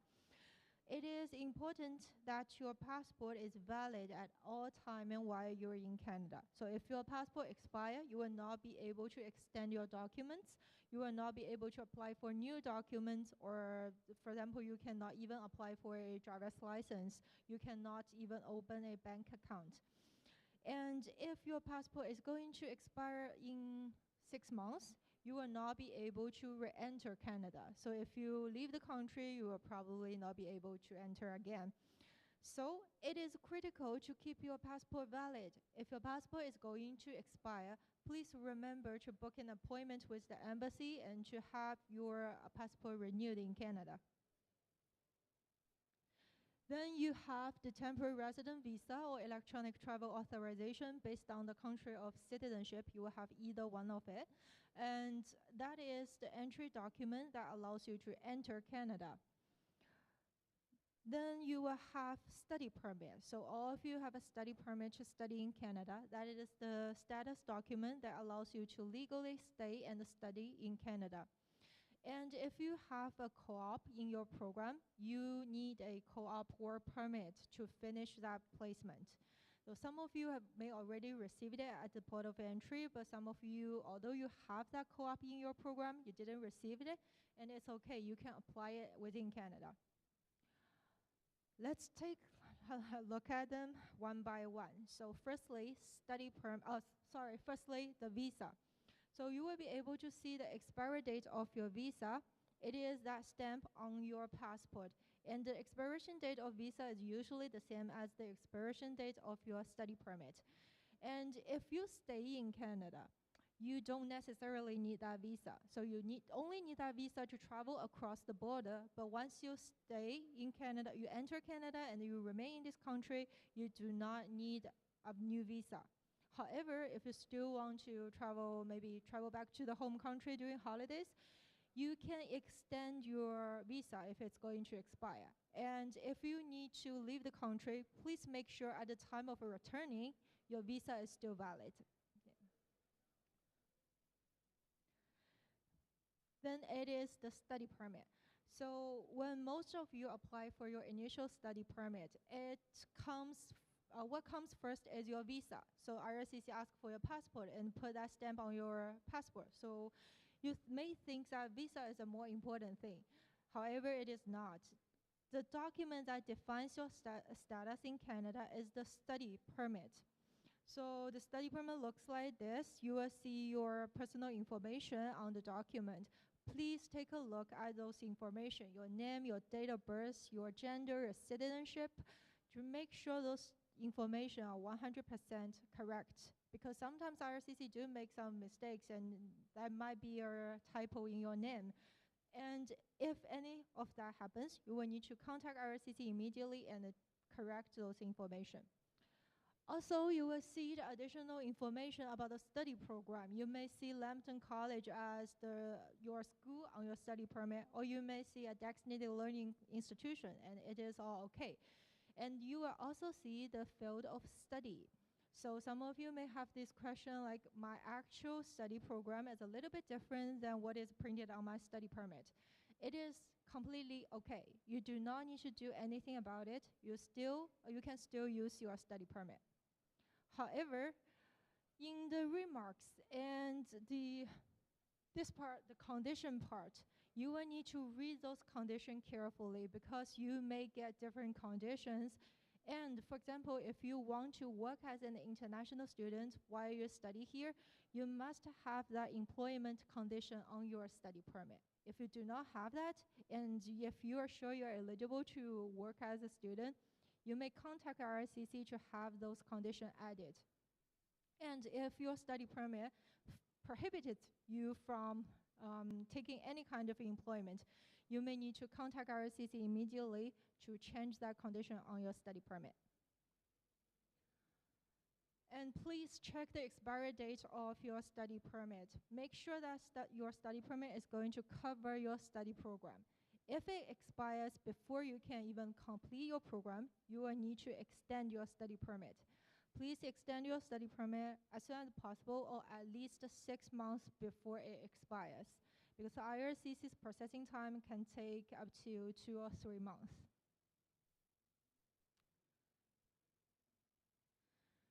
Then, as an international student holding a study permit here, IRCC actually have some requirements for you. IRCC requires you to actively pursue study in Canada. So what is actively pursue study? That means you must always register with a DLI, you must always be a student at a college, and you must always study full-time except your last term. So if you have 4 terms in your program study, please be a full-time student, at least in your term 1, 2, and 3. But some may ask, what if there's an accident? What if I have to leave school? What if I have to take a gap because of a medical reason, family emergency, or for example, pregnancy? What can I do?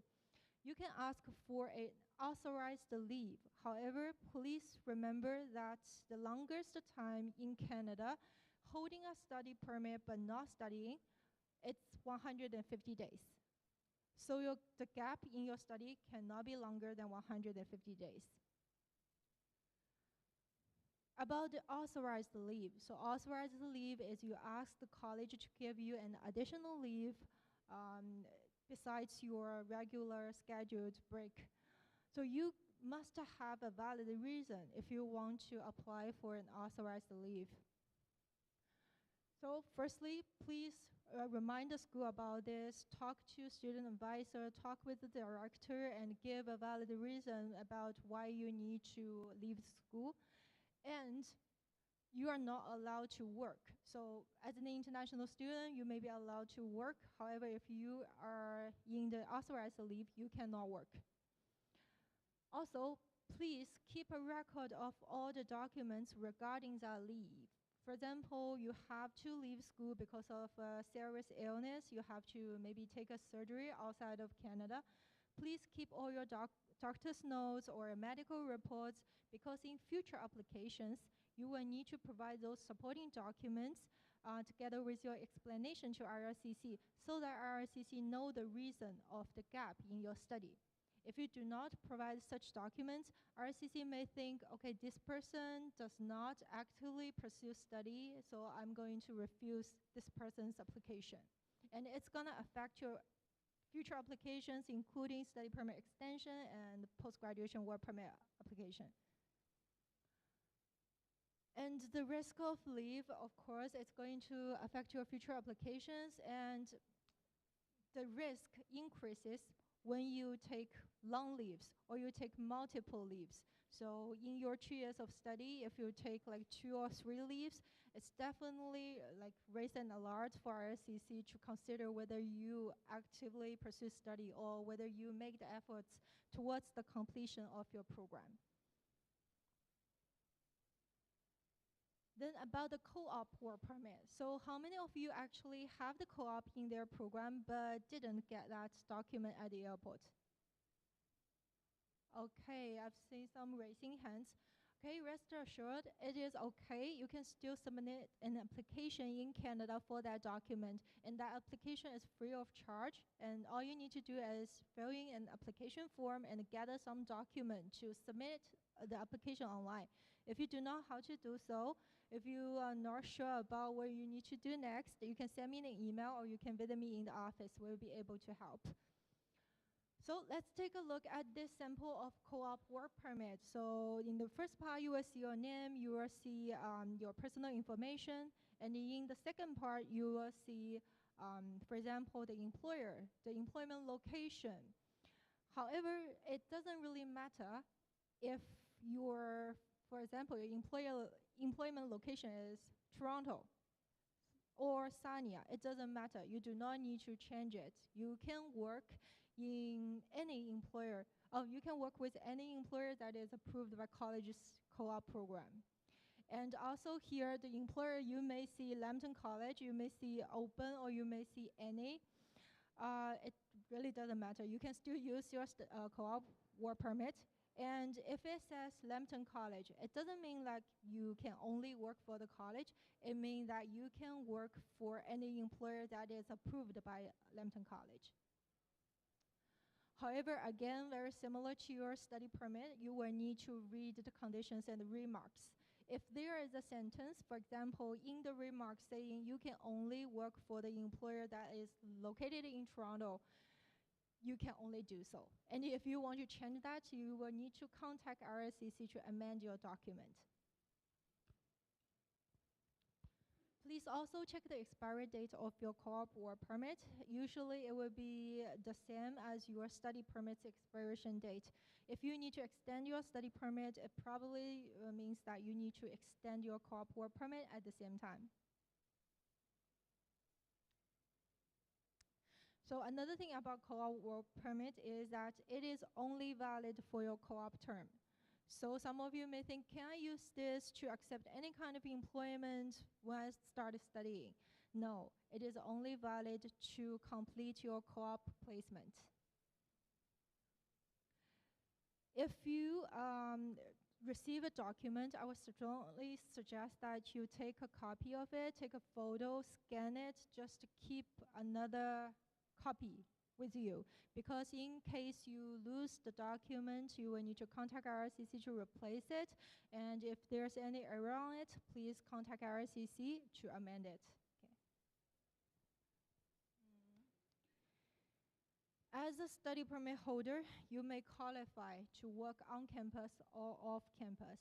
However, before you accept any kind of employment, please make sure you have the work authorization. So there are different kinds of work, and you need different kinds of authorization to accept that. For example, for on-campus and off-campus work as an international student, you do not need additional document to prove that. Your study permit is actually the only document you need. However, you must meet the requirements, such as you must be registered with the college, you must be a full-time student, your study permit must contain the employment condition, and you must have a SIN number. And for co-op work or internship, you must have that valid co-op work permit. And for work after graduation, you must have a valid post-graduation work permit to do so. Then how many hours can you work? For our international student, if you work on campus, meaning that your employer is Lambton College, you can work full-time. So full-time means there's no limitation on hours. You can work as many as you want. And if you work off campus during our regular school term, the maximum hour you can do is 20 hours based on current policy. But starting from this September, it will become 24 hours. And during scheduled breaks, you can find information about your scheduled breaks on your program map. If you are on scheduled break, you can work full-time. And if you are on authorized leave, you cannot work.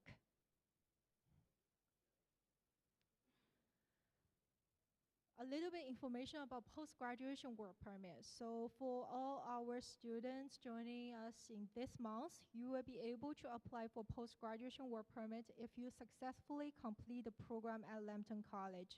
You are still eligible to apply. However, you must meet the requirement that you must be a full-time student except your last term. So if you become a part-time student in the term 1 or 2 or 3, even if you complete the program in the end, you may still not be eligible for PGWP. And immigration compliance, I just want to talk a little bit about this. So what is immigration compliance? It means you need to follow the rules set by IRCC. You need to follow the regulations.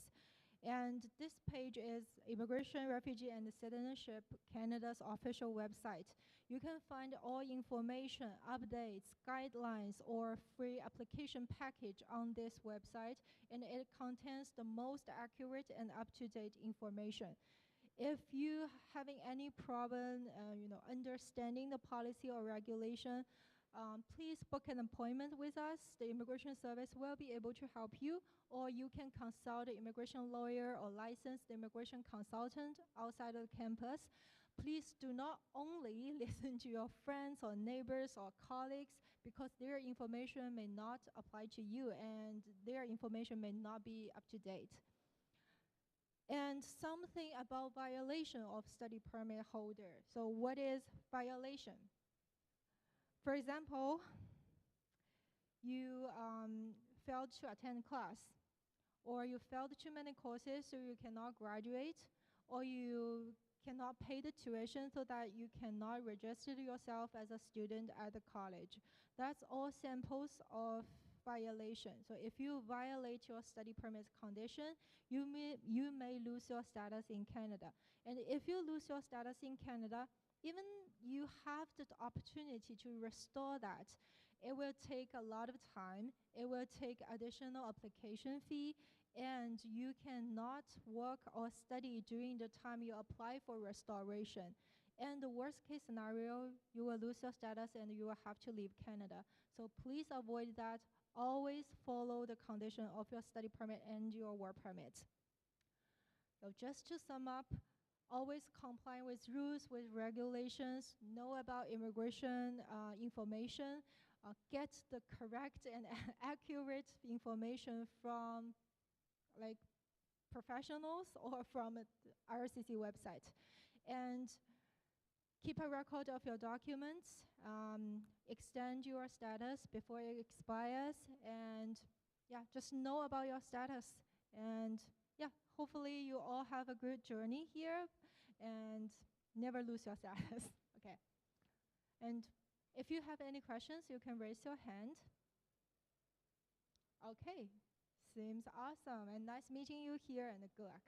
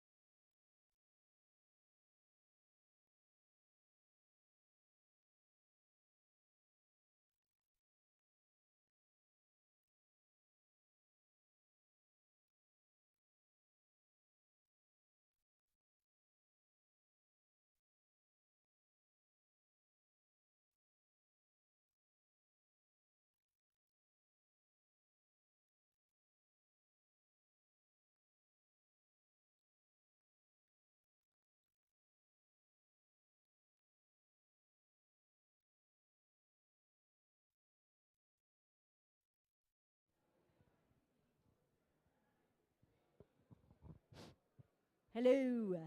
How are we doing? It's a long day. How are you doing? It's a long day. Taking in a lot, but I appreciate that you all came out. We have one more session here. However, is anyone here in MMDT? MMDT. Okay, so MMDT, you're meeting your co-op advisor at 2:45 in room 126, right down the hall. MMDT, DT. So that is digital marketing, right?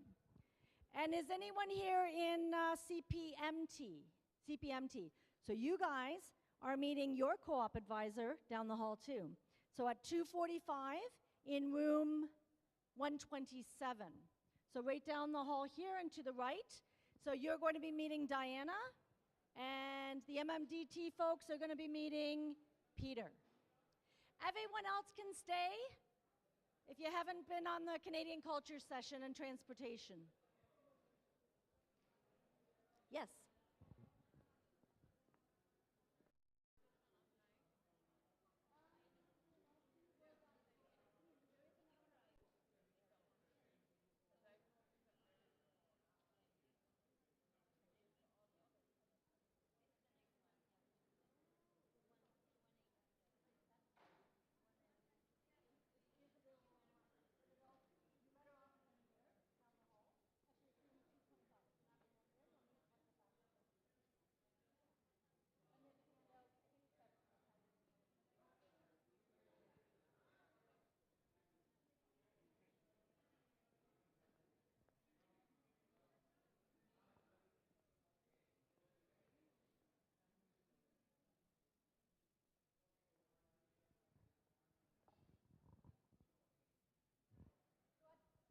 At 2:45, we'll start Canadian Culture.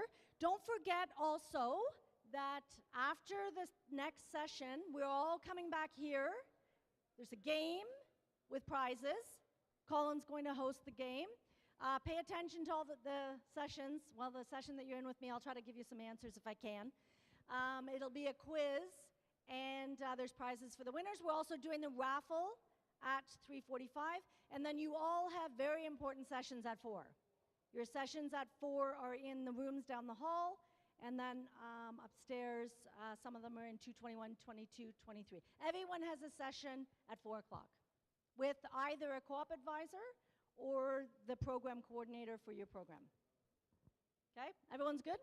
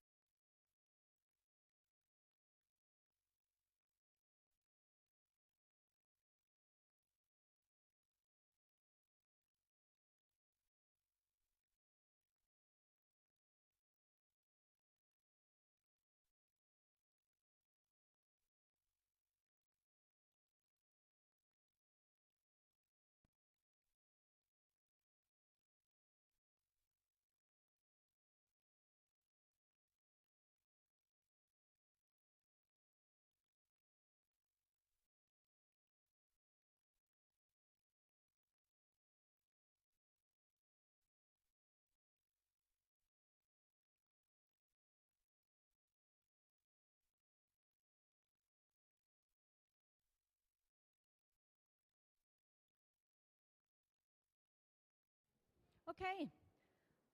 I think we're going to get started in maybe 30 seconds. Just a couple quick announcements. Anyone here in MMDT? MMDT? No? Okay. CPMT? Oh, what program are you in? CPMT? Okay, you guys have another session. So you're down the hall in room 127. If you're in CPMT, is that what you guys are? So Diane will be thrilled to see you. Just around this corner. CPMT, yeah, you're meeting Diana. Everyone has a mandatory session at 4 o'clock. That one's a big session for everyone, but this one is Canadian culture. You haven't been in the Canadian culture yet? So everyone's good? Okay, I'm gonna get started. Can everyone hear me? Oh, that's better probably. Good? Okay. Okay, I'm gonna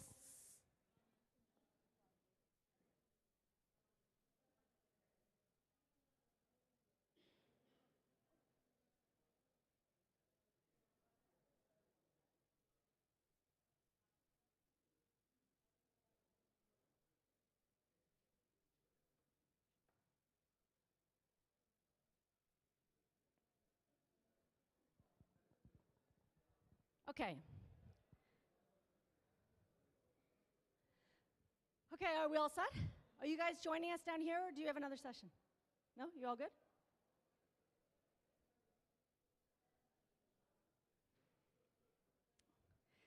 So like I said, we're in the home stretch. We have one more, and then the one at the end of the day is either meeting your coordinator or meeting your, well, either way, co-op coordinator or your program coordinator. Okay, so I'll introduce myself because when I did the Canadian Culture session this morning, I think a lot of you may not have been here that early. So I head up QA at the college. I used to be a teacher at the college in marketing and communications and English. And then I transitioned to QA in 2020, just before the pandemic. You would have met some of my colleagues today. So Mark, the Academic Integrity Officer, the very funny and very friendly Academic Integrity Officer. I always tell people he's a super nice guy, but you just don't want to meet him because it means that you've been reported for something. But he's awesome. He's part of our team. And also Colin. Colin's going to be doing the game at the end of the day, well, just before the end of the day. Colin is actually not Canadian, but he sometimes does the Canadian Culture session. He's American. He's the one American on our team. I will say I am very Canadian. I have a son in high school, and he had to do a project on his ancestry, and I discovered that I'm like 7th generation Canadian. Everyone in my family was born in Ontario. It's very, very boring, but I probably am a good person to speak on Canadian culture because it's been my whole life. I was actually also born in Toronto, so Toronto's been my life as well.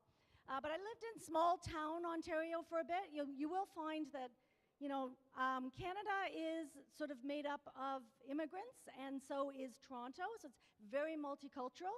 But then we also have like different cultures in our like local cultures, right? And we also have sort of the culture that's on campus.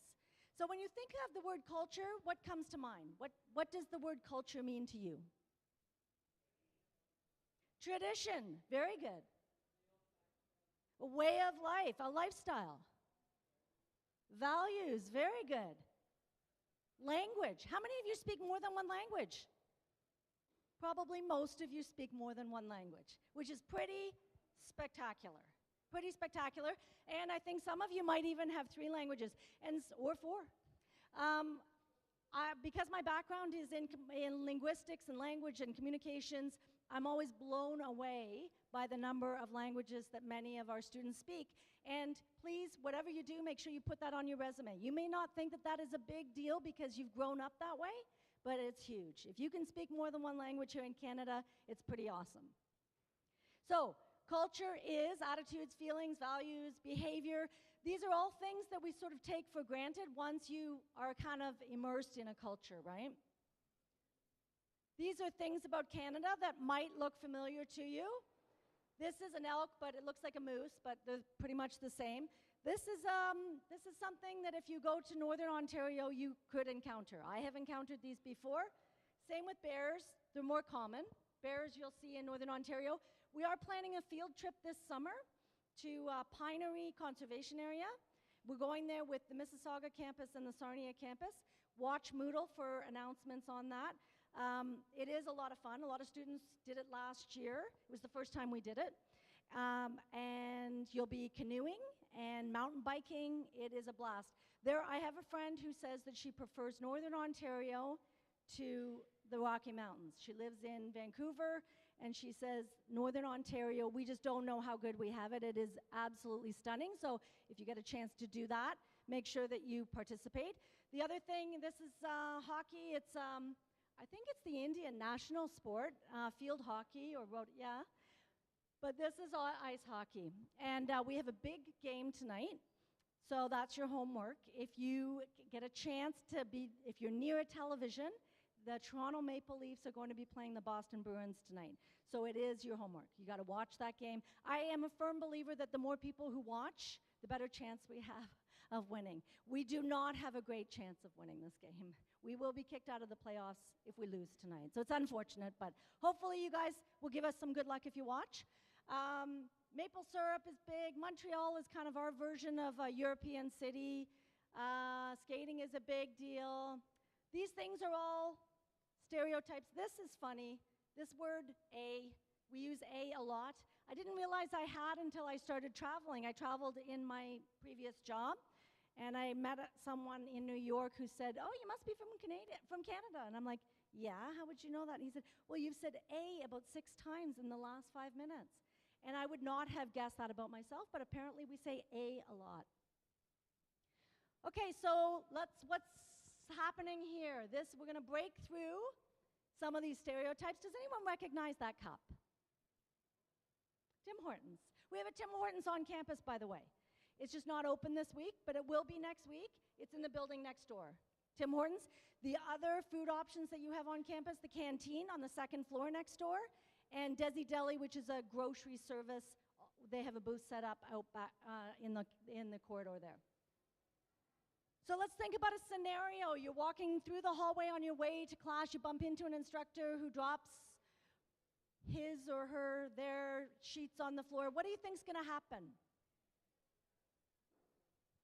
What are you going to do? You're going to apologize and help. What do you think the instructor will do? Pardon me? She will probably thank you, yeah, but she will also apologize. She will apologize too. Canadians apologize for everything. We are unapologetically apologetic. We say sorry for everything, and I probably have said sorry about 20 times today because I've been trying to get through the volume of traffic in the halls today and trying to get around people, and my natural go-to is, oh, sorry, sorry, sorry, can I get through here? So yeah, Canadians do apologize a lot. We kind of brag about that. We wear it as a badge of honor. We are unfailingly polite. We are also very ethnically diverse.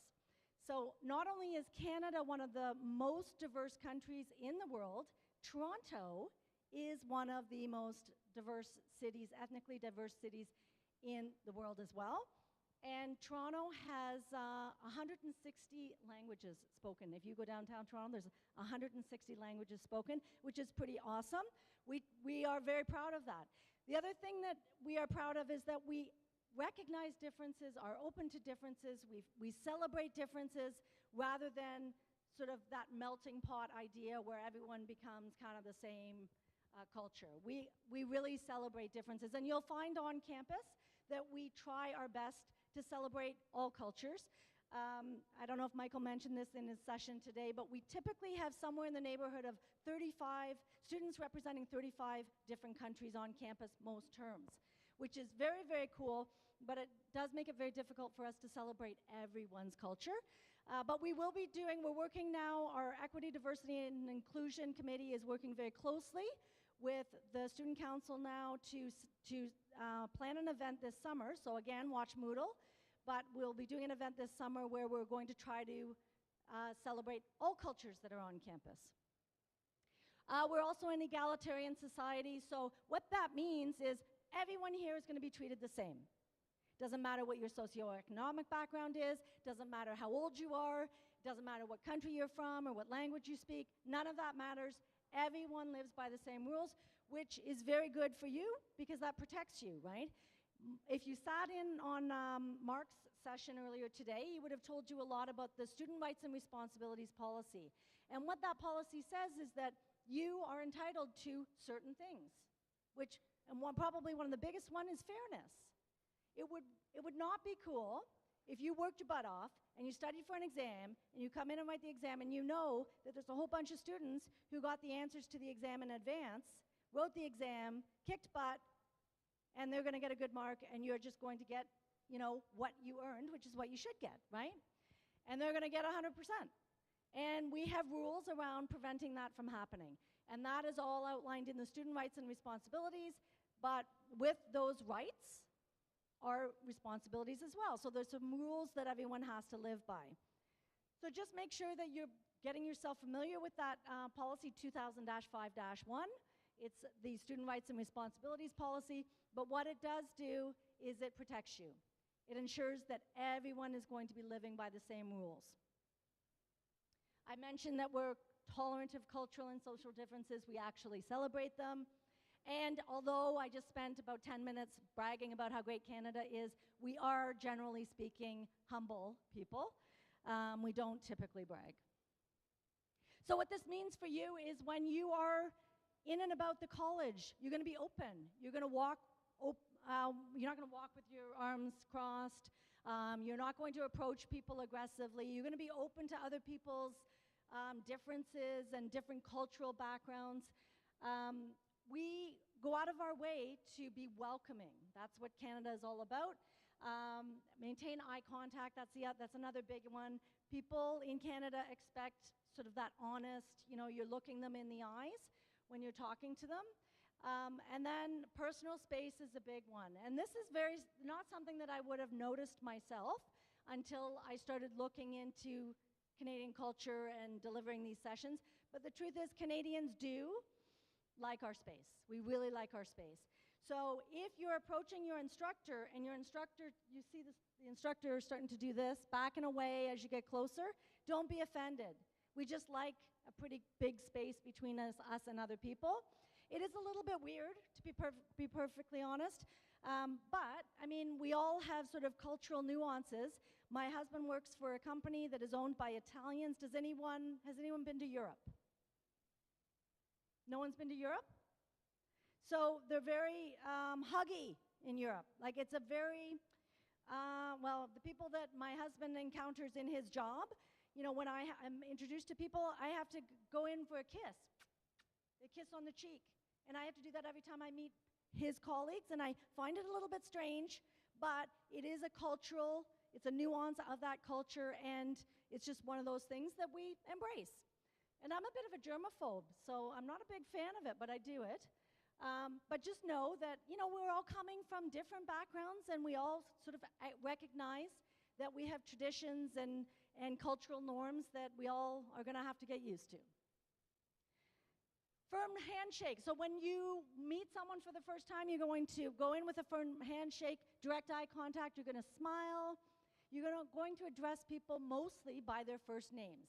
When I first started teaching here, I found this odd, but when I first started teaching here, I'd walk into the room and everyone in the room would stand up. And that is not a Canadian thing. Everyone would stand up, and I would say, you don't have to stand up. And so students, after a while, people got used to not having to stand. But then the other thing was I would say, you know, just call me Shauna. My name has a W in it, so a lot of people would say Shawana. But I was okay with that.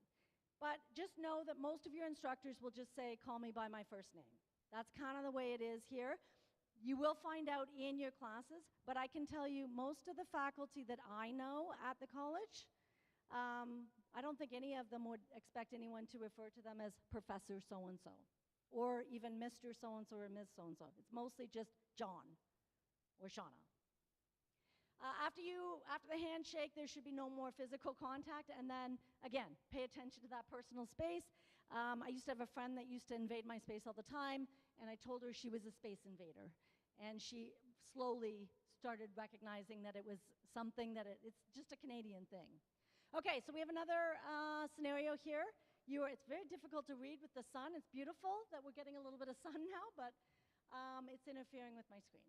You are on foot and stopped at a stoplight waiting to cross the street. The light is green for cars crossing in the same direction, but for pedestrians, the hand signal is showing. This is here the countdown. That's relatively new to Ontario, by the way. This was something that came to Canada on the West Coast first, made its way here. I do like it that I get that countdown, but what do you think you do? How many of you would just plow through it, run across the street, try to get there? You got 9 seconds. Put your hand up if you'd run. You'd run. How many, I guess the rest of you would wait for this guy?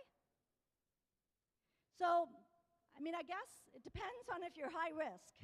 I would recommend that you wait, only because the cars are doing the exact same thing, right? They're thinking, okay, we're down to 8 seconds. I can get through this light. So just keep that in mind. I did see, a couple years ago, I saw someone in this situation. The student went running across the street, and a car that was turning left was trying to beat the light, hit the person, the pedestrian.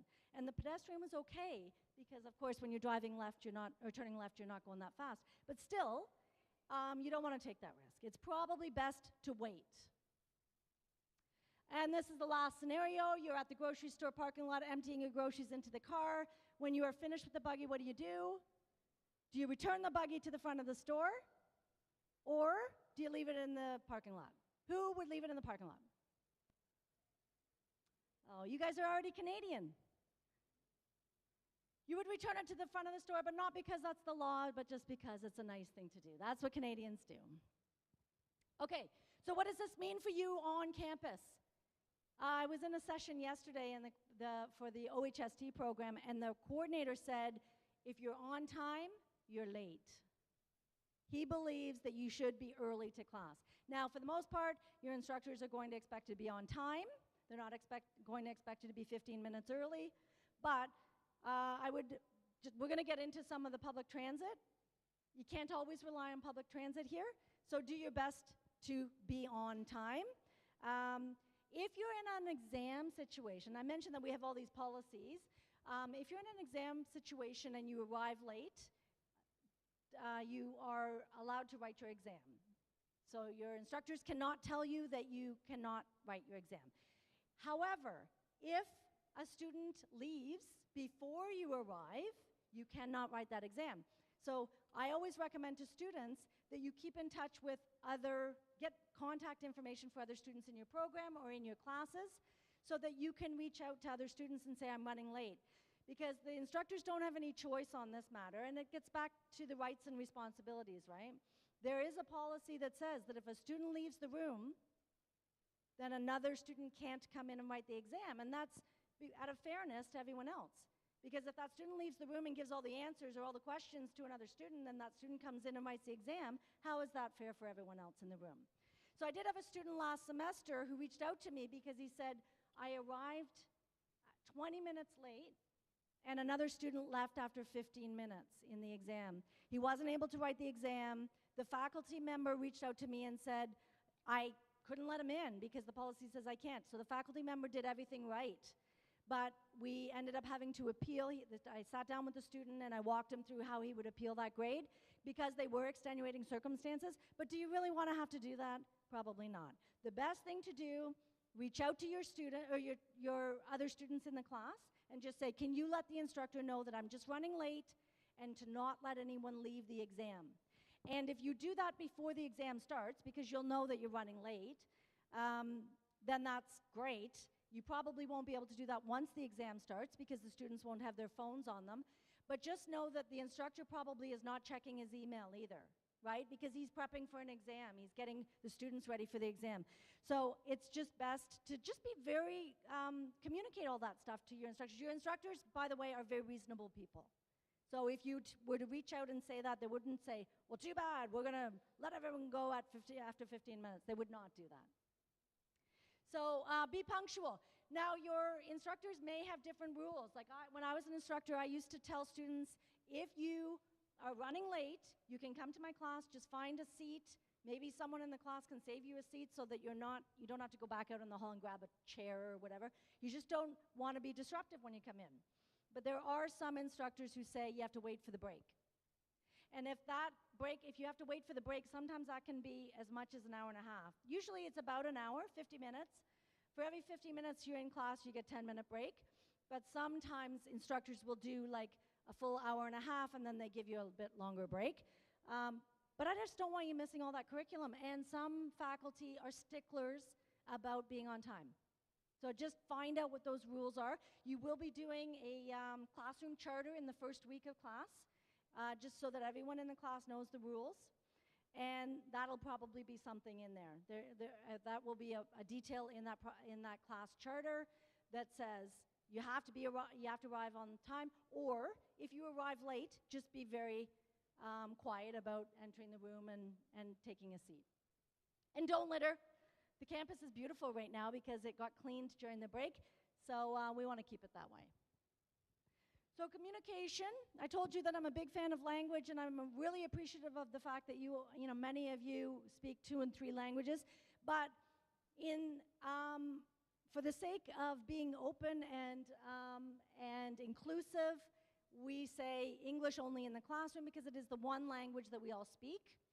But also, getting back to what I said earlier, we celebrate differences. So by all means, if you meet friends that speak the same language that you do, no problem speaking outside of the classroom in your mother tongue, that's great. But once you're in the classroom, speak English. The other thing I often will, it's a judgment call, right? When you're in and about with other people and you're speaking a different language and there's other people in your social group or within earshot, it's uncomfortable for other people because they don't really know what's being said. And I often tell people this, that when I'm in the elevator and other people are speaking a different language, I have no idea what they're saying, and then they're giggling. And then I start to think, okay, is my hair standing up? Do I have my shirt on backwards? It's just, it's uncomfortable for the other people that don't speak that language.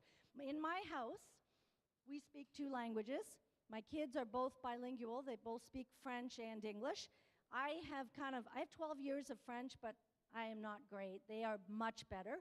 My husband cannot speak French.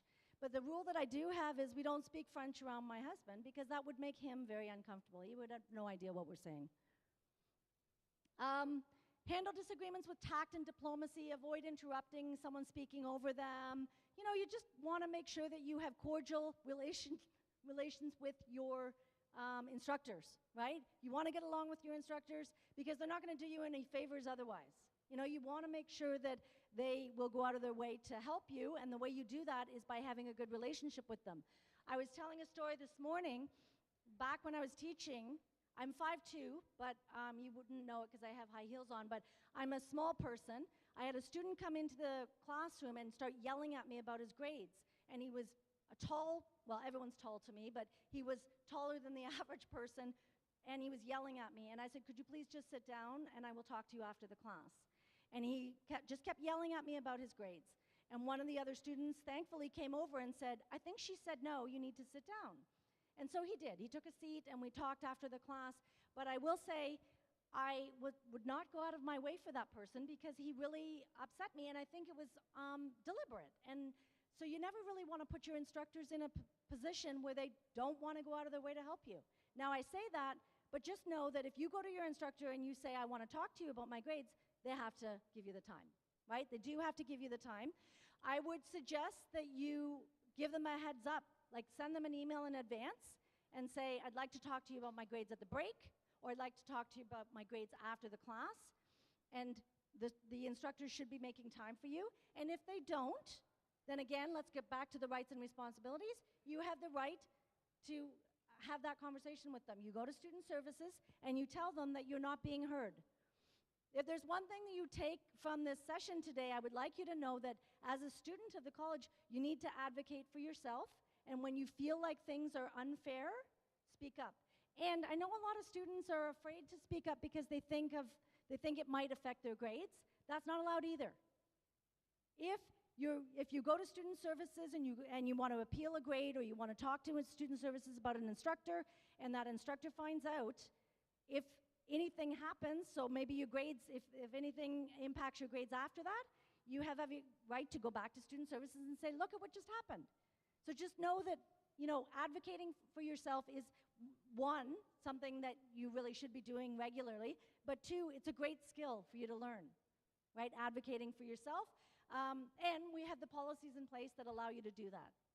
The first step, by the way, for all of that stuff is just to go to student services, and they will advise you. Nonverbal expressions, again, we said no arms crossed. You can never say please or thank you enough, because you're in Canada. I talked about the no means no. Okay, any questions on any of that before I get on to transit? Any questions on Canadian culture or the policies, any of that stuff? All good? Okay, so did anyone take the TTC here today? TTC? Yeah, did you find it okay? Oh, it got delayed. That's the story of the TTC's life. It got delayed. In the winter, it's worse. But the TTC is not the most reliable, but you can get anywhere in Toronto using the TTC. I would actually, because there's so much construction downtown Toronto right now, it's faster to take the TTC than it is to take a car downtown. But by car, if we didn't have traffic right now, you could get downtown in about 25 minutes. It's very quick to get downtown. I don't know if any of you have been downtown yet, but it is very quick. But by TTC, it's probably about 40 minutes. It's not too bad. And if you can get on a train line, it's very fast. But the campus is accessible by bus. And in the summer, you could just take the train right to Fairview Mall there and walk here. A lot of students do that. It's a 15-minute walk from the mall. So, and I was telling everyone this morning, you guys are smart. You picked the best semester to start your studies, because you get the summer Canadian weather, which is spectacular, and then you're probably not going to get snow until January, and you'll be on break. Some of you will go home to warmer weather, and some of you will stay here, but you won't have to worry about taking the TTC to get to class on time. You might have to get to work on time, but... okay, so TTC Go. Anyone take the Go here? Yeah, it's much nicer. The Go is much nicer, but it's more expensive. But the Go can get you pretty much anywhere, that you'd want to go in Ontario. I think you can take Go to Niagara Falls. Like, it would be a train and a bus. But you can get anywhere in what we call the Greater Toronto Area, the GTA, by Go. York Region is Markham. That's where I live. It's also Newmarket. Anyone in Newmarket or north of the city? Richmond Hill, Thornhill? Okay, so we won't get into that one. Brampton, anyone coming in from Brampton? Couple coming from Brampton. So you probably have to take Go. You can take the Go here, but you have to take Brampton Transit there. And I don't know what Brampton Transit is like, but it's probably like York Region, YRT. So it's not as frequent. But I think they're all probably pretty comparable, and they all cost about the same, other than Go. It's a little bit pricier. Oh, sorry. Uber is very common in Toronto. I would say you could get an Uber in about 5 minutes in Toronto. Lyft, not as common, but you can still get Lyft. And Beck is our standard cab, so if you're really stuck, you could get a cab. But I would argue that Beck isn't as fast. Beck's not here, so they can't refute this, but I don't think it's as fast as Uber. Uber, I can get it in about 5 minutes, no matter where I am in the city. Very, very quick. TTC, you all are, there's 4 subway lines, 9 streetcar routes, and 192 bus routes. It's the easiest way to get downtown, and there's the website. The price is $128.15 for students for a monthly pass. You're all entitled to that discount as a student, but you won't have your student ID yet. If you show them your offer letter, they will honor the discount for students, because that's a pretty good discount. And the same would go for Go. Go Transit is a public transit that goes throughout Southern Ontario, so lots of range with Go. And the prices, again, it's a little pricier, $440 or $370 with a Presto card. Presto card is kind of old technology. but you put all of your rides on the Presto card and you can use it interchangeably between the transit systems. But now, surprisingly, we now can use a credit card at the TTC, like for local transit. We never used to we were in the dark ages for a very long time. So just recently, now we can use our credit card for that as well. You don't necessarily have to have a Presto card. YRT I mentioned, but I don't think anyone here is using it. But then again, 425, it's about the same. They just, the buses, the transit systems outside of the GTA just are a little bit less frequent, right? The service just isn't as good as TTC. Brampton Transit we talked about, but I think you guys probably already know that. And then Zoom is the rapid bus system. Again, there's the website if you want to find out more about the Brampton Transit system. Mississauga, is anyone coming in from Mississauga? Yeah, so you can use My Way locally, but it's kind of like YRT, slow. Oh, there's only one stop. Oh, one stop and then you have to get on the GO train? Go bus. Okay. Okay, so before I move on to culture shock, anything about transportation or transit, any questions on that stuff? Yes?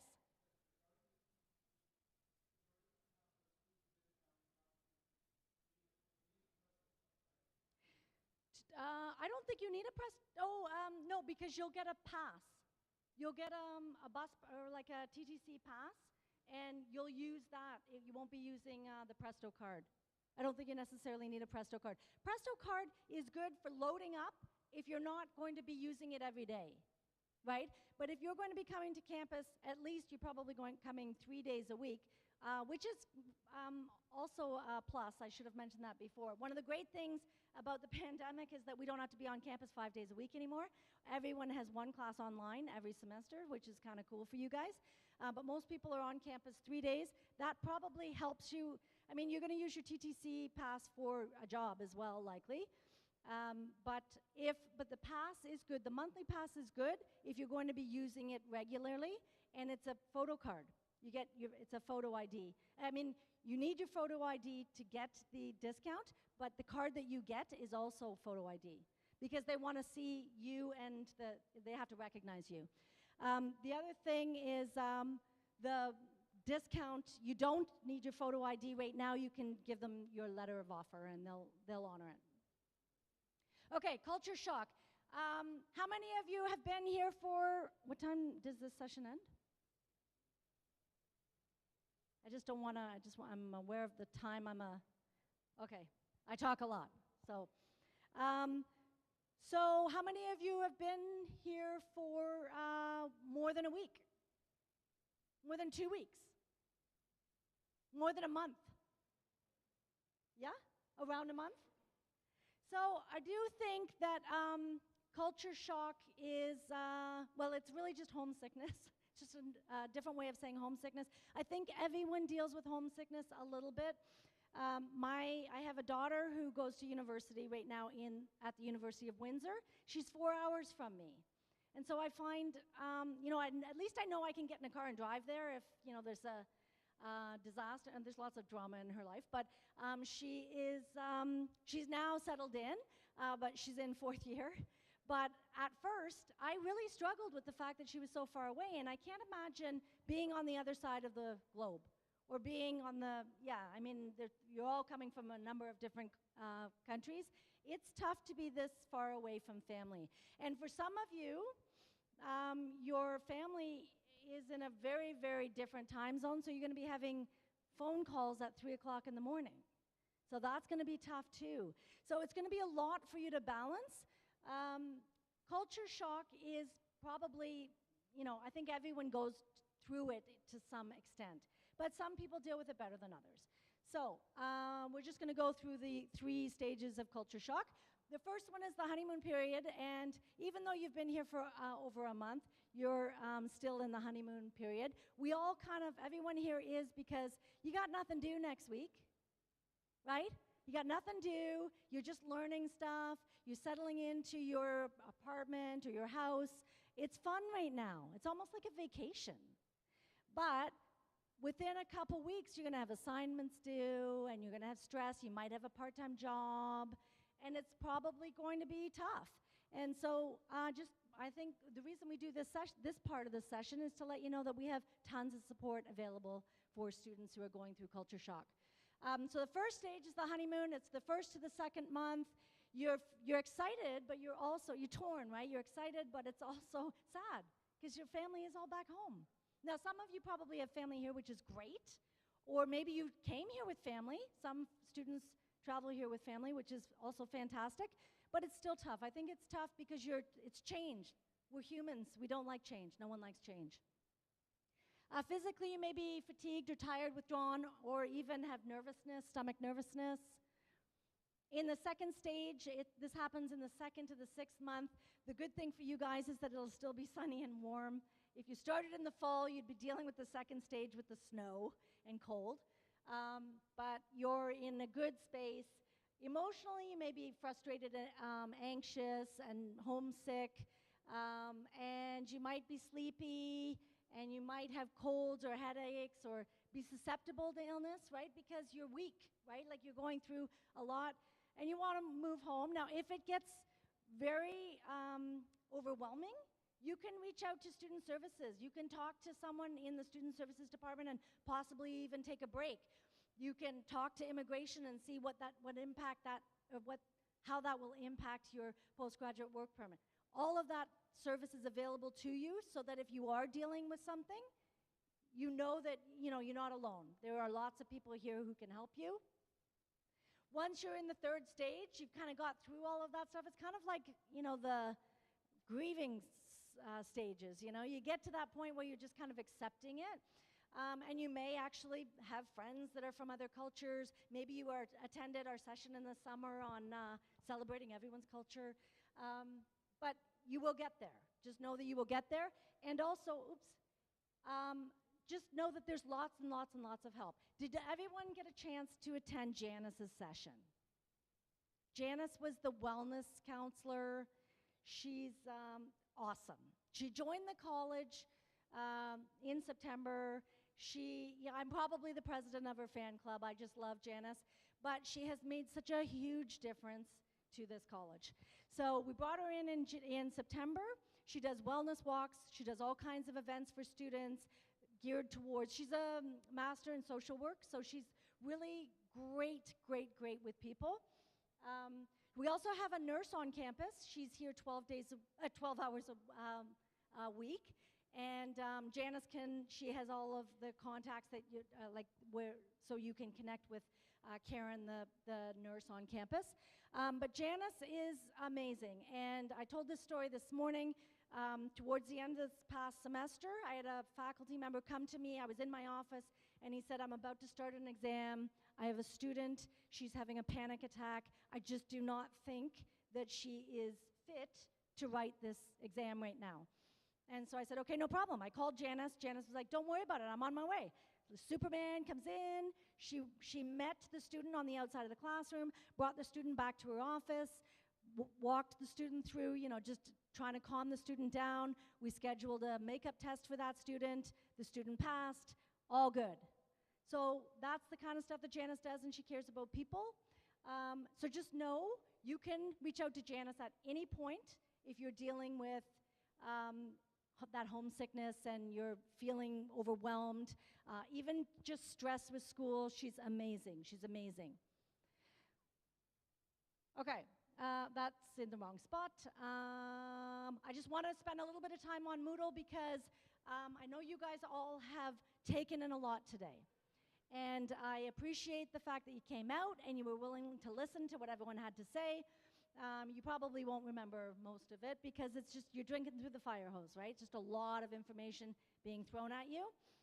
But just know that all of it, you can get a lot of this information on Moodle. My email address is on Moodle. Janice's email is on Moodle. Mark, even though I said he's a super nice guy, you don't want to meet him, but you could reach out to him if you had questions about artificial intelligence. So he talked a little bit about ChatGPT in his session. If you have questions, you can reach out to him. All of our emails are on Moodle because you won't remember everything that we said. So you log in using your My Lambton credentials. This is what it looks like. There's some menu items up here and some quick links down here. This is where you'll find a lot of the information that we went through over the past couple days. The other thing that I will do, hopefully you're coming back on Thursday and Friday. I know you got a lot of information today. Thursday and Friday, good sessions. If anyone's looking for a part-time job, we do have a fair. If anyone is interested in volunteer work, which I suggest you do because you put that on your resume, it's great Canadian experience for your resume.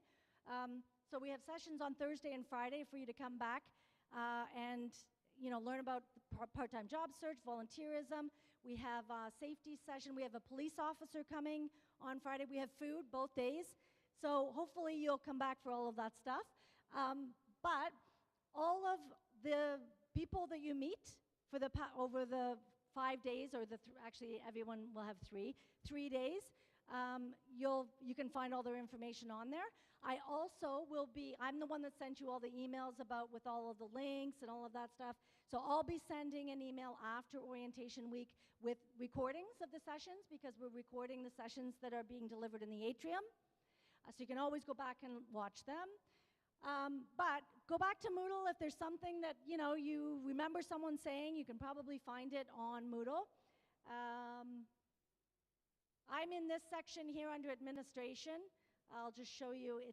This is all out of order, but so the policies and procedures are there. The student rights and responsibilities policy that I mentioned, that's really important for you to know that you're being treated fairly. This missed tests and missed classes policy, your instructors will go through with you on the first day of class. And then this is the grade appeals policy that I mentioned. Whenever you're in a situation where you feel like you got an unfair grade, you have the right as a student to appeal your grade. And student services will walk you through that process. The other thing I wanted to point out here is this. So the job board. So one of the quick links down the right is the job board. If you look around today, you'll see a bunch of people in blue t-shirts. They are student ambassadors. They're also the ambassadors that helped with the WhatsApp. If any of you used the WhatsApp groups to get answers to your questions during your orientation and registration. Most of them would have applied through the job board. So check that job board regularly, because we post jobs for the tutoring center once you're in your 2nd and 3rd term if you want to be a tutor. We post other volunteer opportunities. Convocation's coming up June 25th. We bring a bunch of volunteers to Convocation. You can come downtown with us. It's a blast. And you'll get a sneak peek at what's going to happen to you in 2 years. That's kind of cool too. We will post the jobs all on the job board. So just go back and check regularly. We have 2 students here with us today, Daniel and Mancy. I hired them through the job board. They helped me because I also help, I organize the professional development days for all of our faculty. So they helped me during that Your Break Week, which happens the last week of June. So just know there's lots of on-campus jobs that are posted through that job board. But you'll learn more about that on Thursday and Friday if you come back. What else is on here? I went through this. Oh, I just wanted to mention, is the entrepreneurship person coming? Do we know? Are you speaking? No, okay. Well, if he shows up, I'll give him the mic. There's an entrepreneurship club that has started, and I'm supposed to save like 5 or 10 minutes at the end for him, but we'll see if he shows up. So the last thing I wanted to mention was Moodle, the academics for Moodle. So has anyone accessed your classes yet? Have you gone in and looked at the course outlines or anything for the classes that you're starting next week? Anyone? So they'll be listed. It looks like this, I think, although Moodle's changed a bit, but your classes should be here. It'll be tidier than mine because I'm in every class, but you'll click on that and you'll get access to these things. Oops, sorry. Course outlines, evaluation timetables, and all of the course resources. The most important one here is evaluation timetables, which I'm going to get into in just a second. But the first one is the course outline. You can download that course outline and you'll know exactly what it is that you're going to be learning in that course. It's got all the learning outcomes in there. Read that. Very few people read. Oh, are you coming down to talk? No, you're not? Do you know if someone's joining me for entrepreneurship? Okay, cool. Thanks. So the course outline, download it. It's got the learning outcomes in it. You'll know exactly what you can expect in that course. The second is the evaluation timetables. So this is critical. The evaluation timetable should be on your Moodle page by the end of next week. And if it is not, you tell the instructor that at orientation you were told that it would be. The reason we do that is because we want to know that you know when everything's due, right? You should know by the first week of class what assignments you have in that course and when they're due. Most of the time, we ask them to put the dates in, but even if they don't, you'll know which week it is, what week that it's due. So just advocate for yourself again. Go to your instructor and say, Shauna told me at orientation that this evaluation timetable would be there because they should be posting that. And then that's it. Any questions? All good? No questions? Everyone's good? What about the entrepreneurship? Do we have someone coming to talk about entrepreneurship? I think Pranav's going to get someone.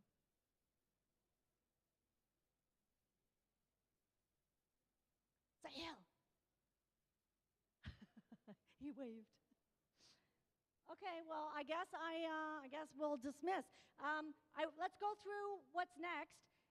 At 3:45, Colin will be joining us here, so you can stay put anyway. We're going to be doing the draw. So if you have you all scanned the QR code? Okay, so that's the draw at 3:45, and then we're going to play a game of Kahoot for prizes. There are prizes, top 3 prizes. And after that, FPWT will be going to room 126. Anyone here from FPWT? Oh, so you guys met Don and Zaki this morning. Don's in Calgary. I miss him. We haven't seen him in he's been out in Calgary forever. Yeah, that would have been a great session. He's a character and a half. BMHT? Okay, so you guys are in 127. Sorry, the FPWT folks are in 126, just down the hall. BMHT, you're in 127. FSQT, anyone from FSQT? Okay, you guys are in room 128, down the hall. MMDT, anyone? Oh no, MMDT is in a co-op session. CPMT is down there. PMLT. PMLT, you guys will be with me up in 225. But we're going to do that at 4 o'clock. In the meantime, I'm going to ask Colin to join us. You can at least, I think the other sessions already got out too, so we're a little bit early.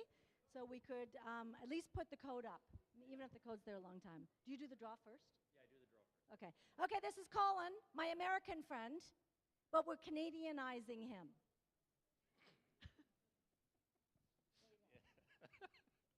Thanks, Shauna. Thanks, Shauna. So how's everybody doing today? Good? All right, we're going to play some games in about, 15 minutes? Yeah. Yeah, well, the QR code for the, we'll put the QR code back up for the draw just in case any of you haven't scanned it yet. But if you already did, you're good. You're in the draw. I'm just going to draw, you're all assigned a number randomly, and I'll just draw, we'll figure out who's won that. And then after that, we're playing Kahoot. Has anyone ever played Kahoot? No? It's very simple. It's just a multiple choice kind of a game. So you have it on your phone, and you'll see the question up here, and you just pick whichever answer you think is the best answer to the question, right? So simple stuff, but it's going to be fun. So 12 minutes, we'll start playing those games. So just sit tight.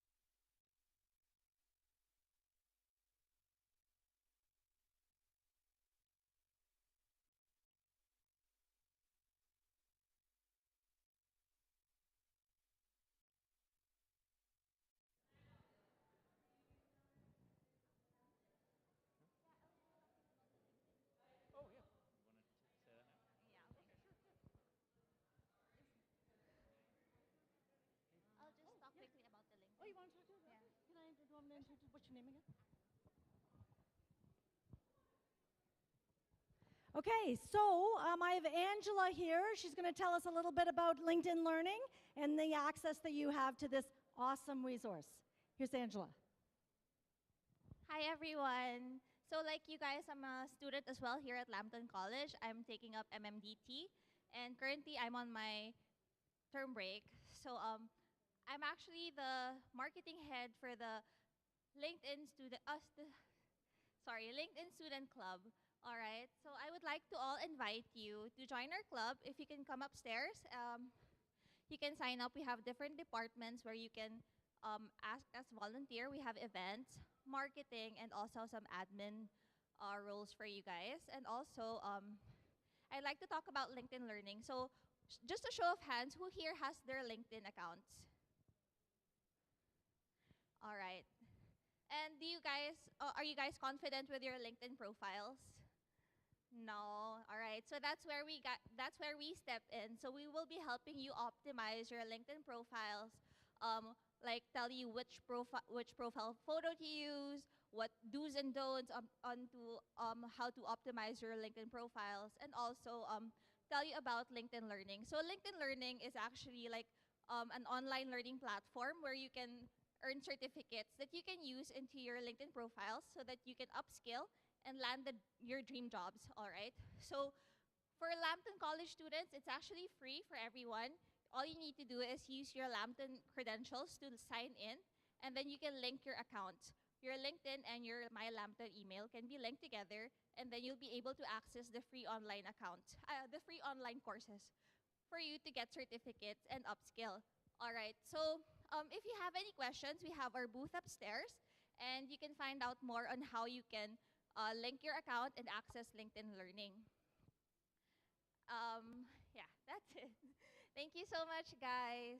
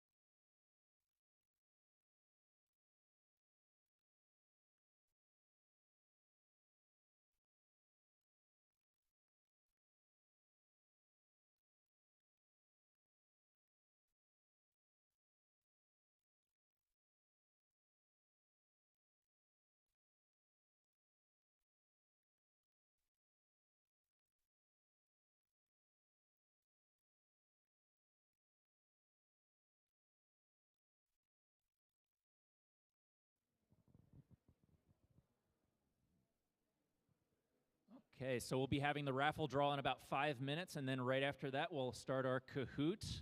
So if you haven't scanned the code, please do so. You have a chance to win a prize, and also for Kahoot, the top 3 winners also get prizes. So make sure you stick around for that. And if you have friends who are just kind of wandering around, you can send them a text and tell them to come back here for some fun games.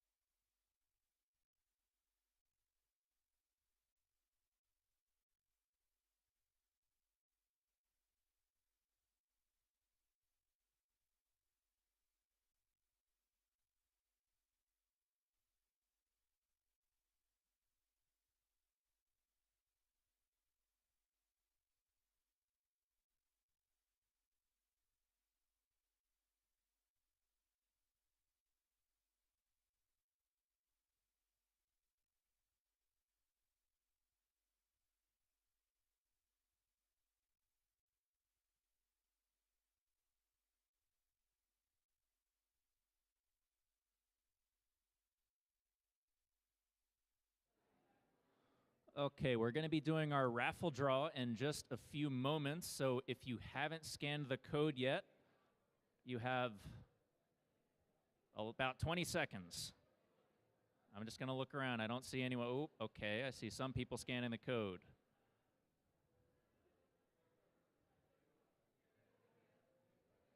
Last chance to scan the code. Enter the raffle draw.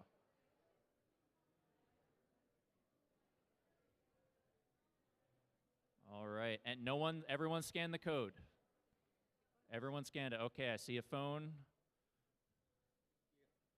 All right. Because even if they're not here, I have their ID, their student ID, so I can send an email. All right. I think everyone's got. I see one more phone up. I'm just going to give you a moment. Okay. We can get started here.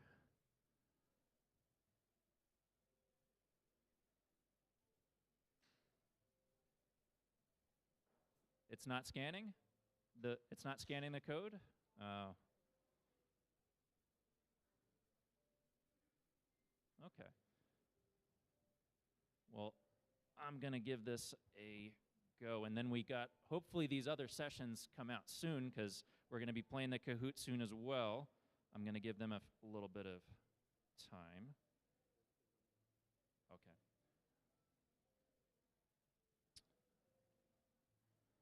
All right, so everyone who's registered has been assigned a number between 1 and, let me just double check where the count is. There's 217 of you. So everyone will have a number between 1 and 217. And even if the person's not here, I have all the ID numbers, so I can still send you guys a email. And the winner is number 217. Sangeeth. Is Sangeeth here? Yeah, you won. Congratulations. Come on up.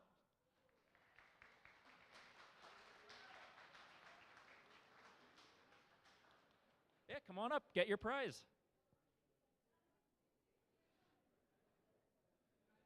So, did you want to get his picture? Yeah. There you are. Congratulations. Some Lambton swag. All right, we're going to get your picture. Awesome. Congratulations. Let's hear it for Sangeeth.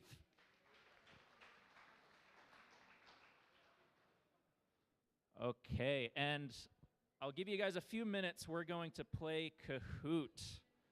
So, let me just make sure one thing is set here. Yep, we're good. So, Kahoot also has a QR code on the screen here, so just give it a moment. There we are. So, you can scan the code. If the code doesn't work, you can also go to www.kahoot.it and type in that game pin to join. So I'll give you all a few moments, and hopefully the others in their co-op sessions can join us soon. But it's a very simple game. It's just multiple choice questions. You'll see the question on the screen here, and then you answer it on your phone. And then if you win, if you're one of the top 3 winners, you'll get a prize. So if you do win, make sure you keep your phone open to prove that you are one of those top 3. All right, we see lots of people joining here.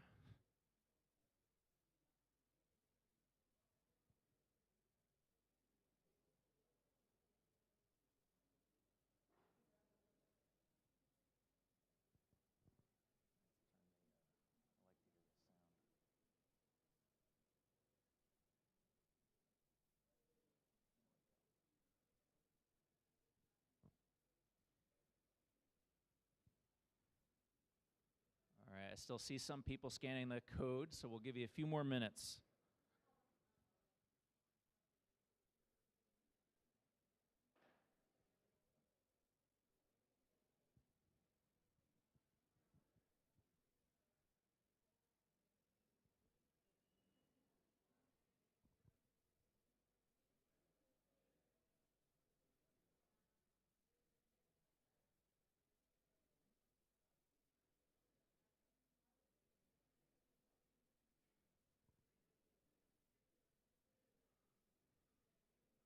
Okay, still some people joining here, so I'm just going to give us some more time.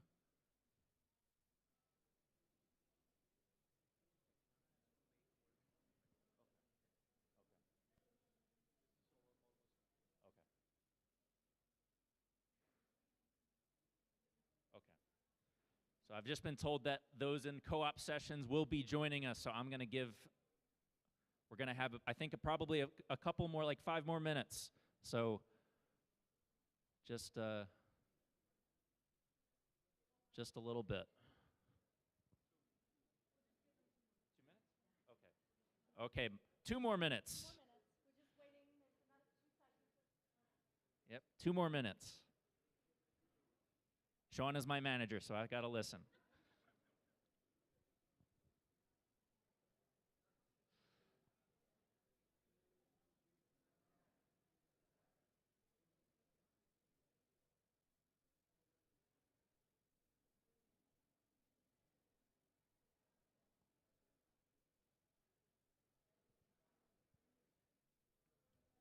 Oh, and by the way, the topic of these questions, so these questions are going to be more or less about the types of things that you learned today. So hopefully you paid attention in your sessions earlier today. So everything from the Canadian culture session, the health and wellness, session, your co-op session, right? Any of these sorts of things. So we cover a wide variety of Lambton College topics. And if you come on Thursday, if you come to campus for that orientation session, we have a completely different Kahoot that's about like general Canadian knowledge. Hey guys, just have a seat. We're about to play a game.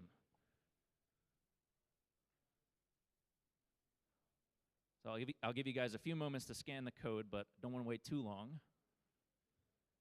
Got the program info sessions coming up next.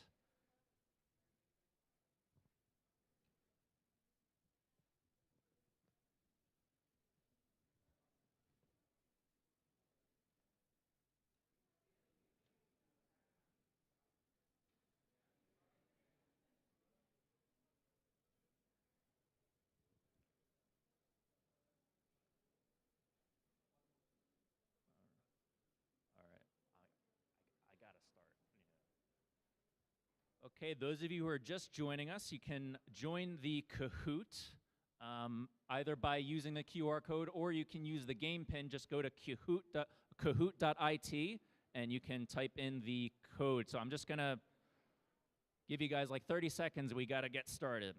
I don't want to take the coordinator's time.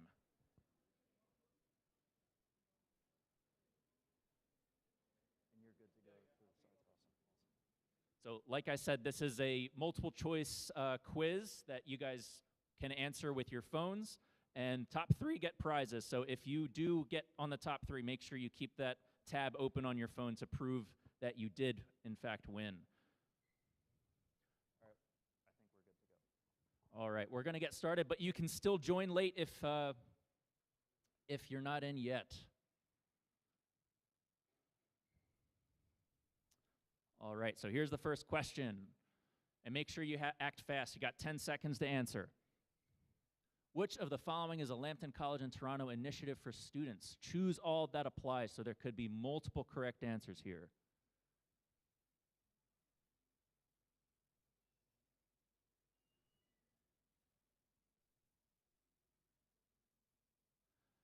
Any of these things, all these things are Lambton College and Toronto initiatives, except the free iPhones. We do not give out free iPhones here, as much as you might wish. All right, Space Ferret's in first. All right, let's see how the leaderboard changes next. When contacting the college by email, I should always include my, what information do we include here?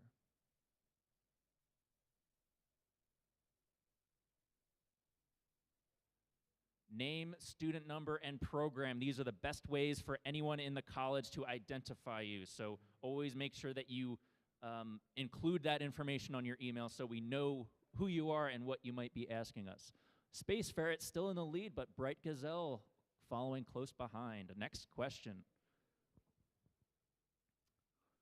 How many emails should you send to different departments and faculty members? So let's say you want to get in touch with student services. How many emails should you send them at a given time?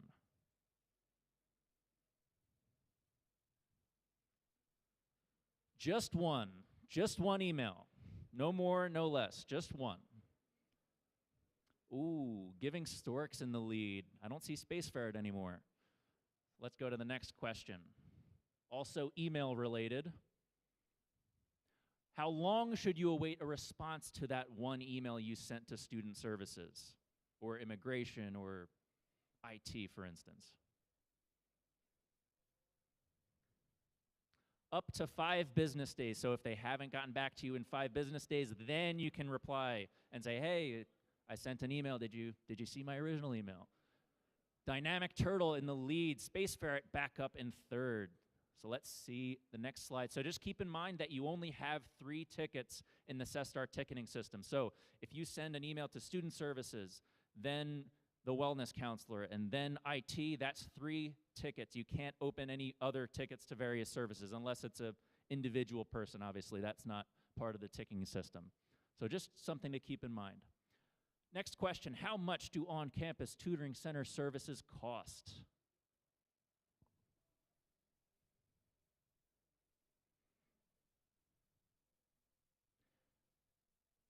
Absolutely nothing. Most of you got this one right. Absolutely nothing. It's all included in your tuition. So if you want to speak to anyone in the tutoring center, you go straight up the stairs, all the way to your right. You'll meet them. Dynamic Turtle still in the lead. No change in the leaderboard. Next question. Student work is reported to academic dishonesty or for academic dishonesty if. Choose all that applies. So there could be multiple correct answers here. If you paid attention during Mark's session, any of these things. So if you do any of these things, you're going to see my colleague Mark. So you may have met Mark earlier today. He's a nice guy, but you don't want to see him. So if we go to the next screen here, ooh, Space Ferret's coming back up, and we have Giving Urchin coming up. Okay, next question. If you want to use ChatGPT or other AI for your assignments, you need to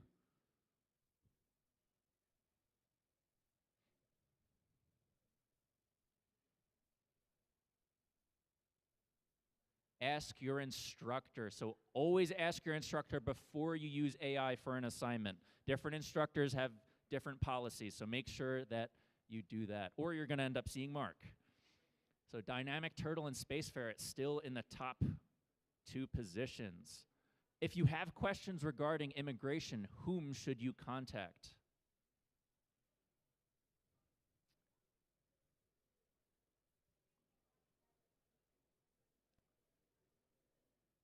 The college's licensed immigration advisor. Good. So Zoe, our immigration advisor, is a licensed immigration advisor, so you can legally answer any of your questions. Me, I cannot. I legally cannot give you immigration advice. So still no change in the leaderboard, although Elated Frog is coming up. And like I said, you can email Zoe at immigration@cestarcollege.com. Very easy email address to remember. So any immigration questions, you go straight to Zoe. Next question. Who can access the supports and services that the co-op and career team offers?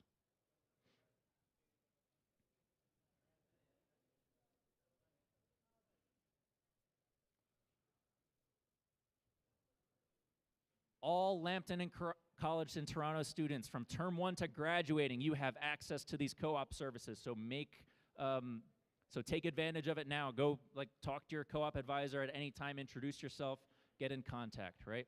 Ooh, Space Ferret coming back up, and Dynamic Turtle down to 2nd.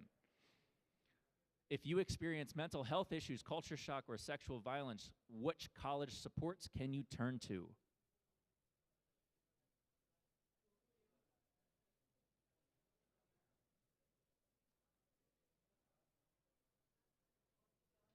And you can turn to any of these sources. Ooh, a lot of you got this one wrong. So any of these sources you can turn to for help in a mental health crisis. So just be aware that we're here to help. And Dynamic Turtle down to 3rd and Smiling Rabbit in 2nd. Nice. So we're here to help, right?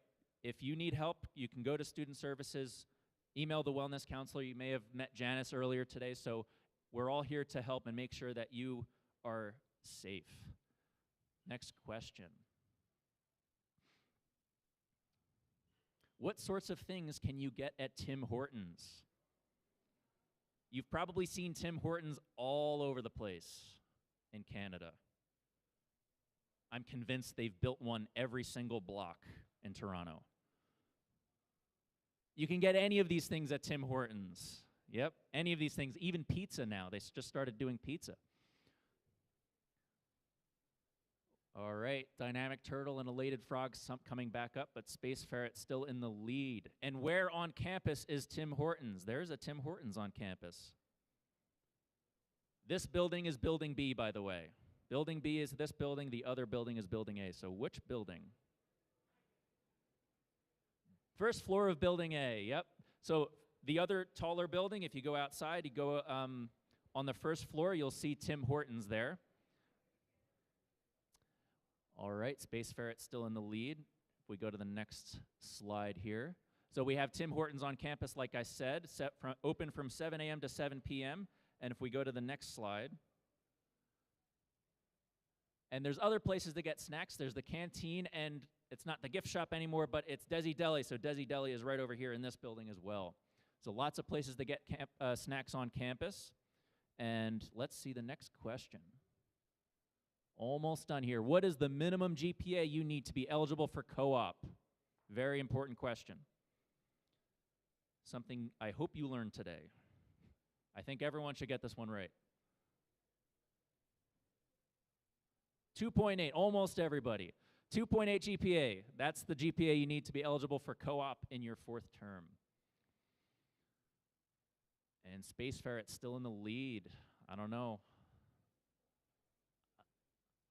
Oh, where can you find material for your courses as well as important information on college policies and services?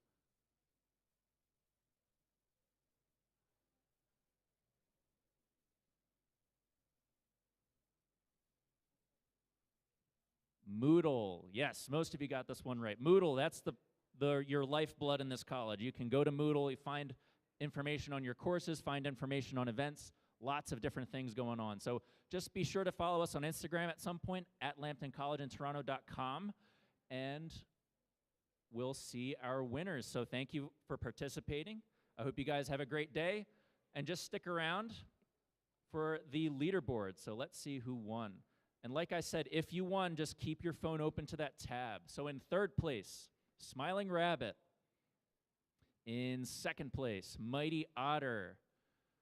And in 1st place, Space Ferret. Space Ferret coming back from back up to the leaderboard. So our winners, come forward for your prizes. Yep. Let's hear a round of applause.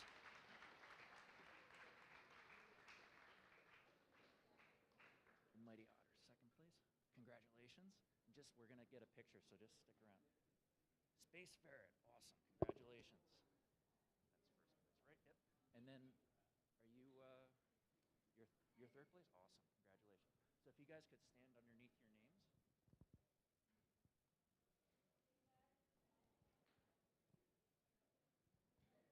All right, one more round of applause for our winners.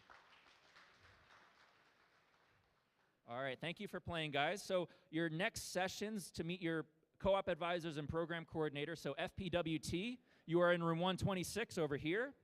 BMHT, you are in room 127, also this direction.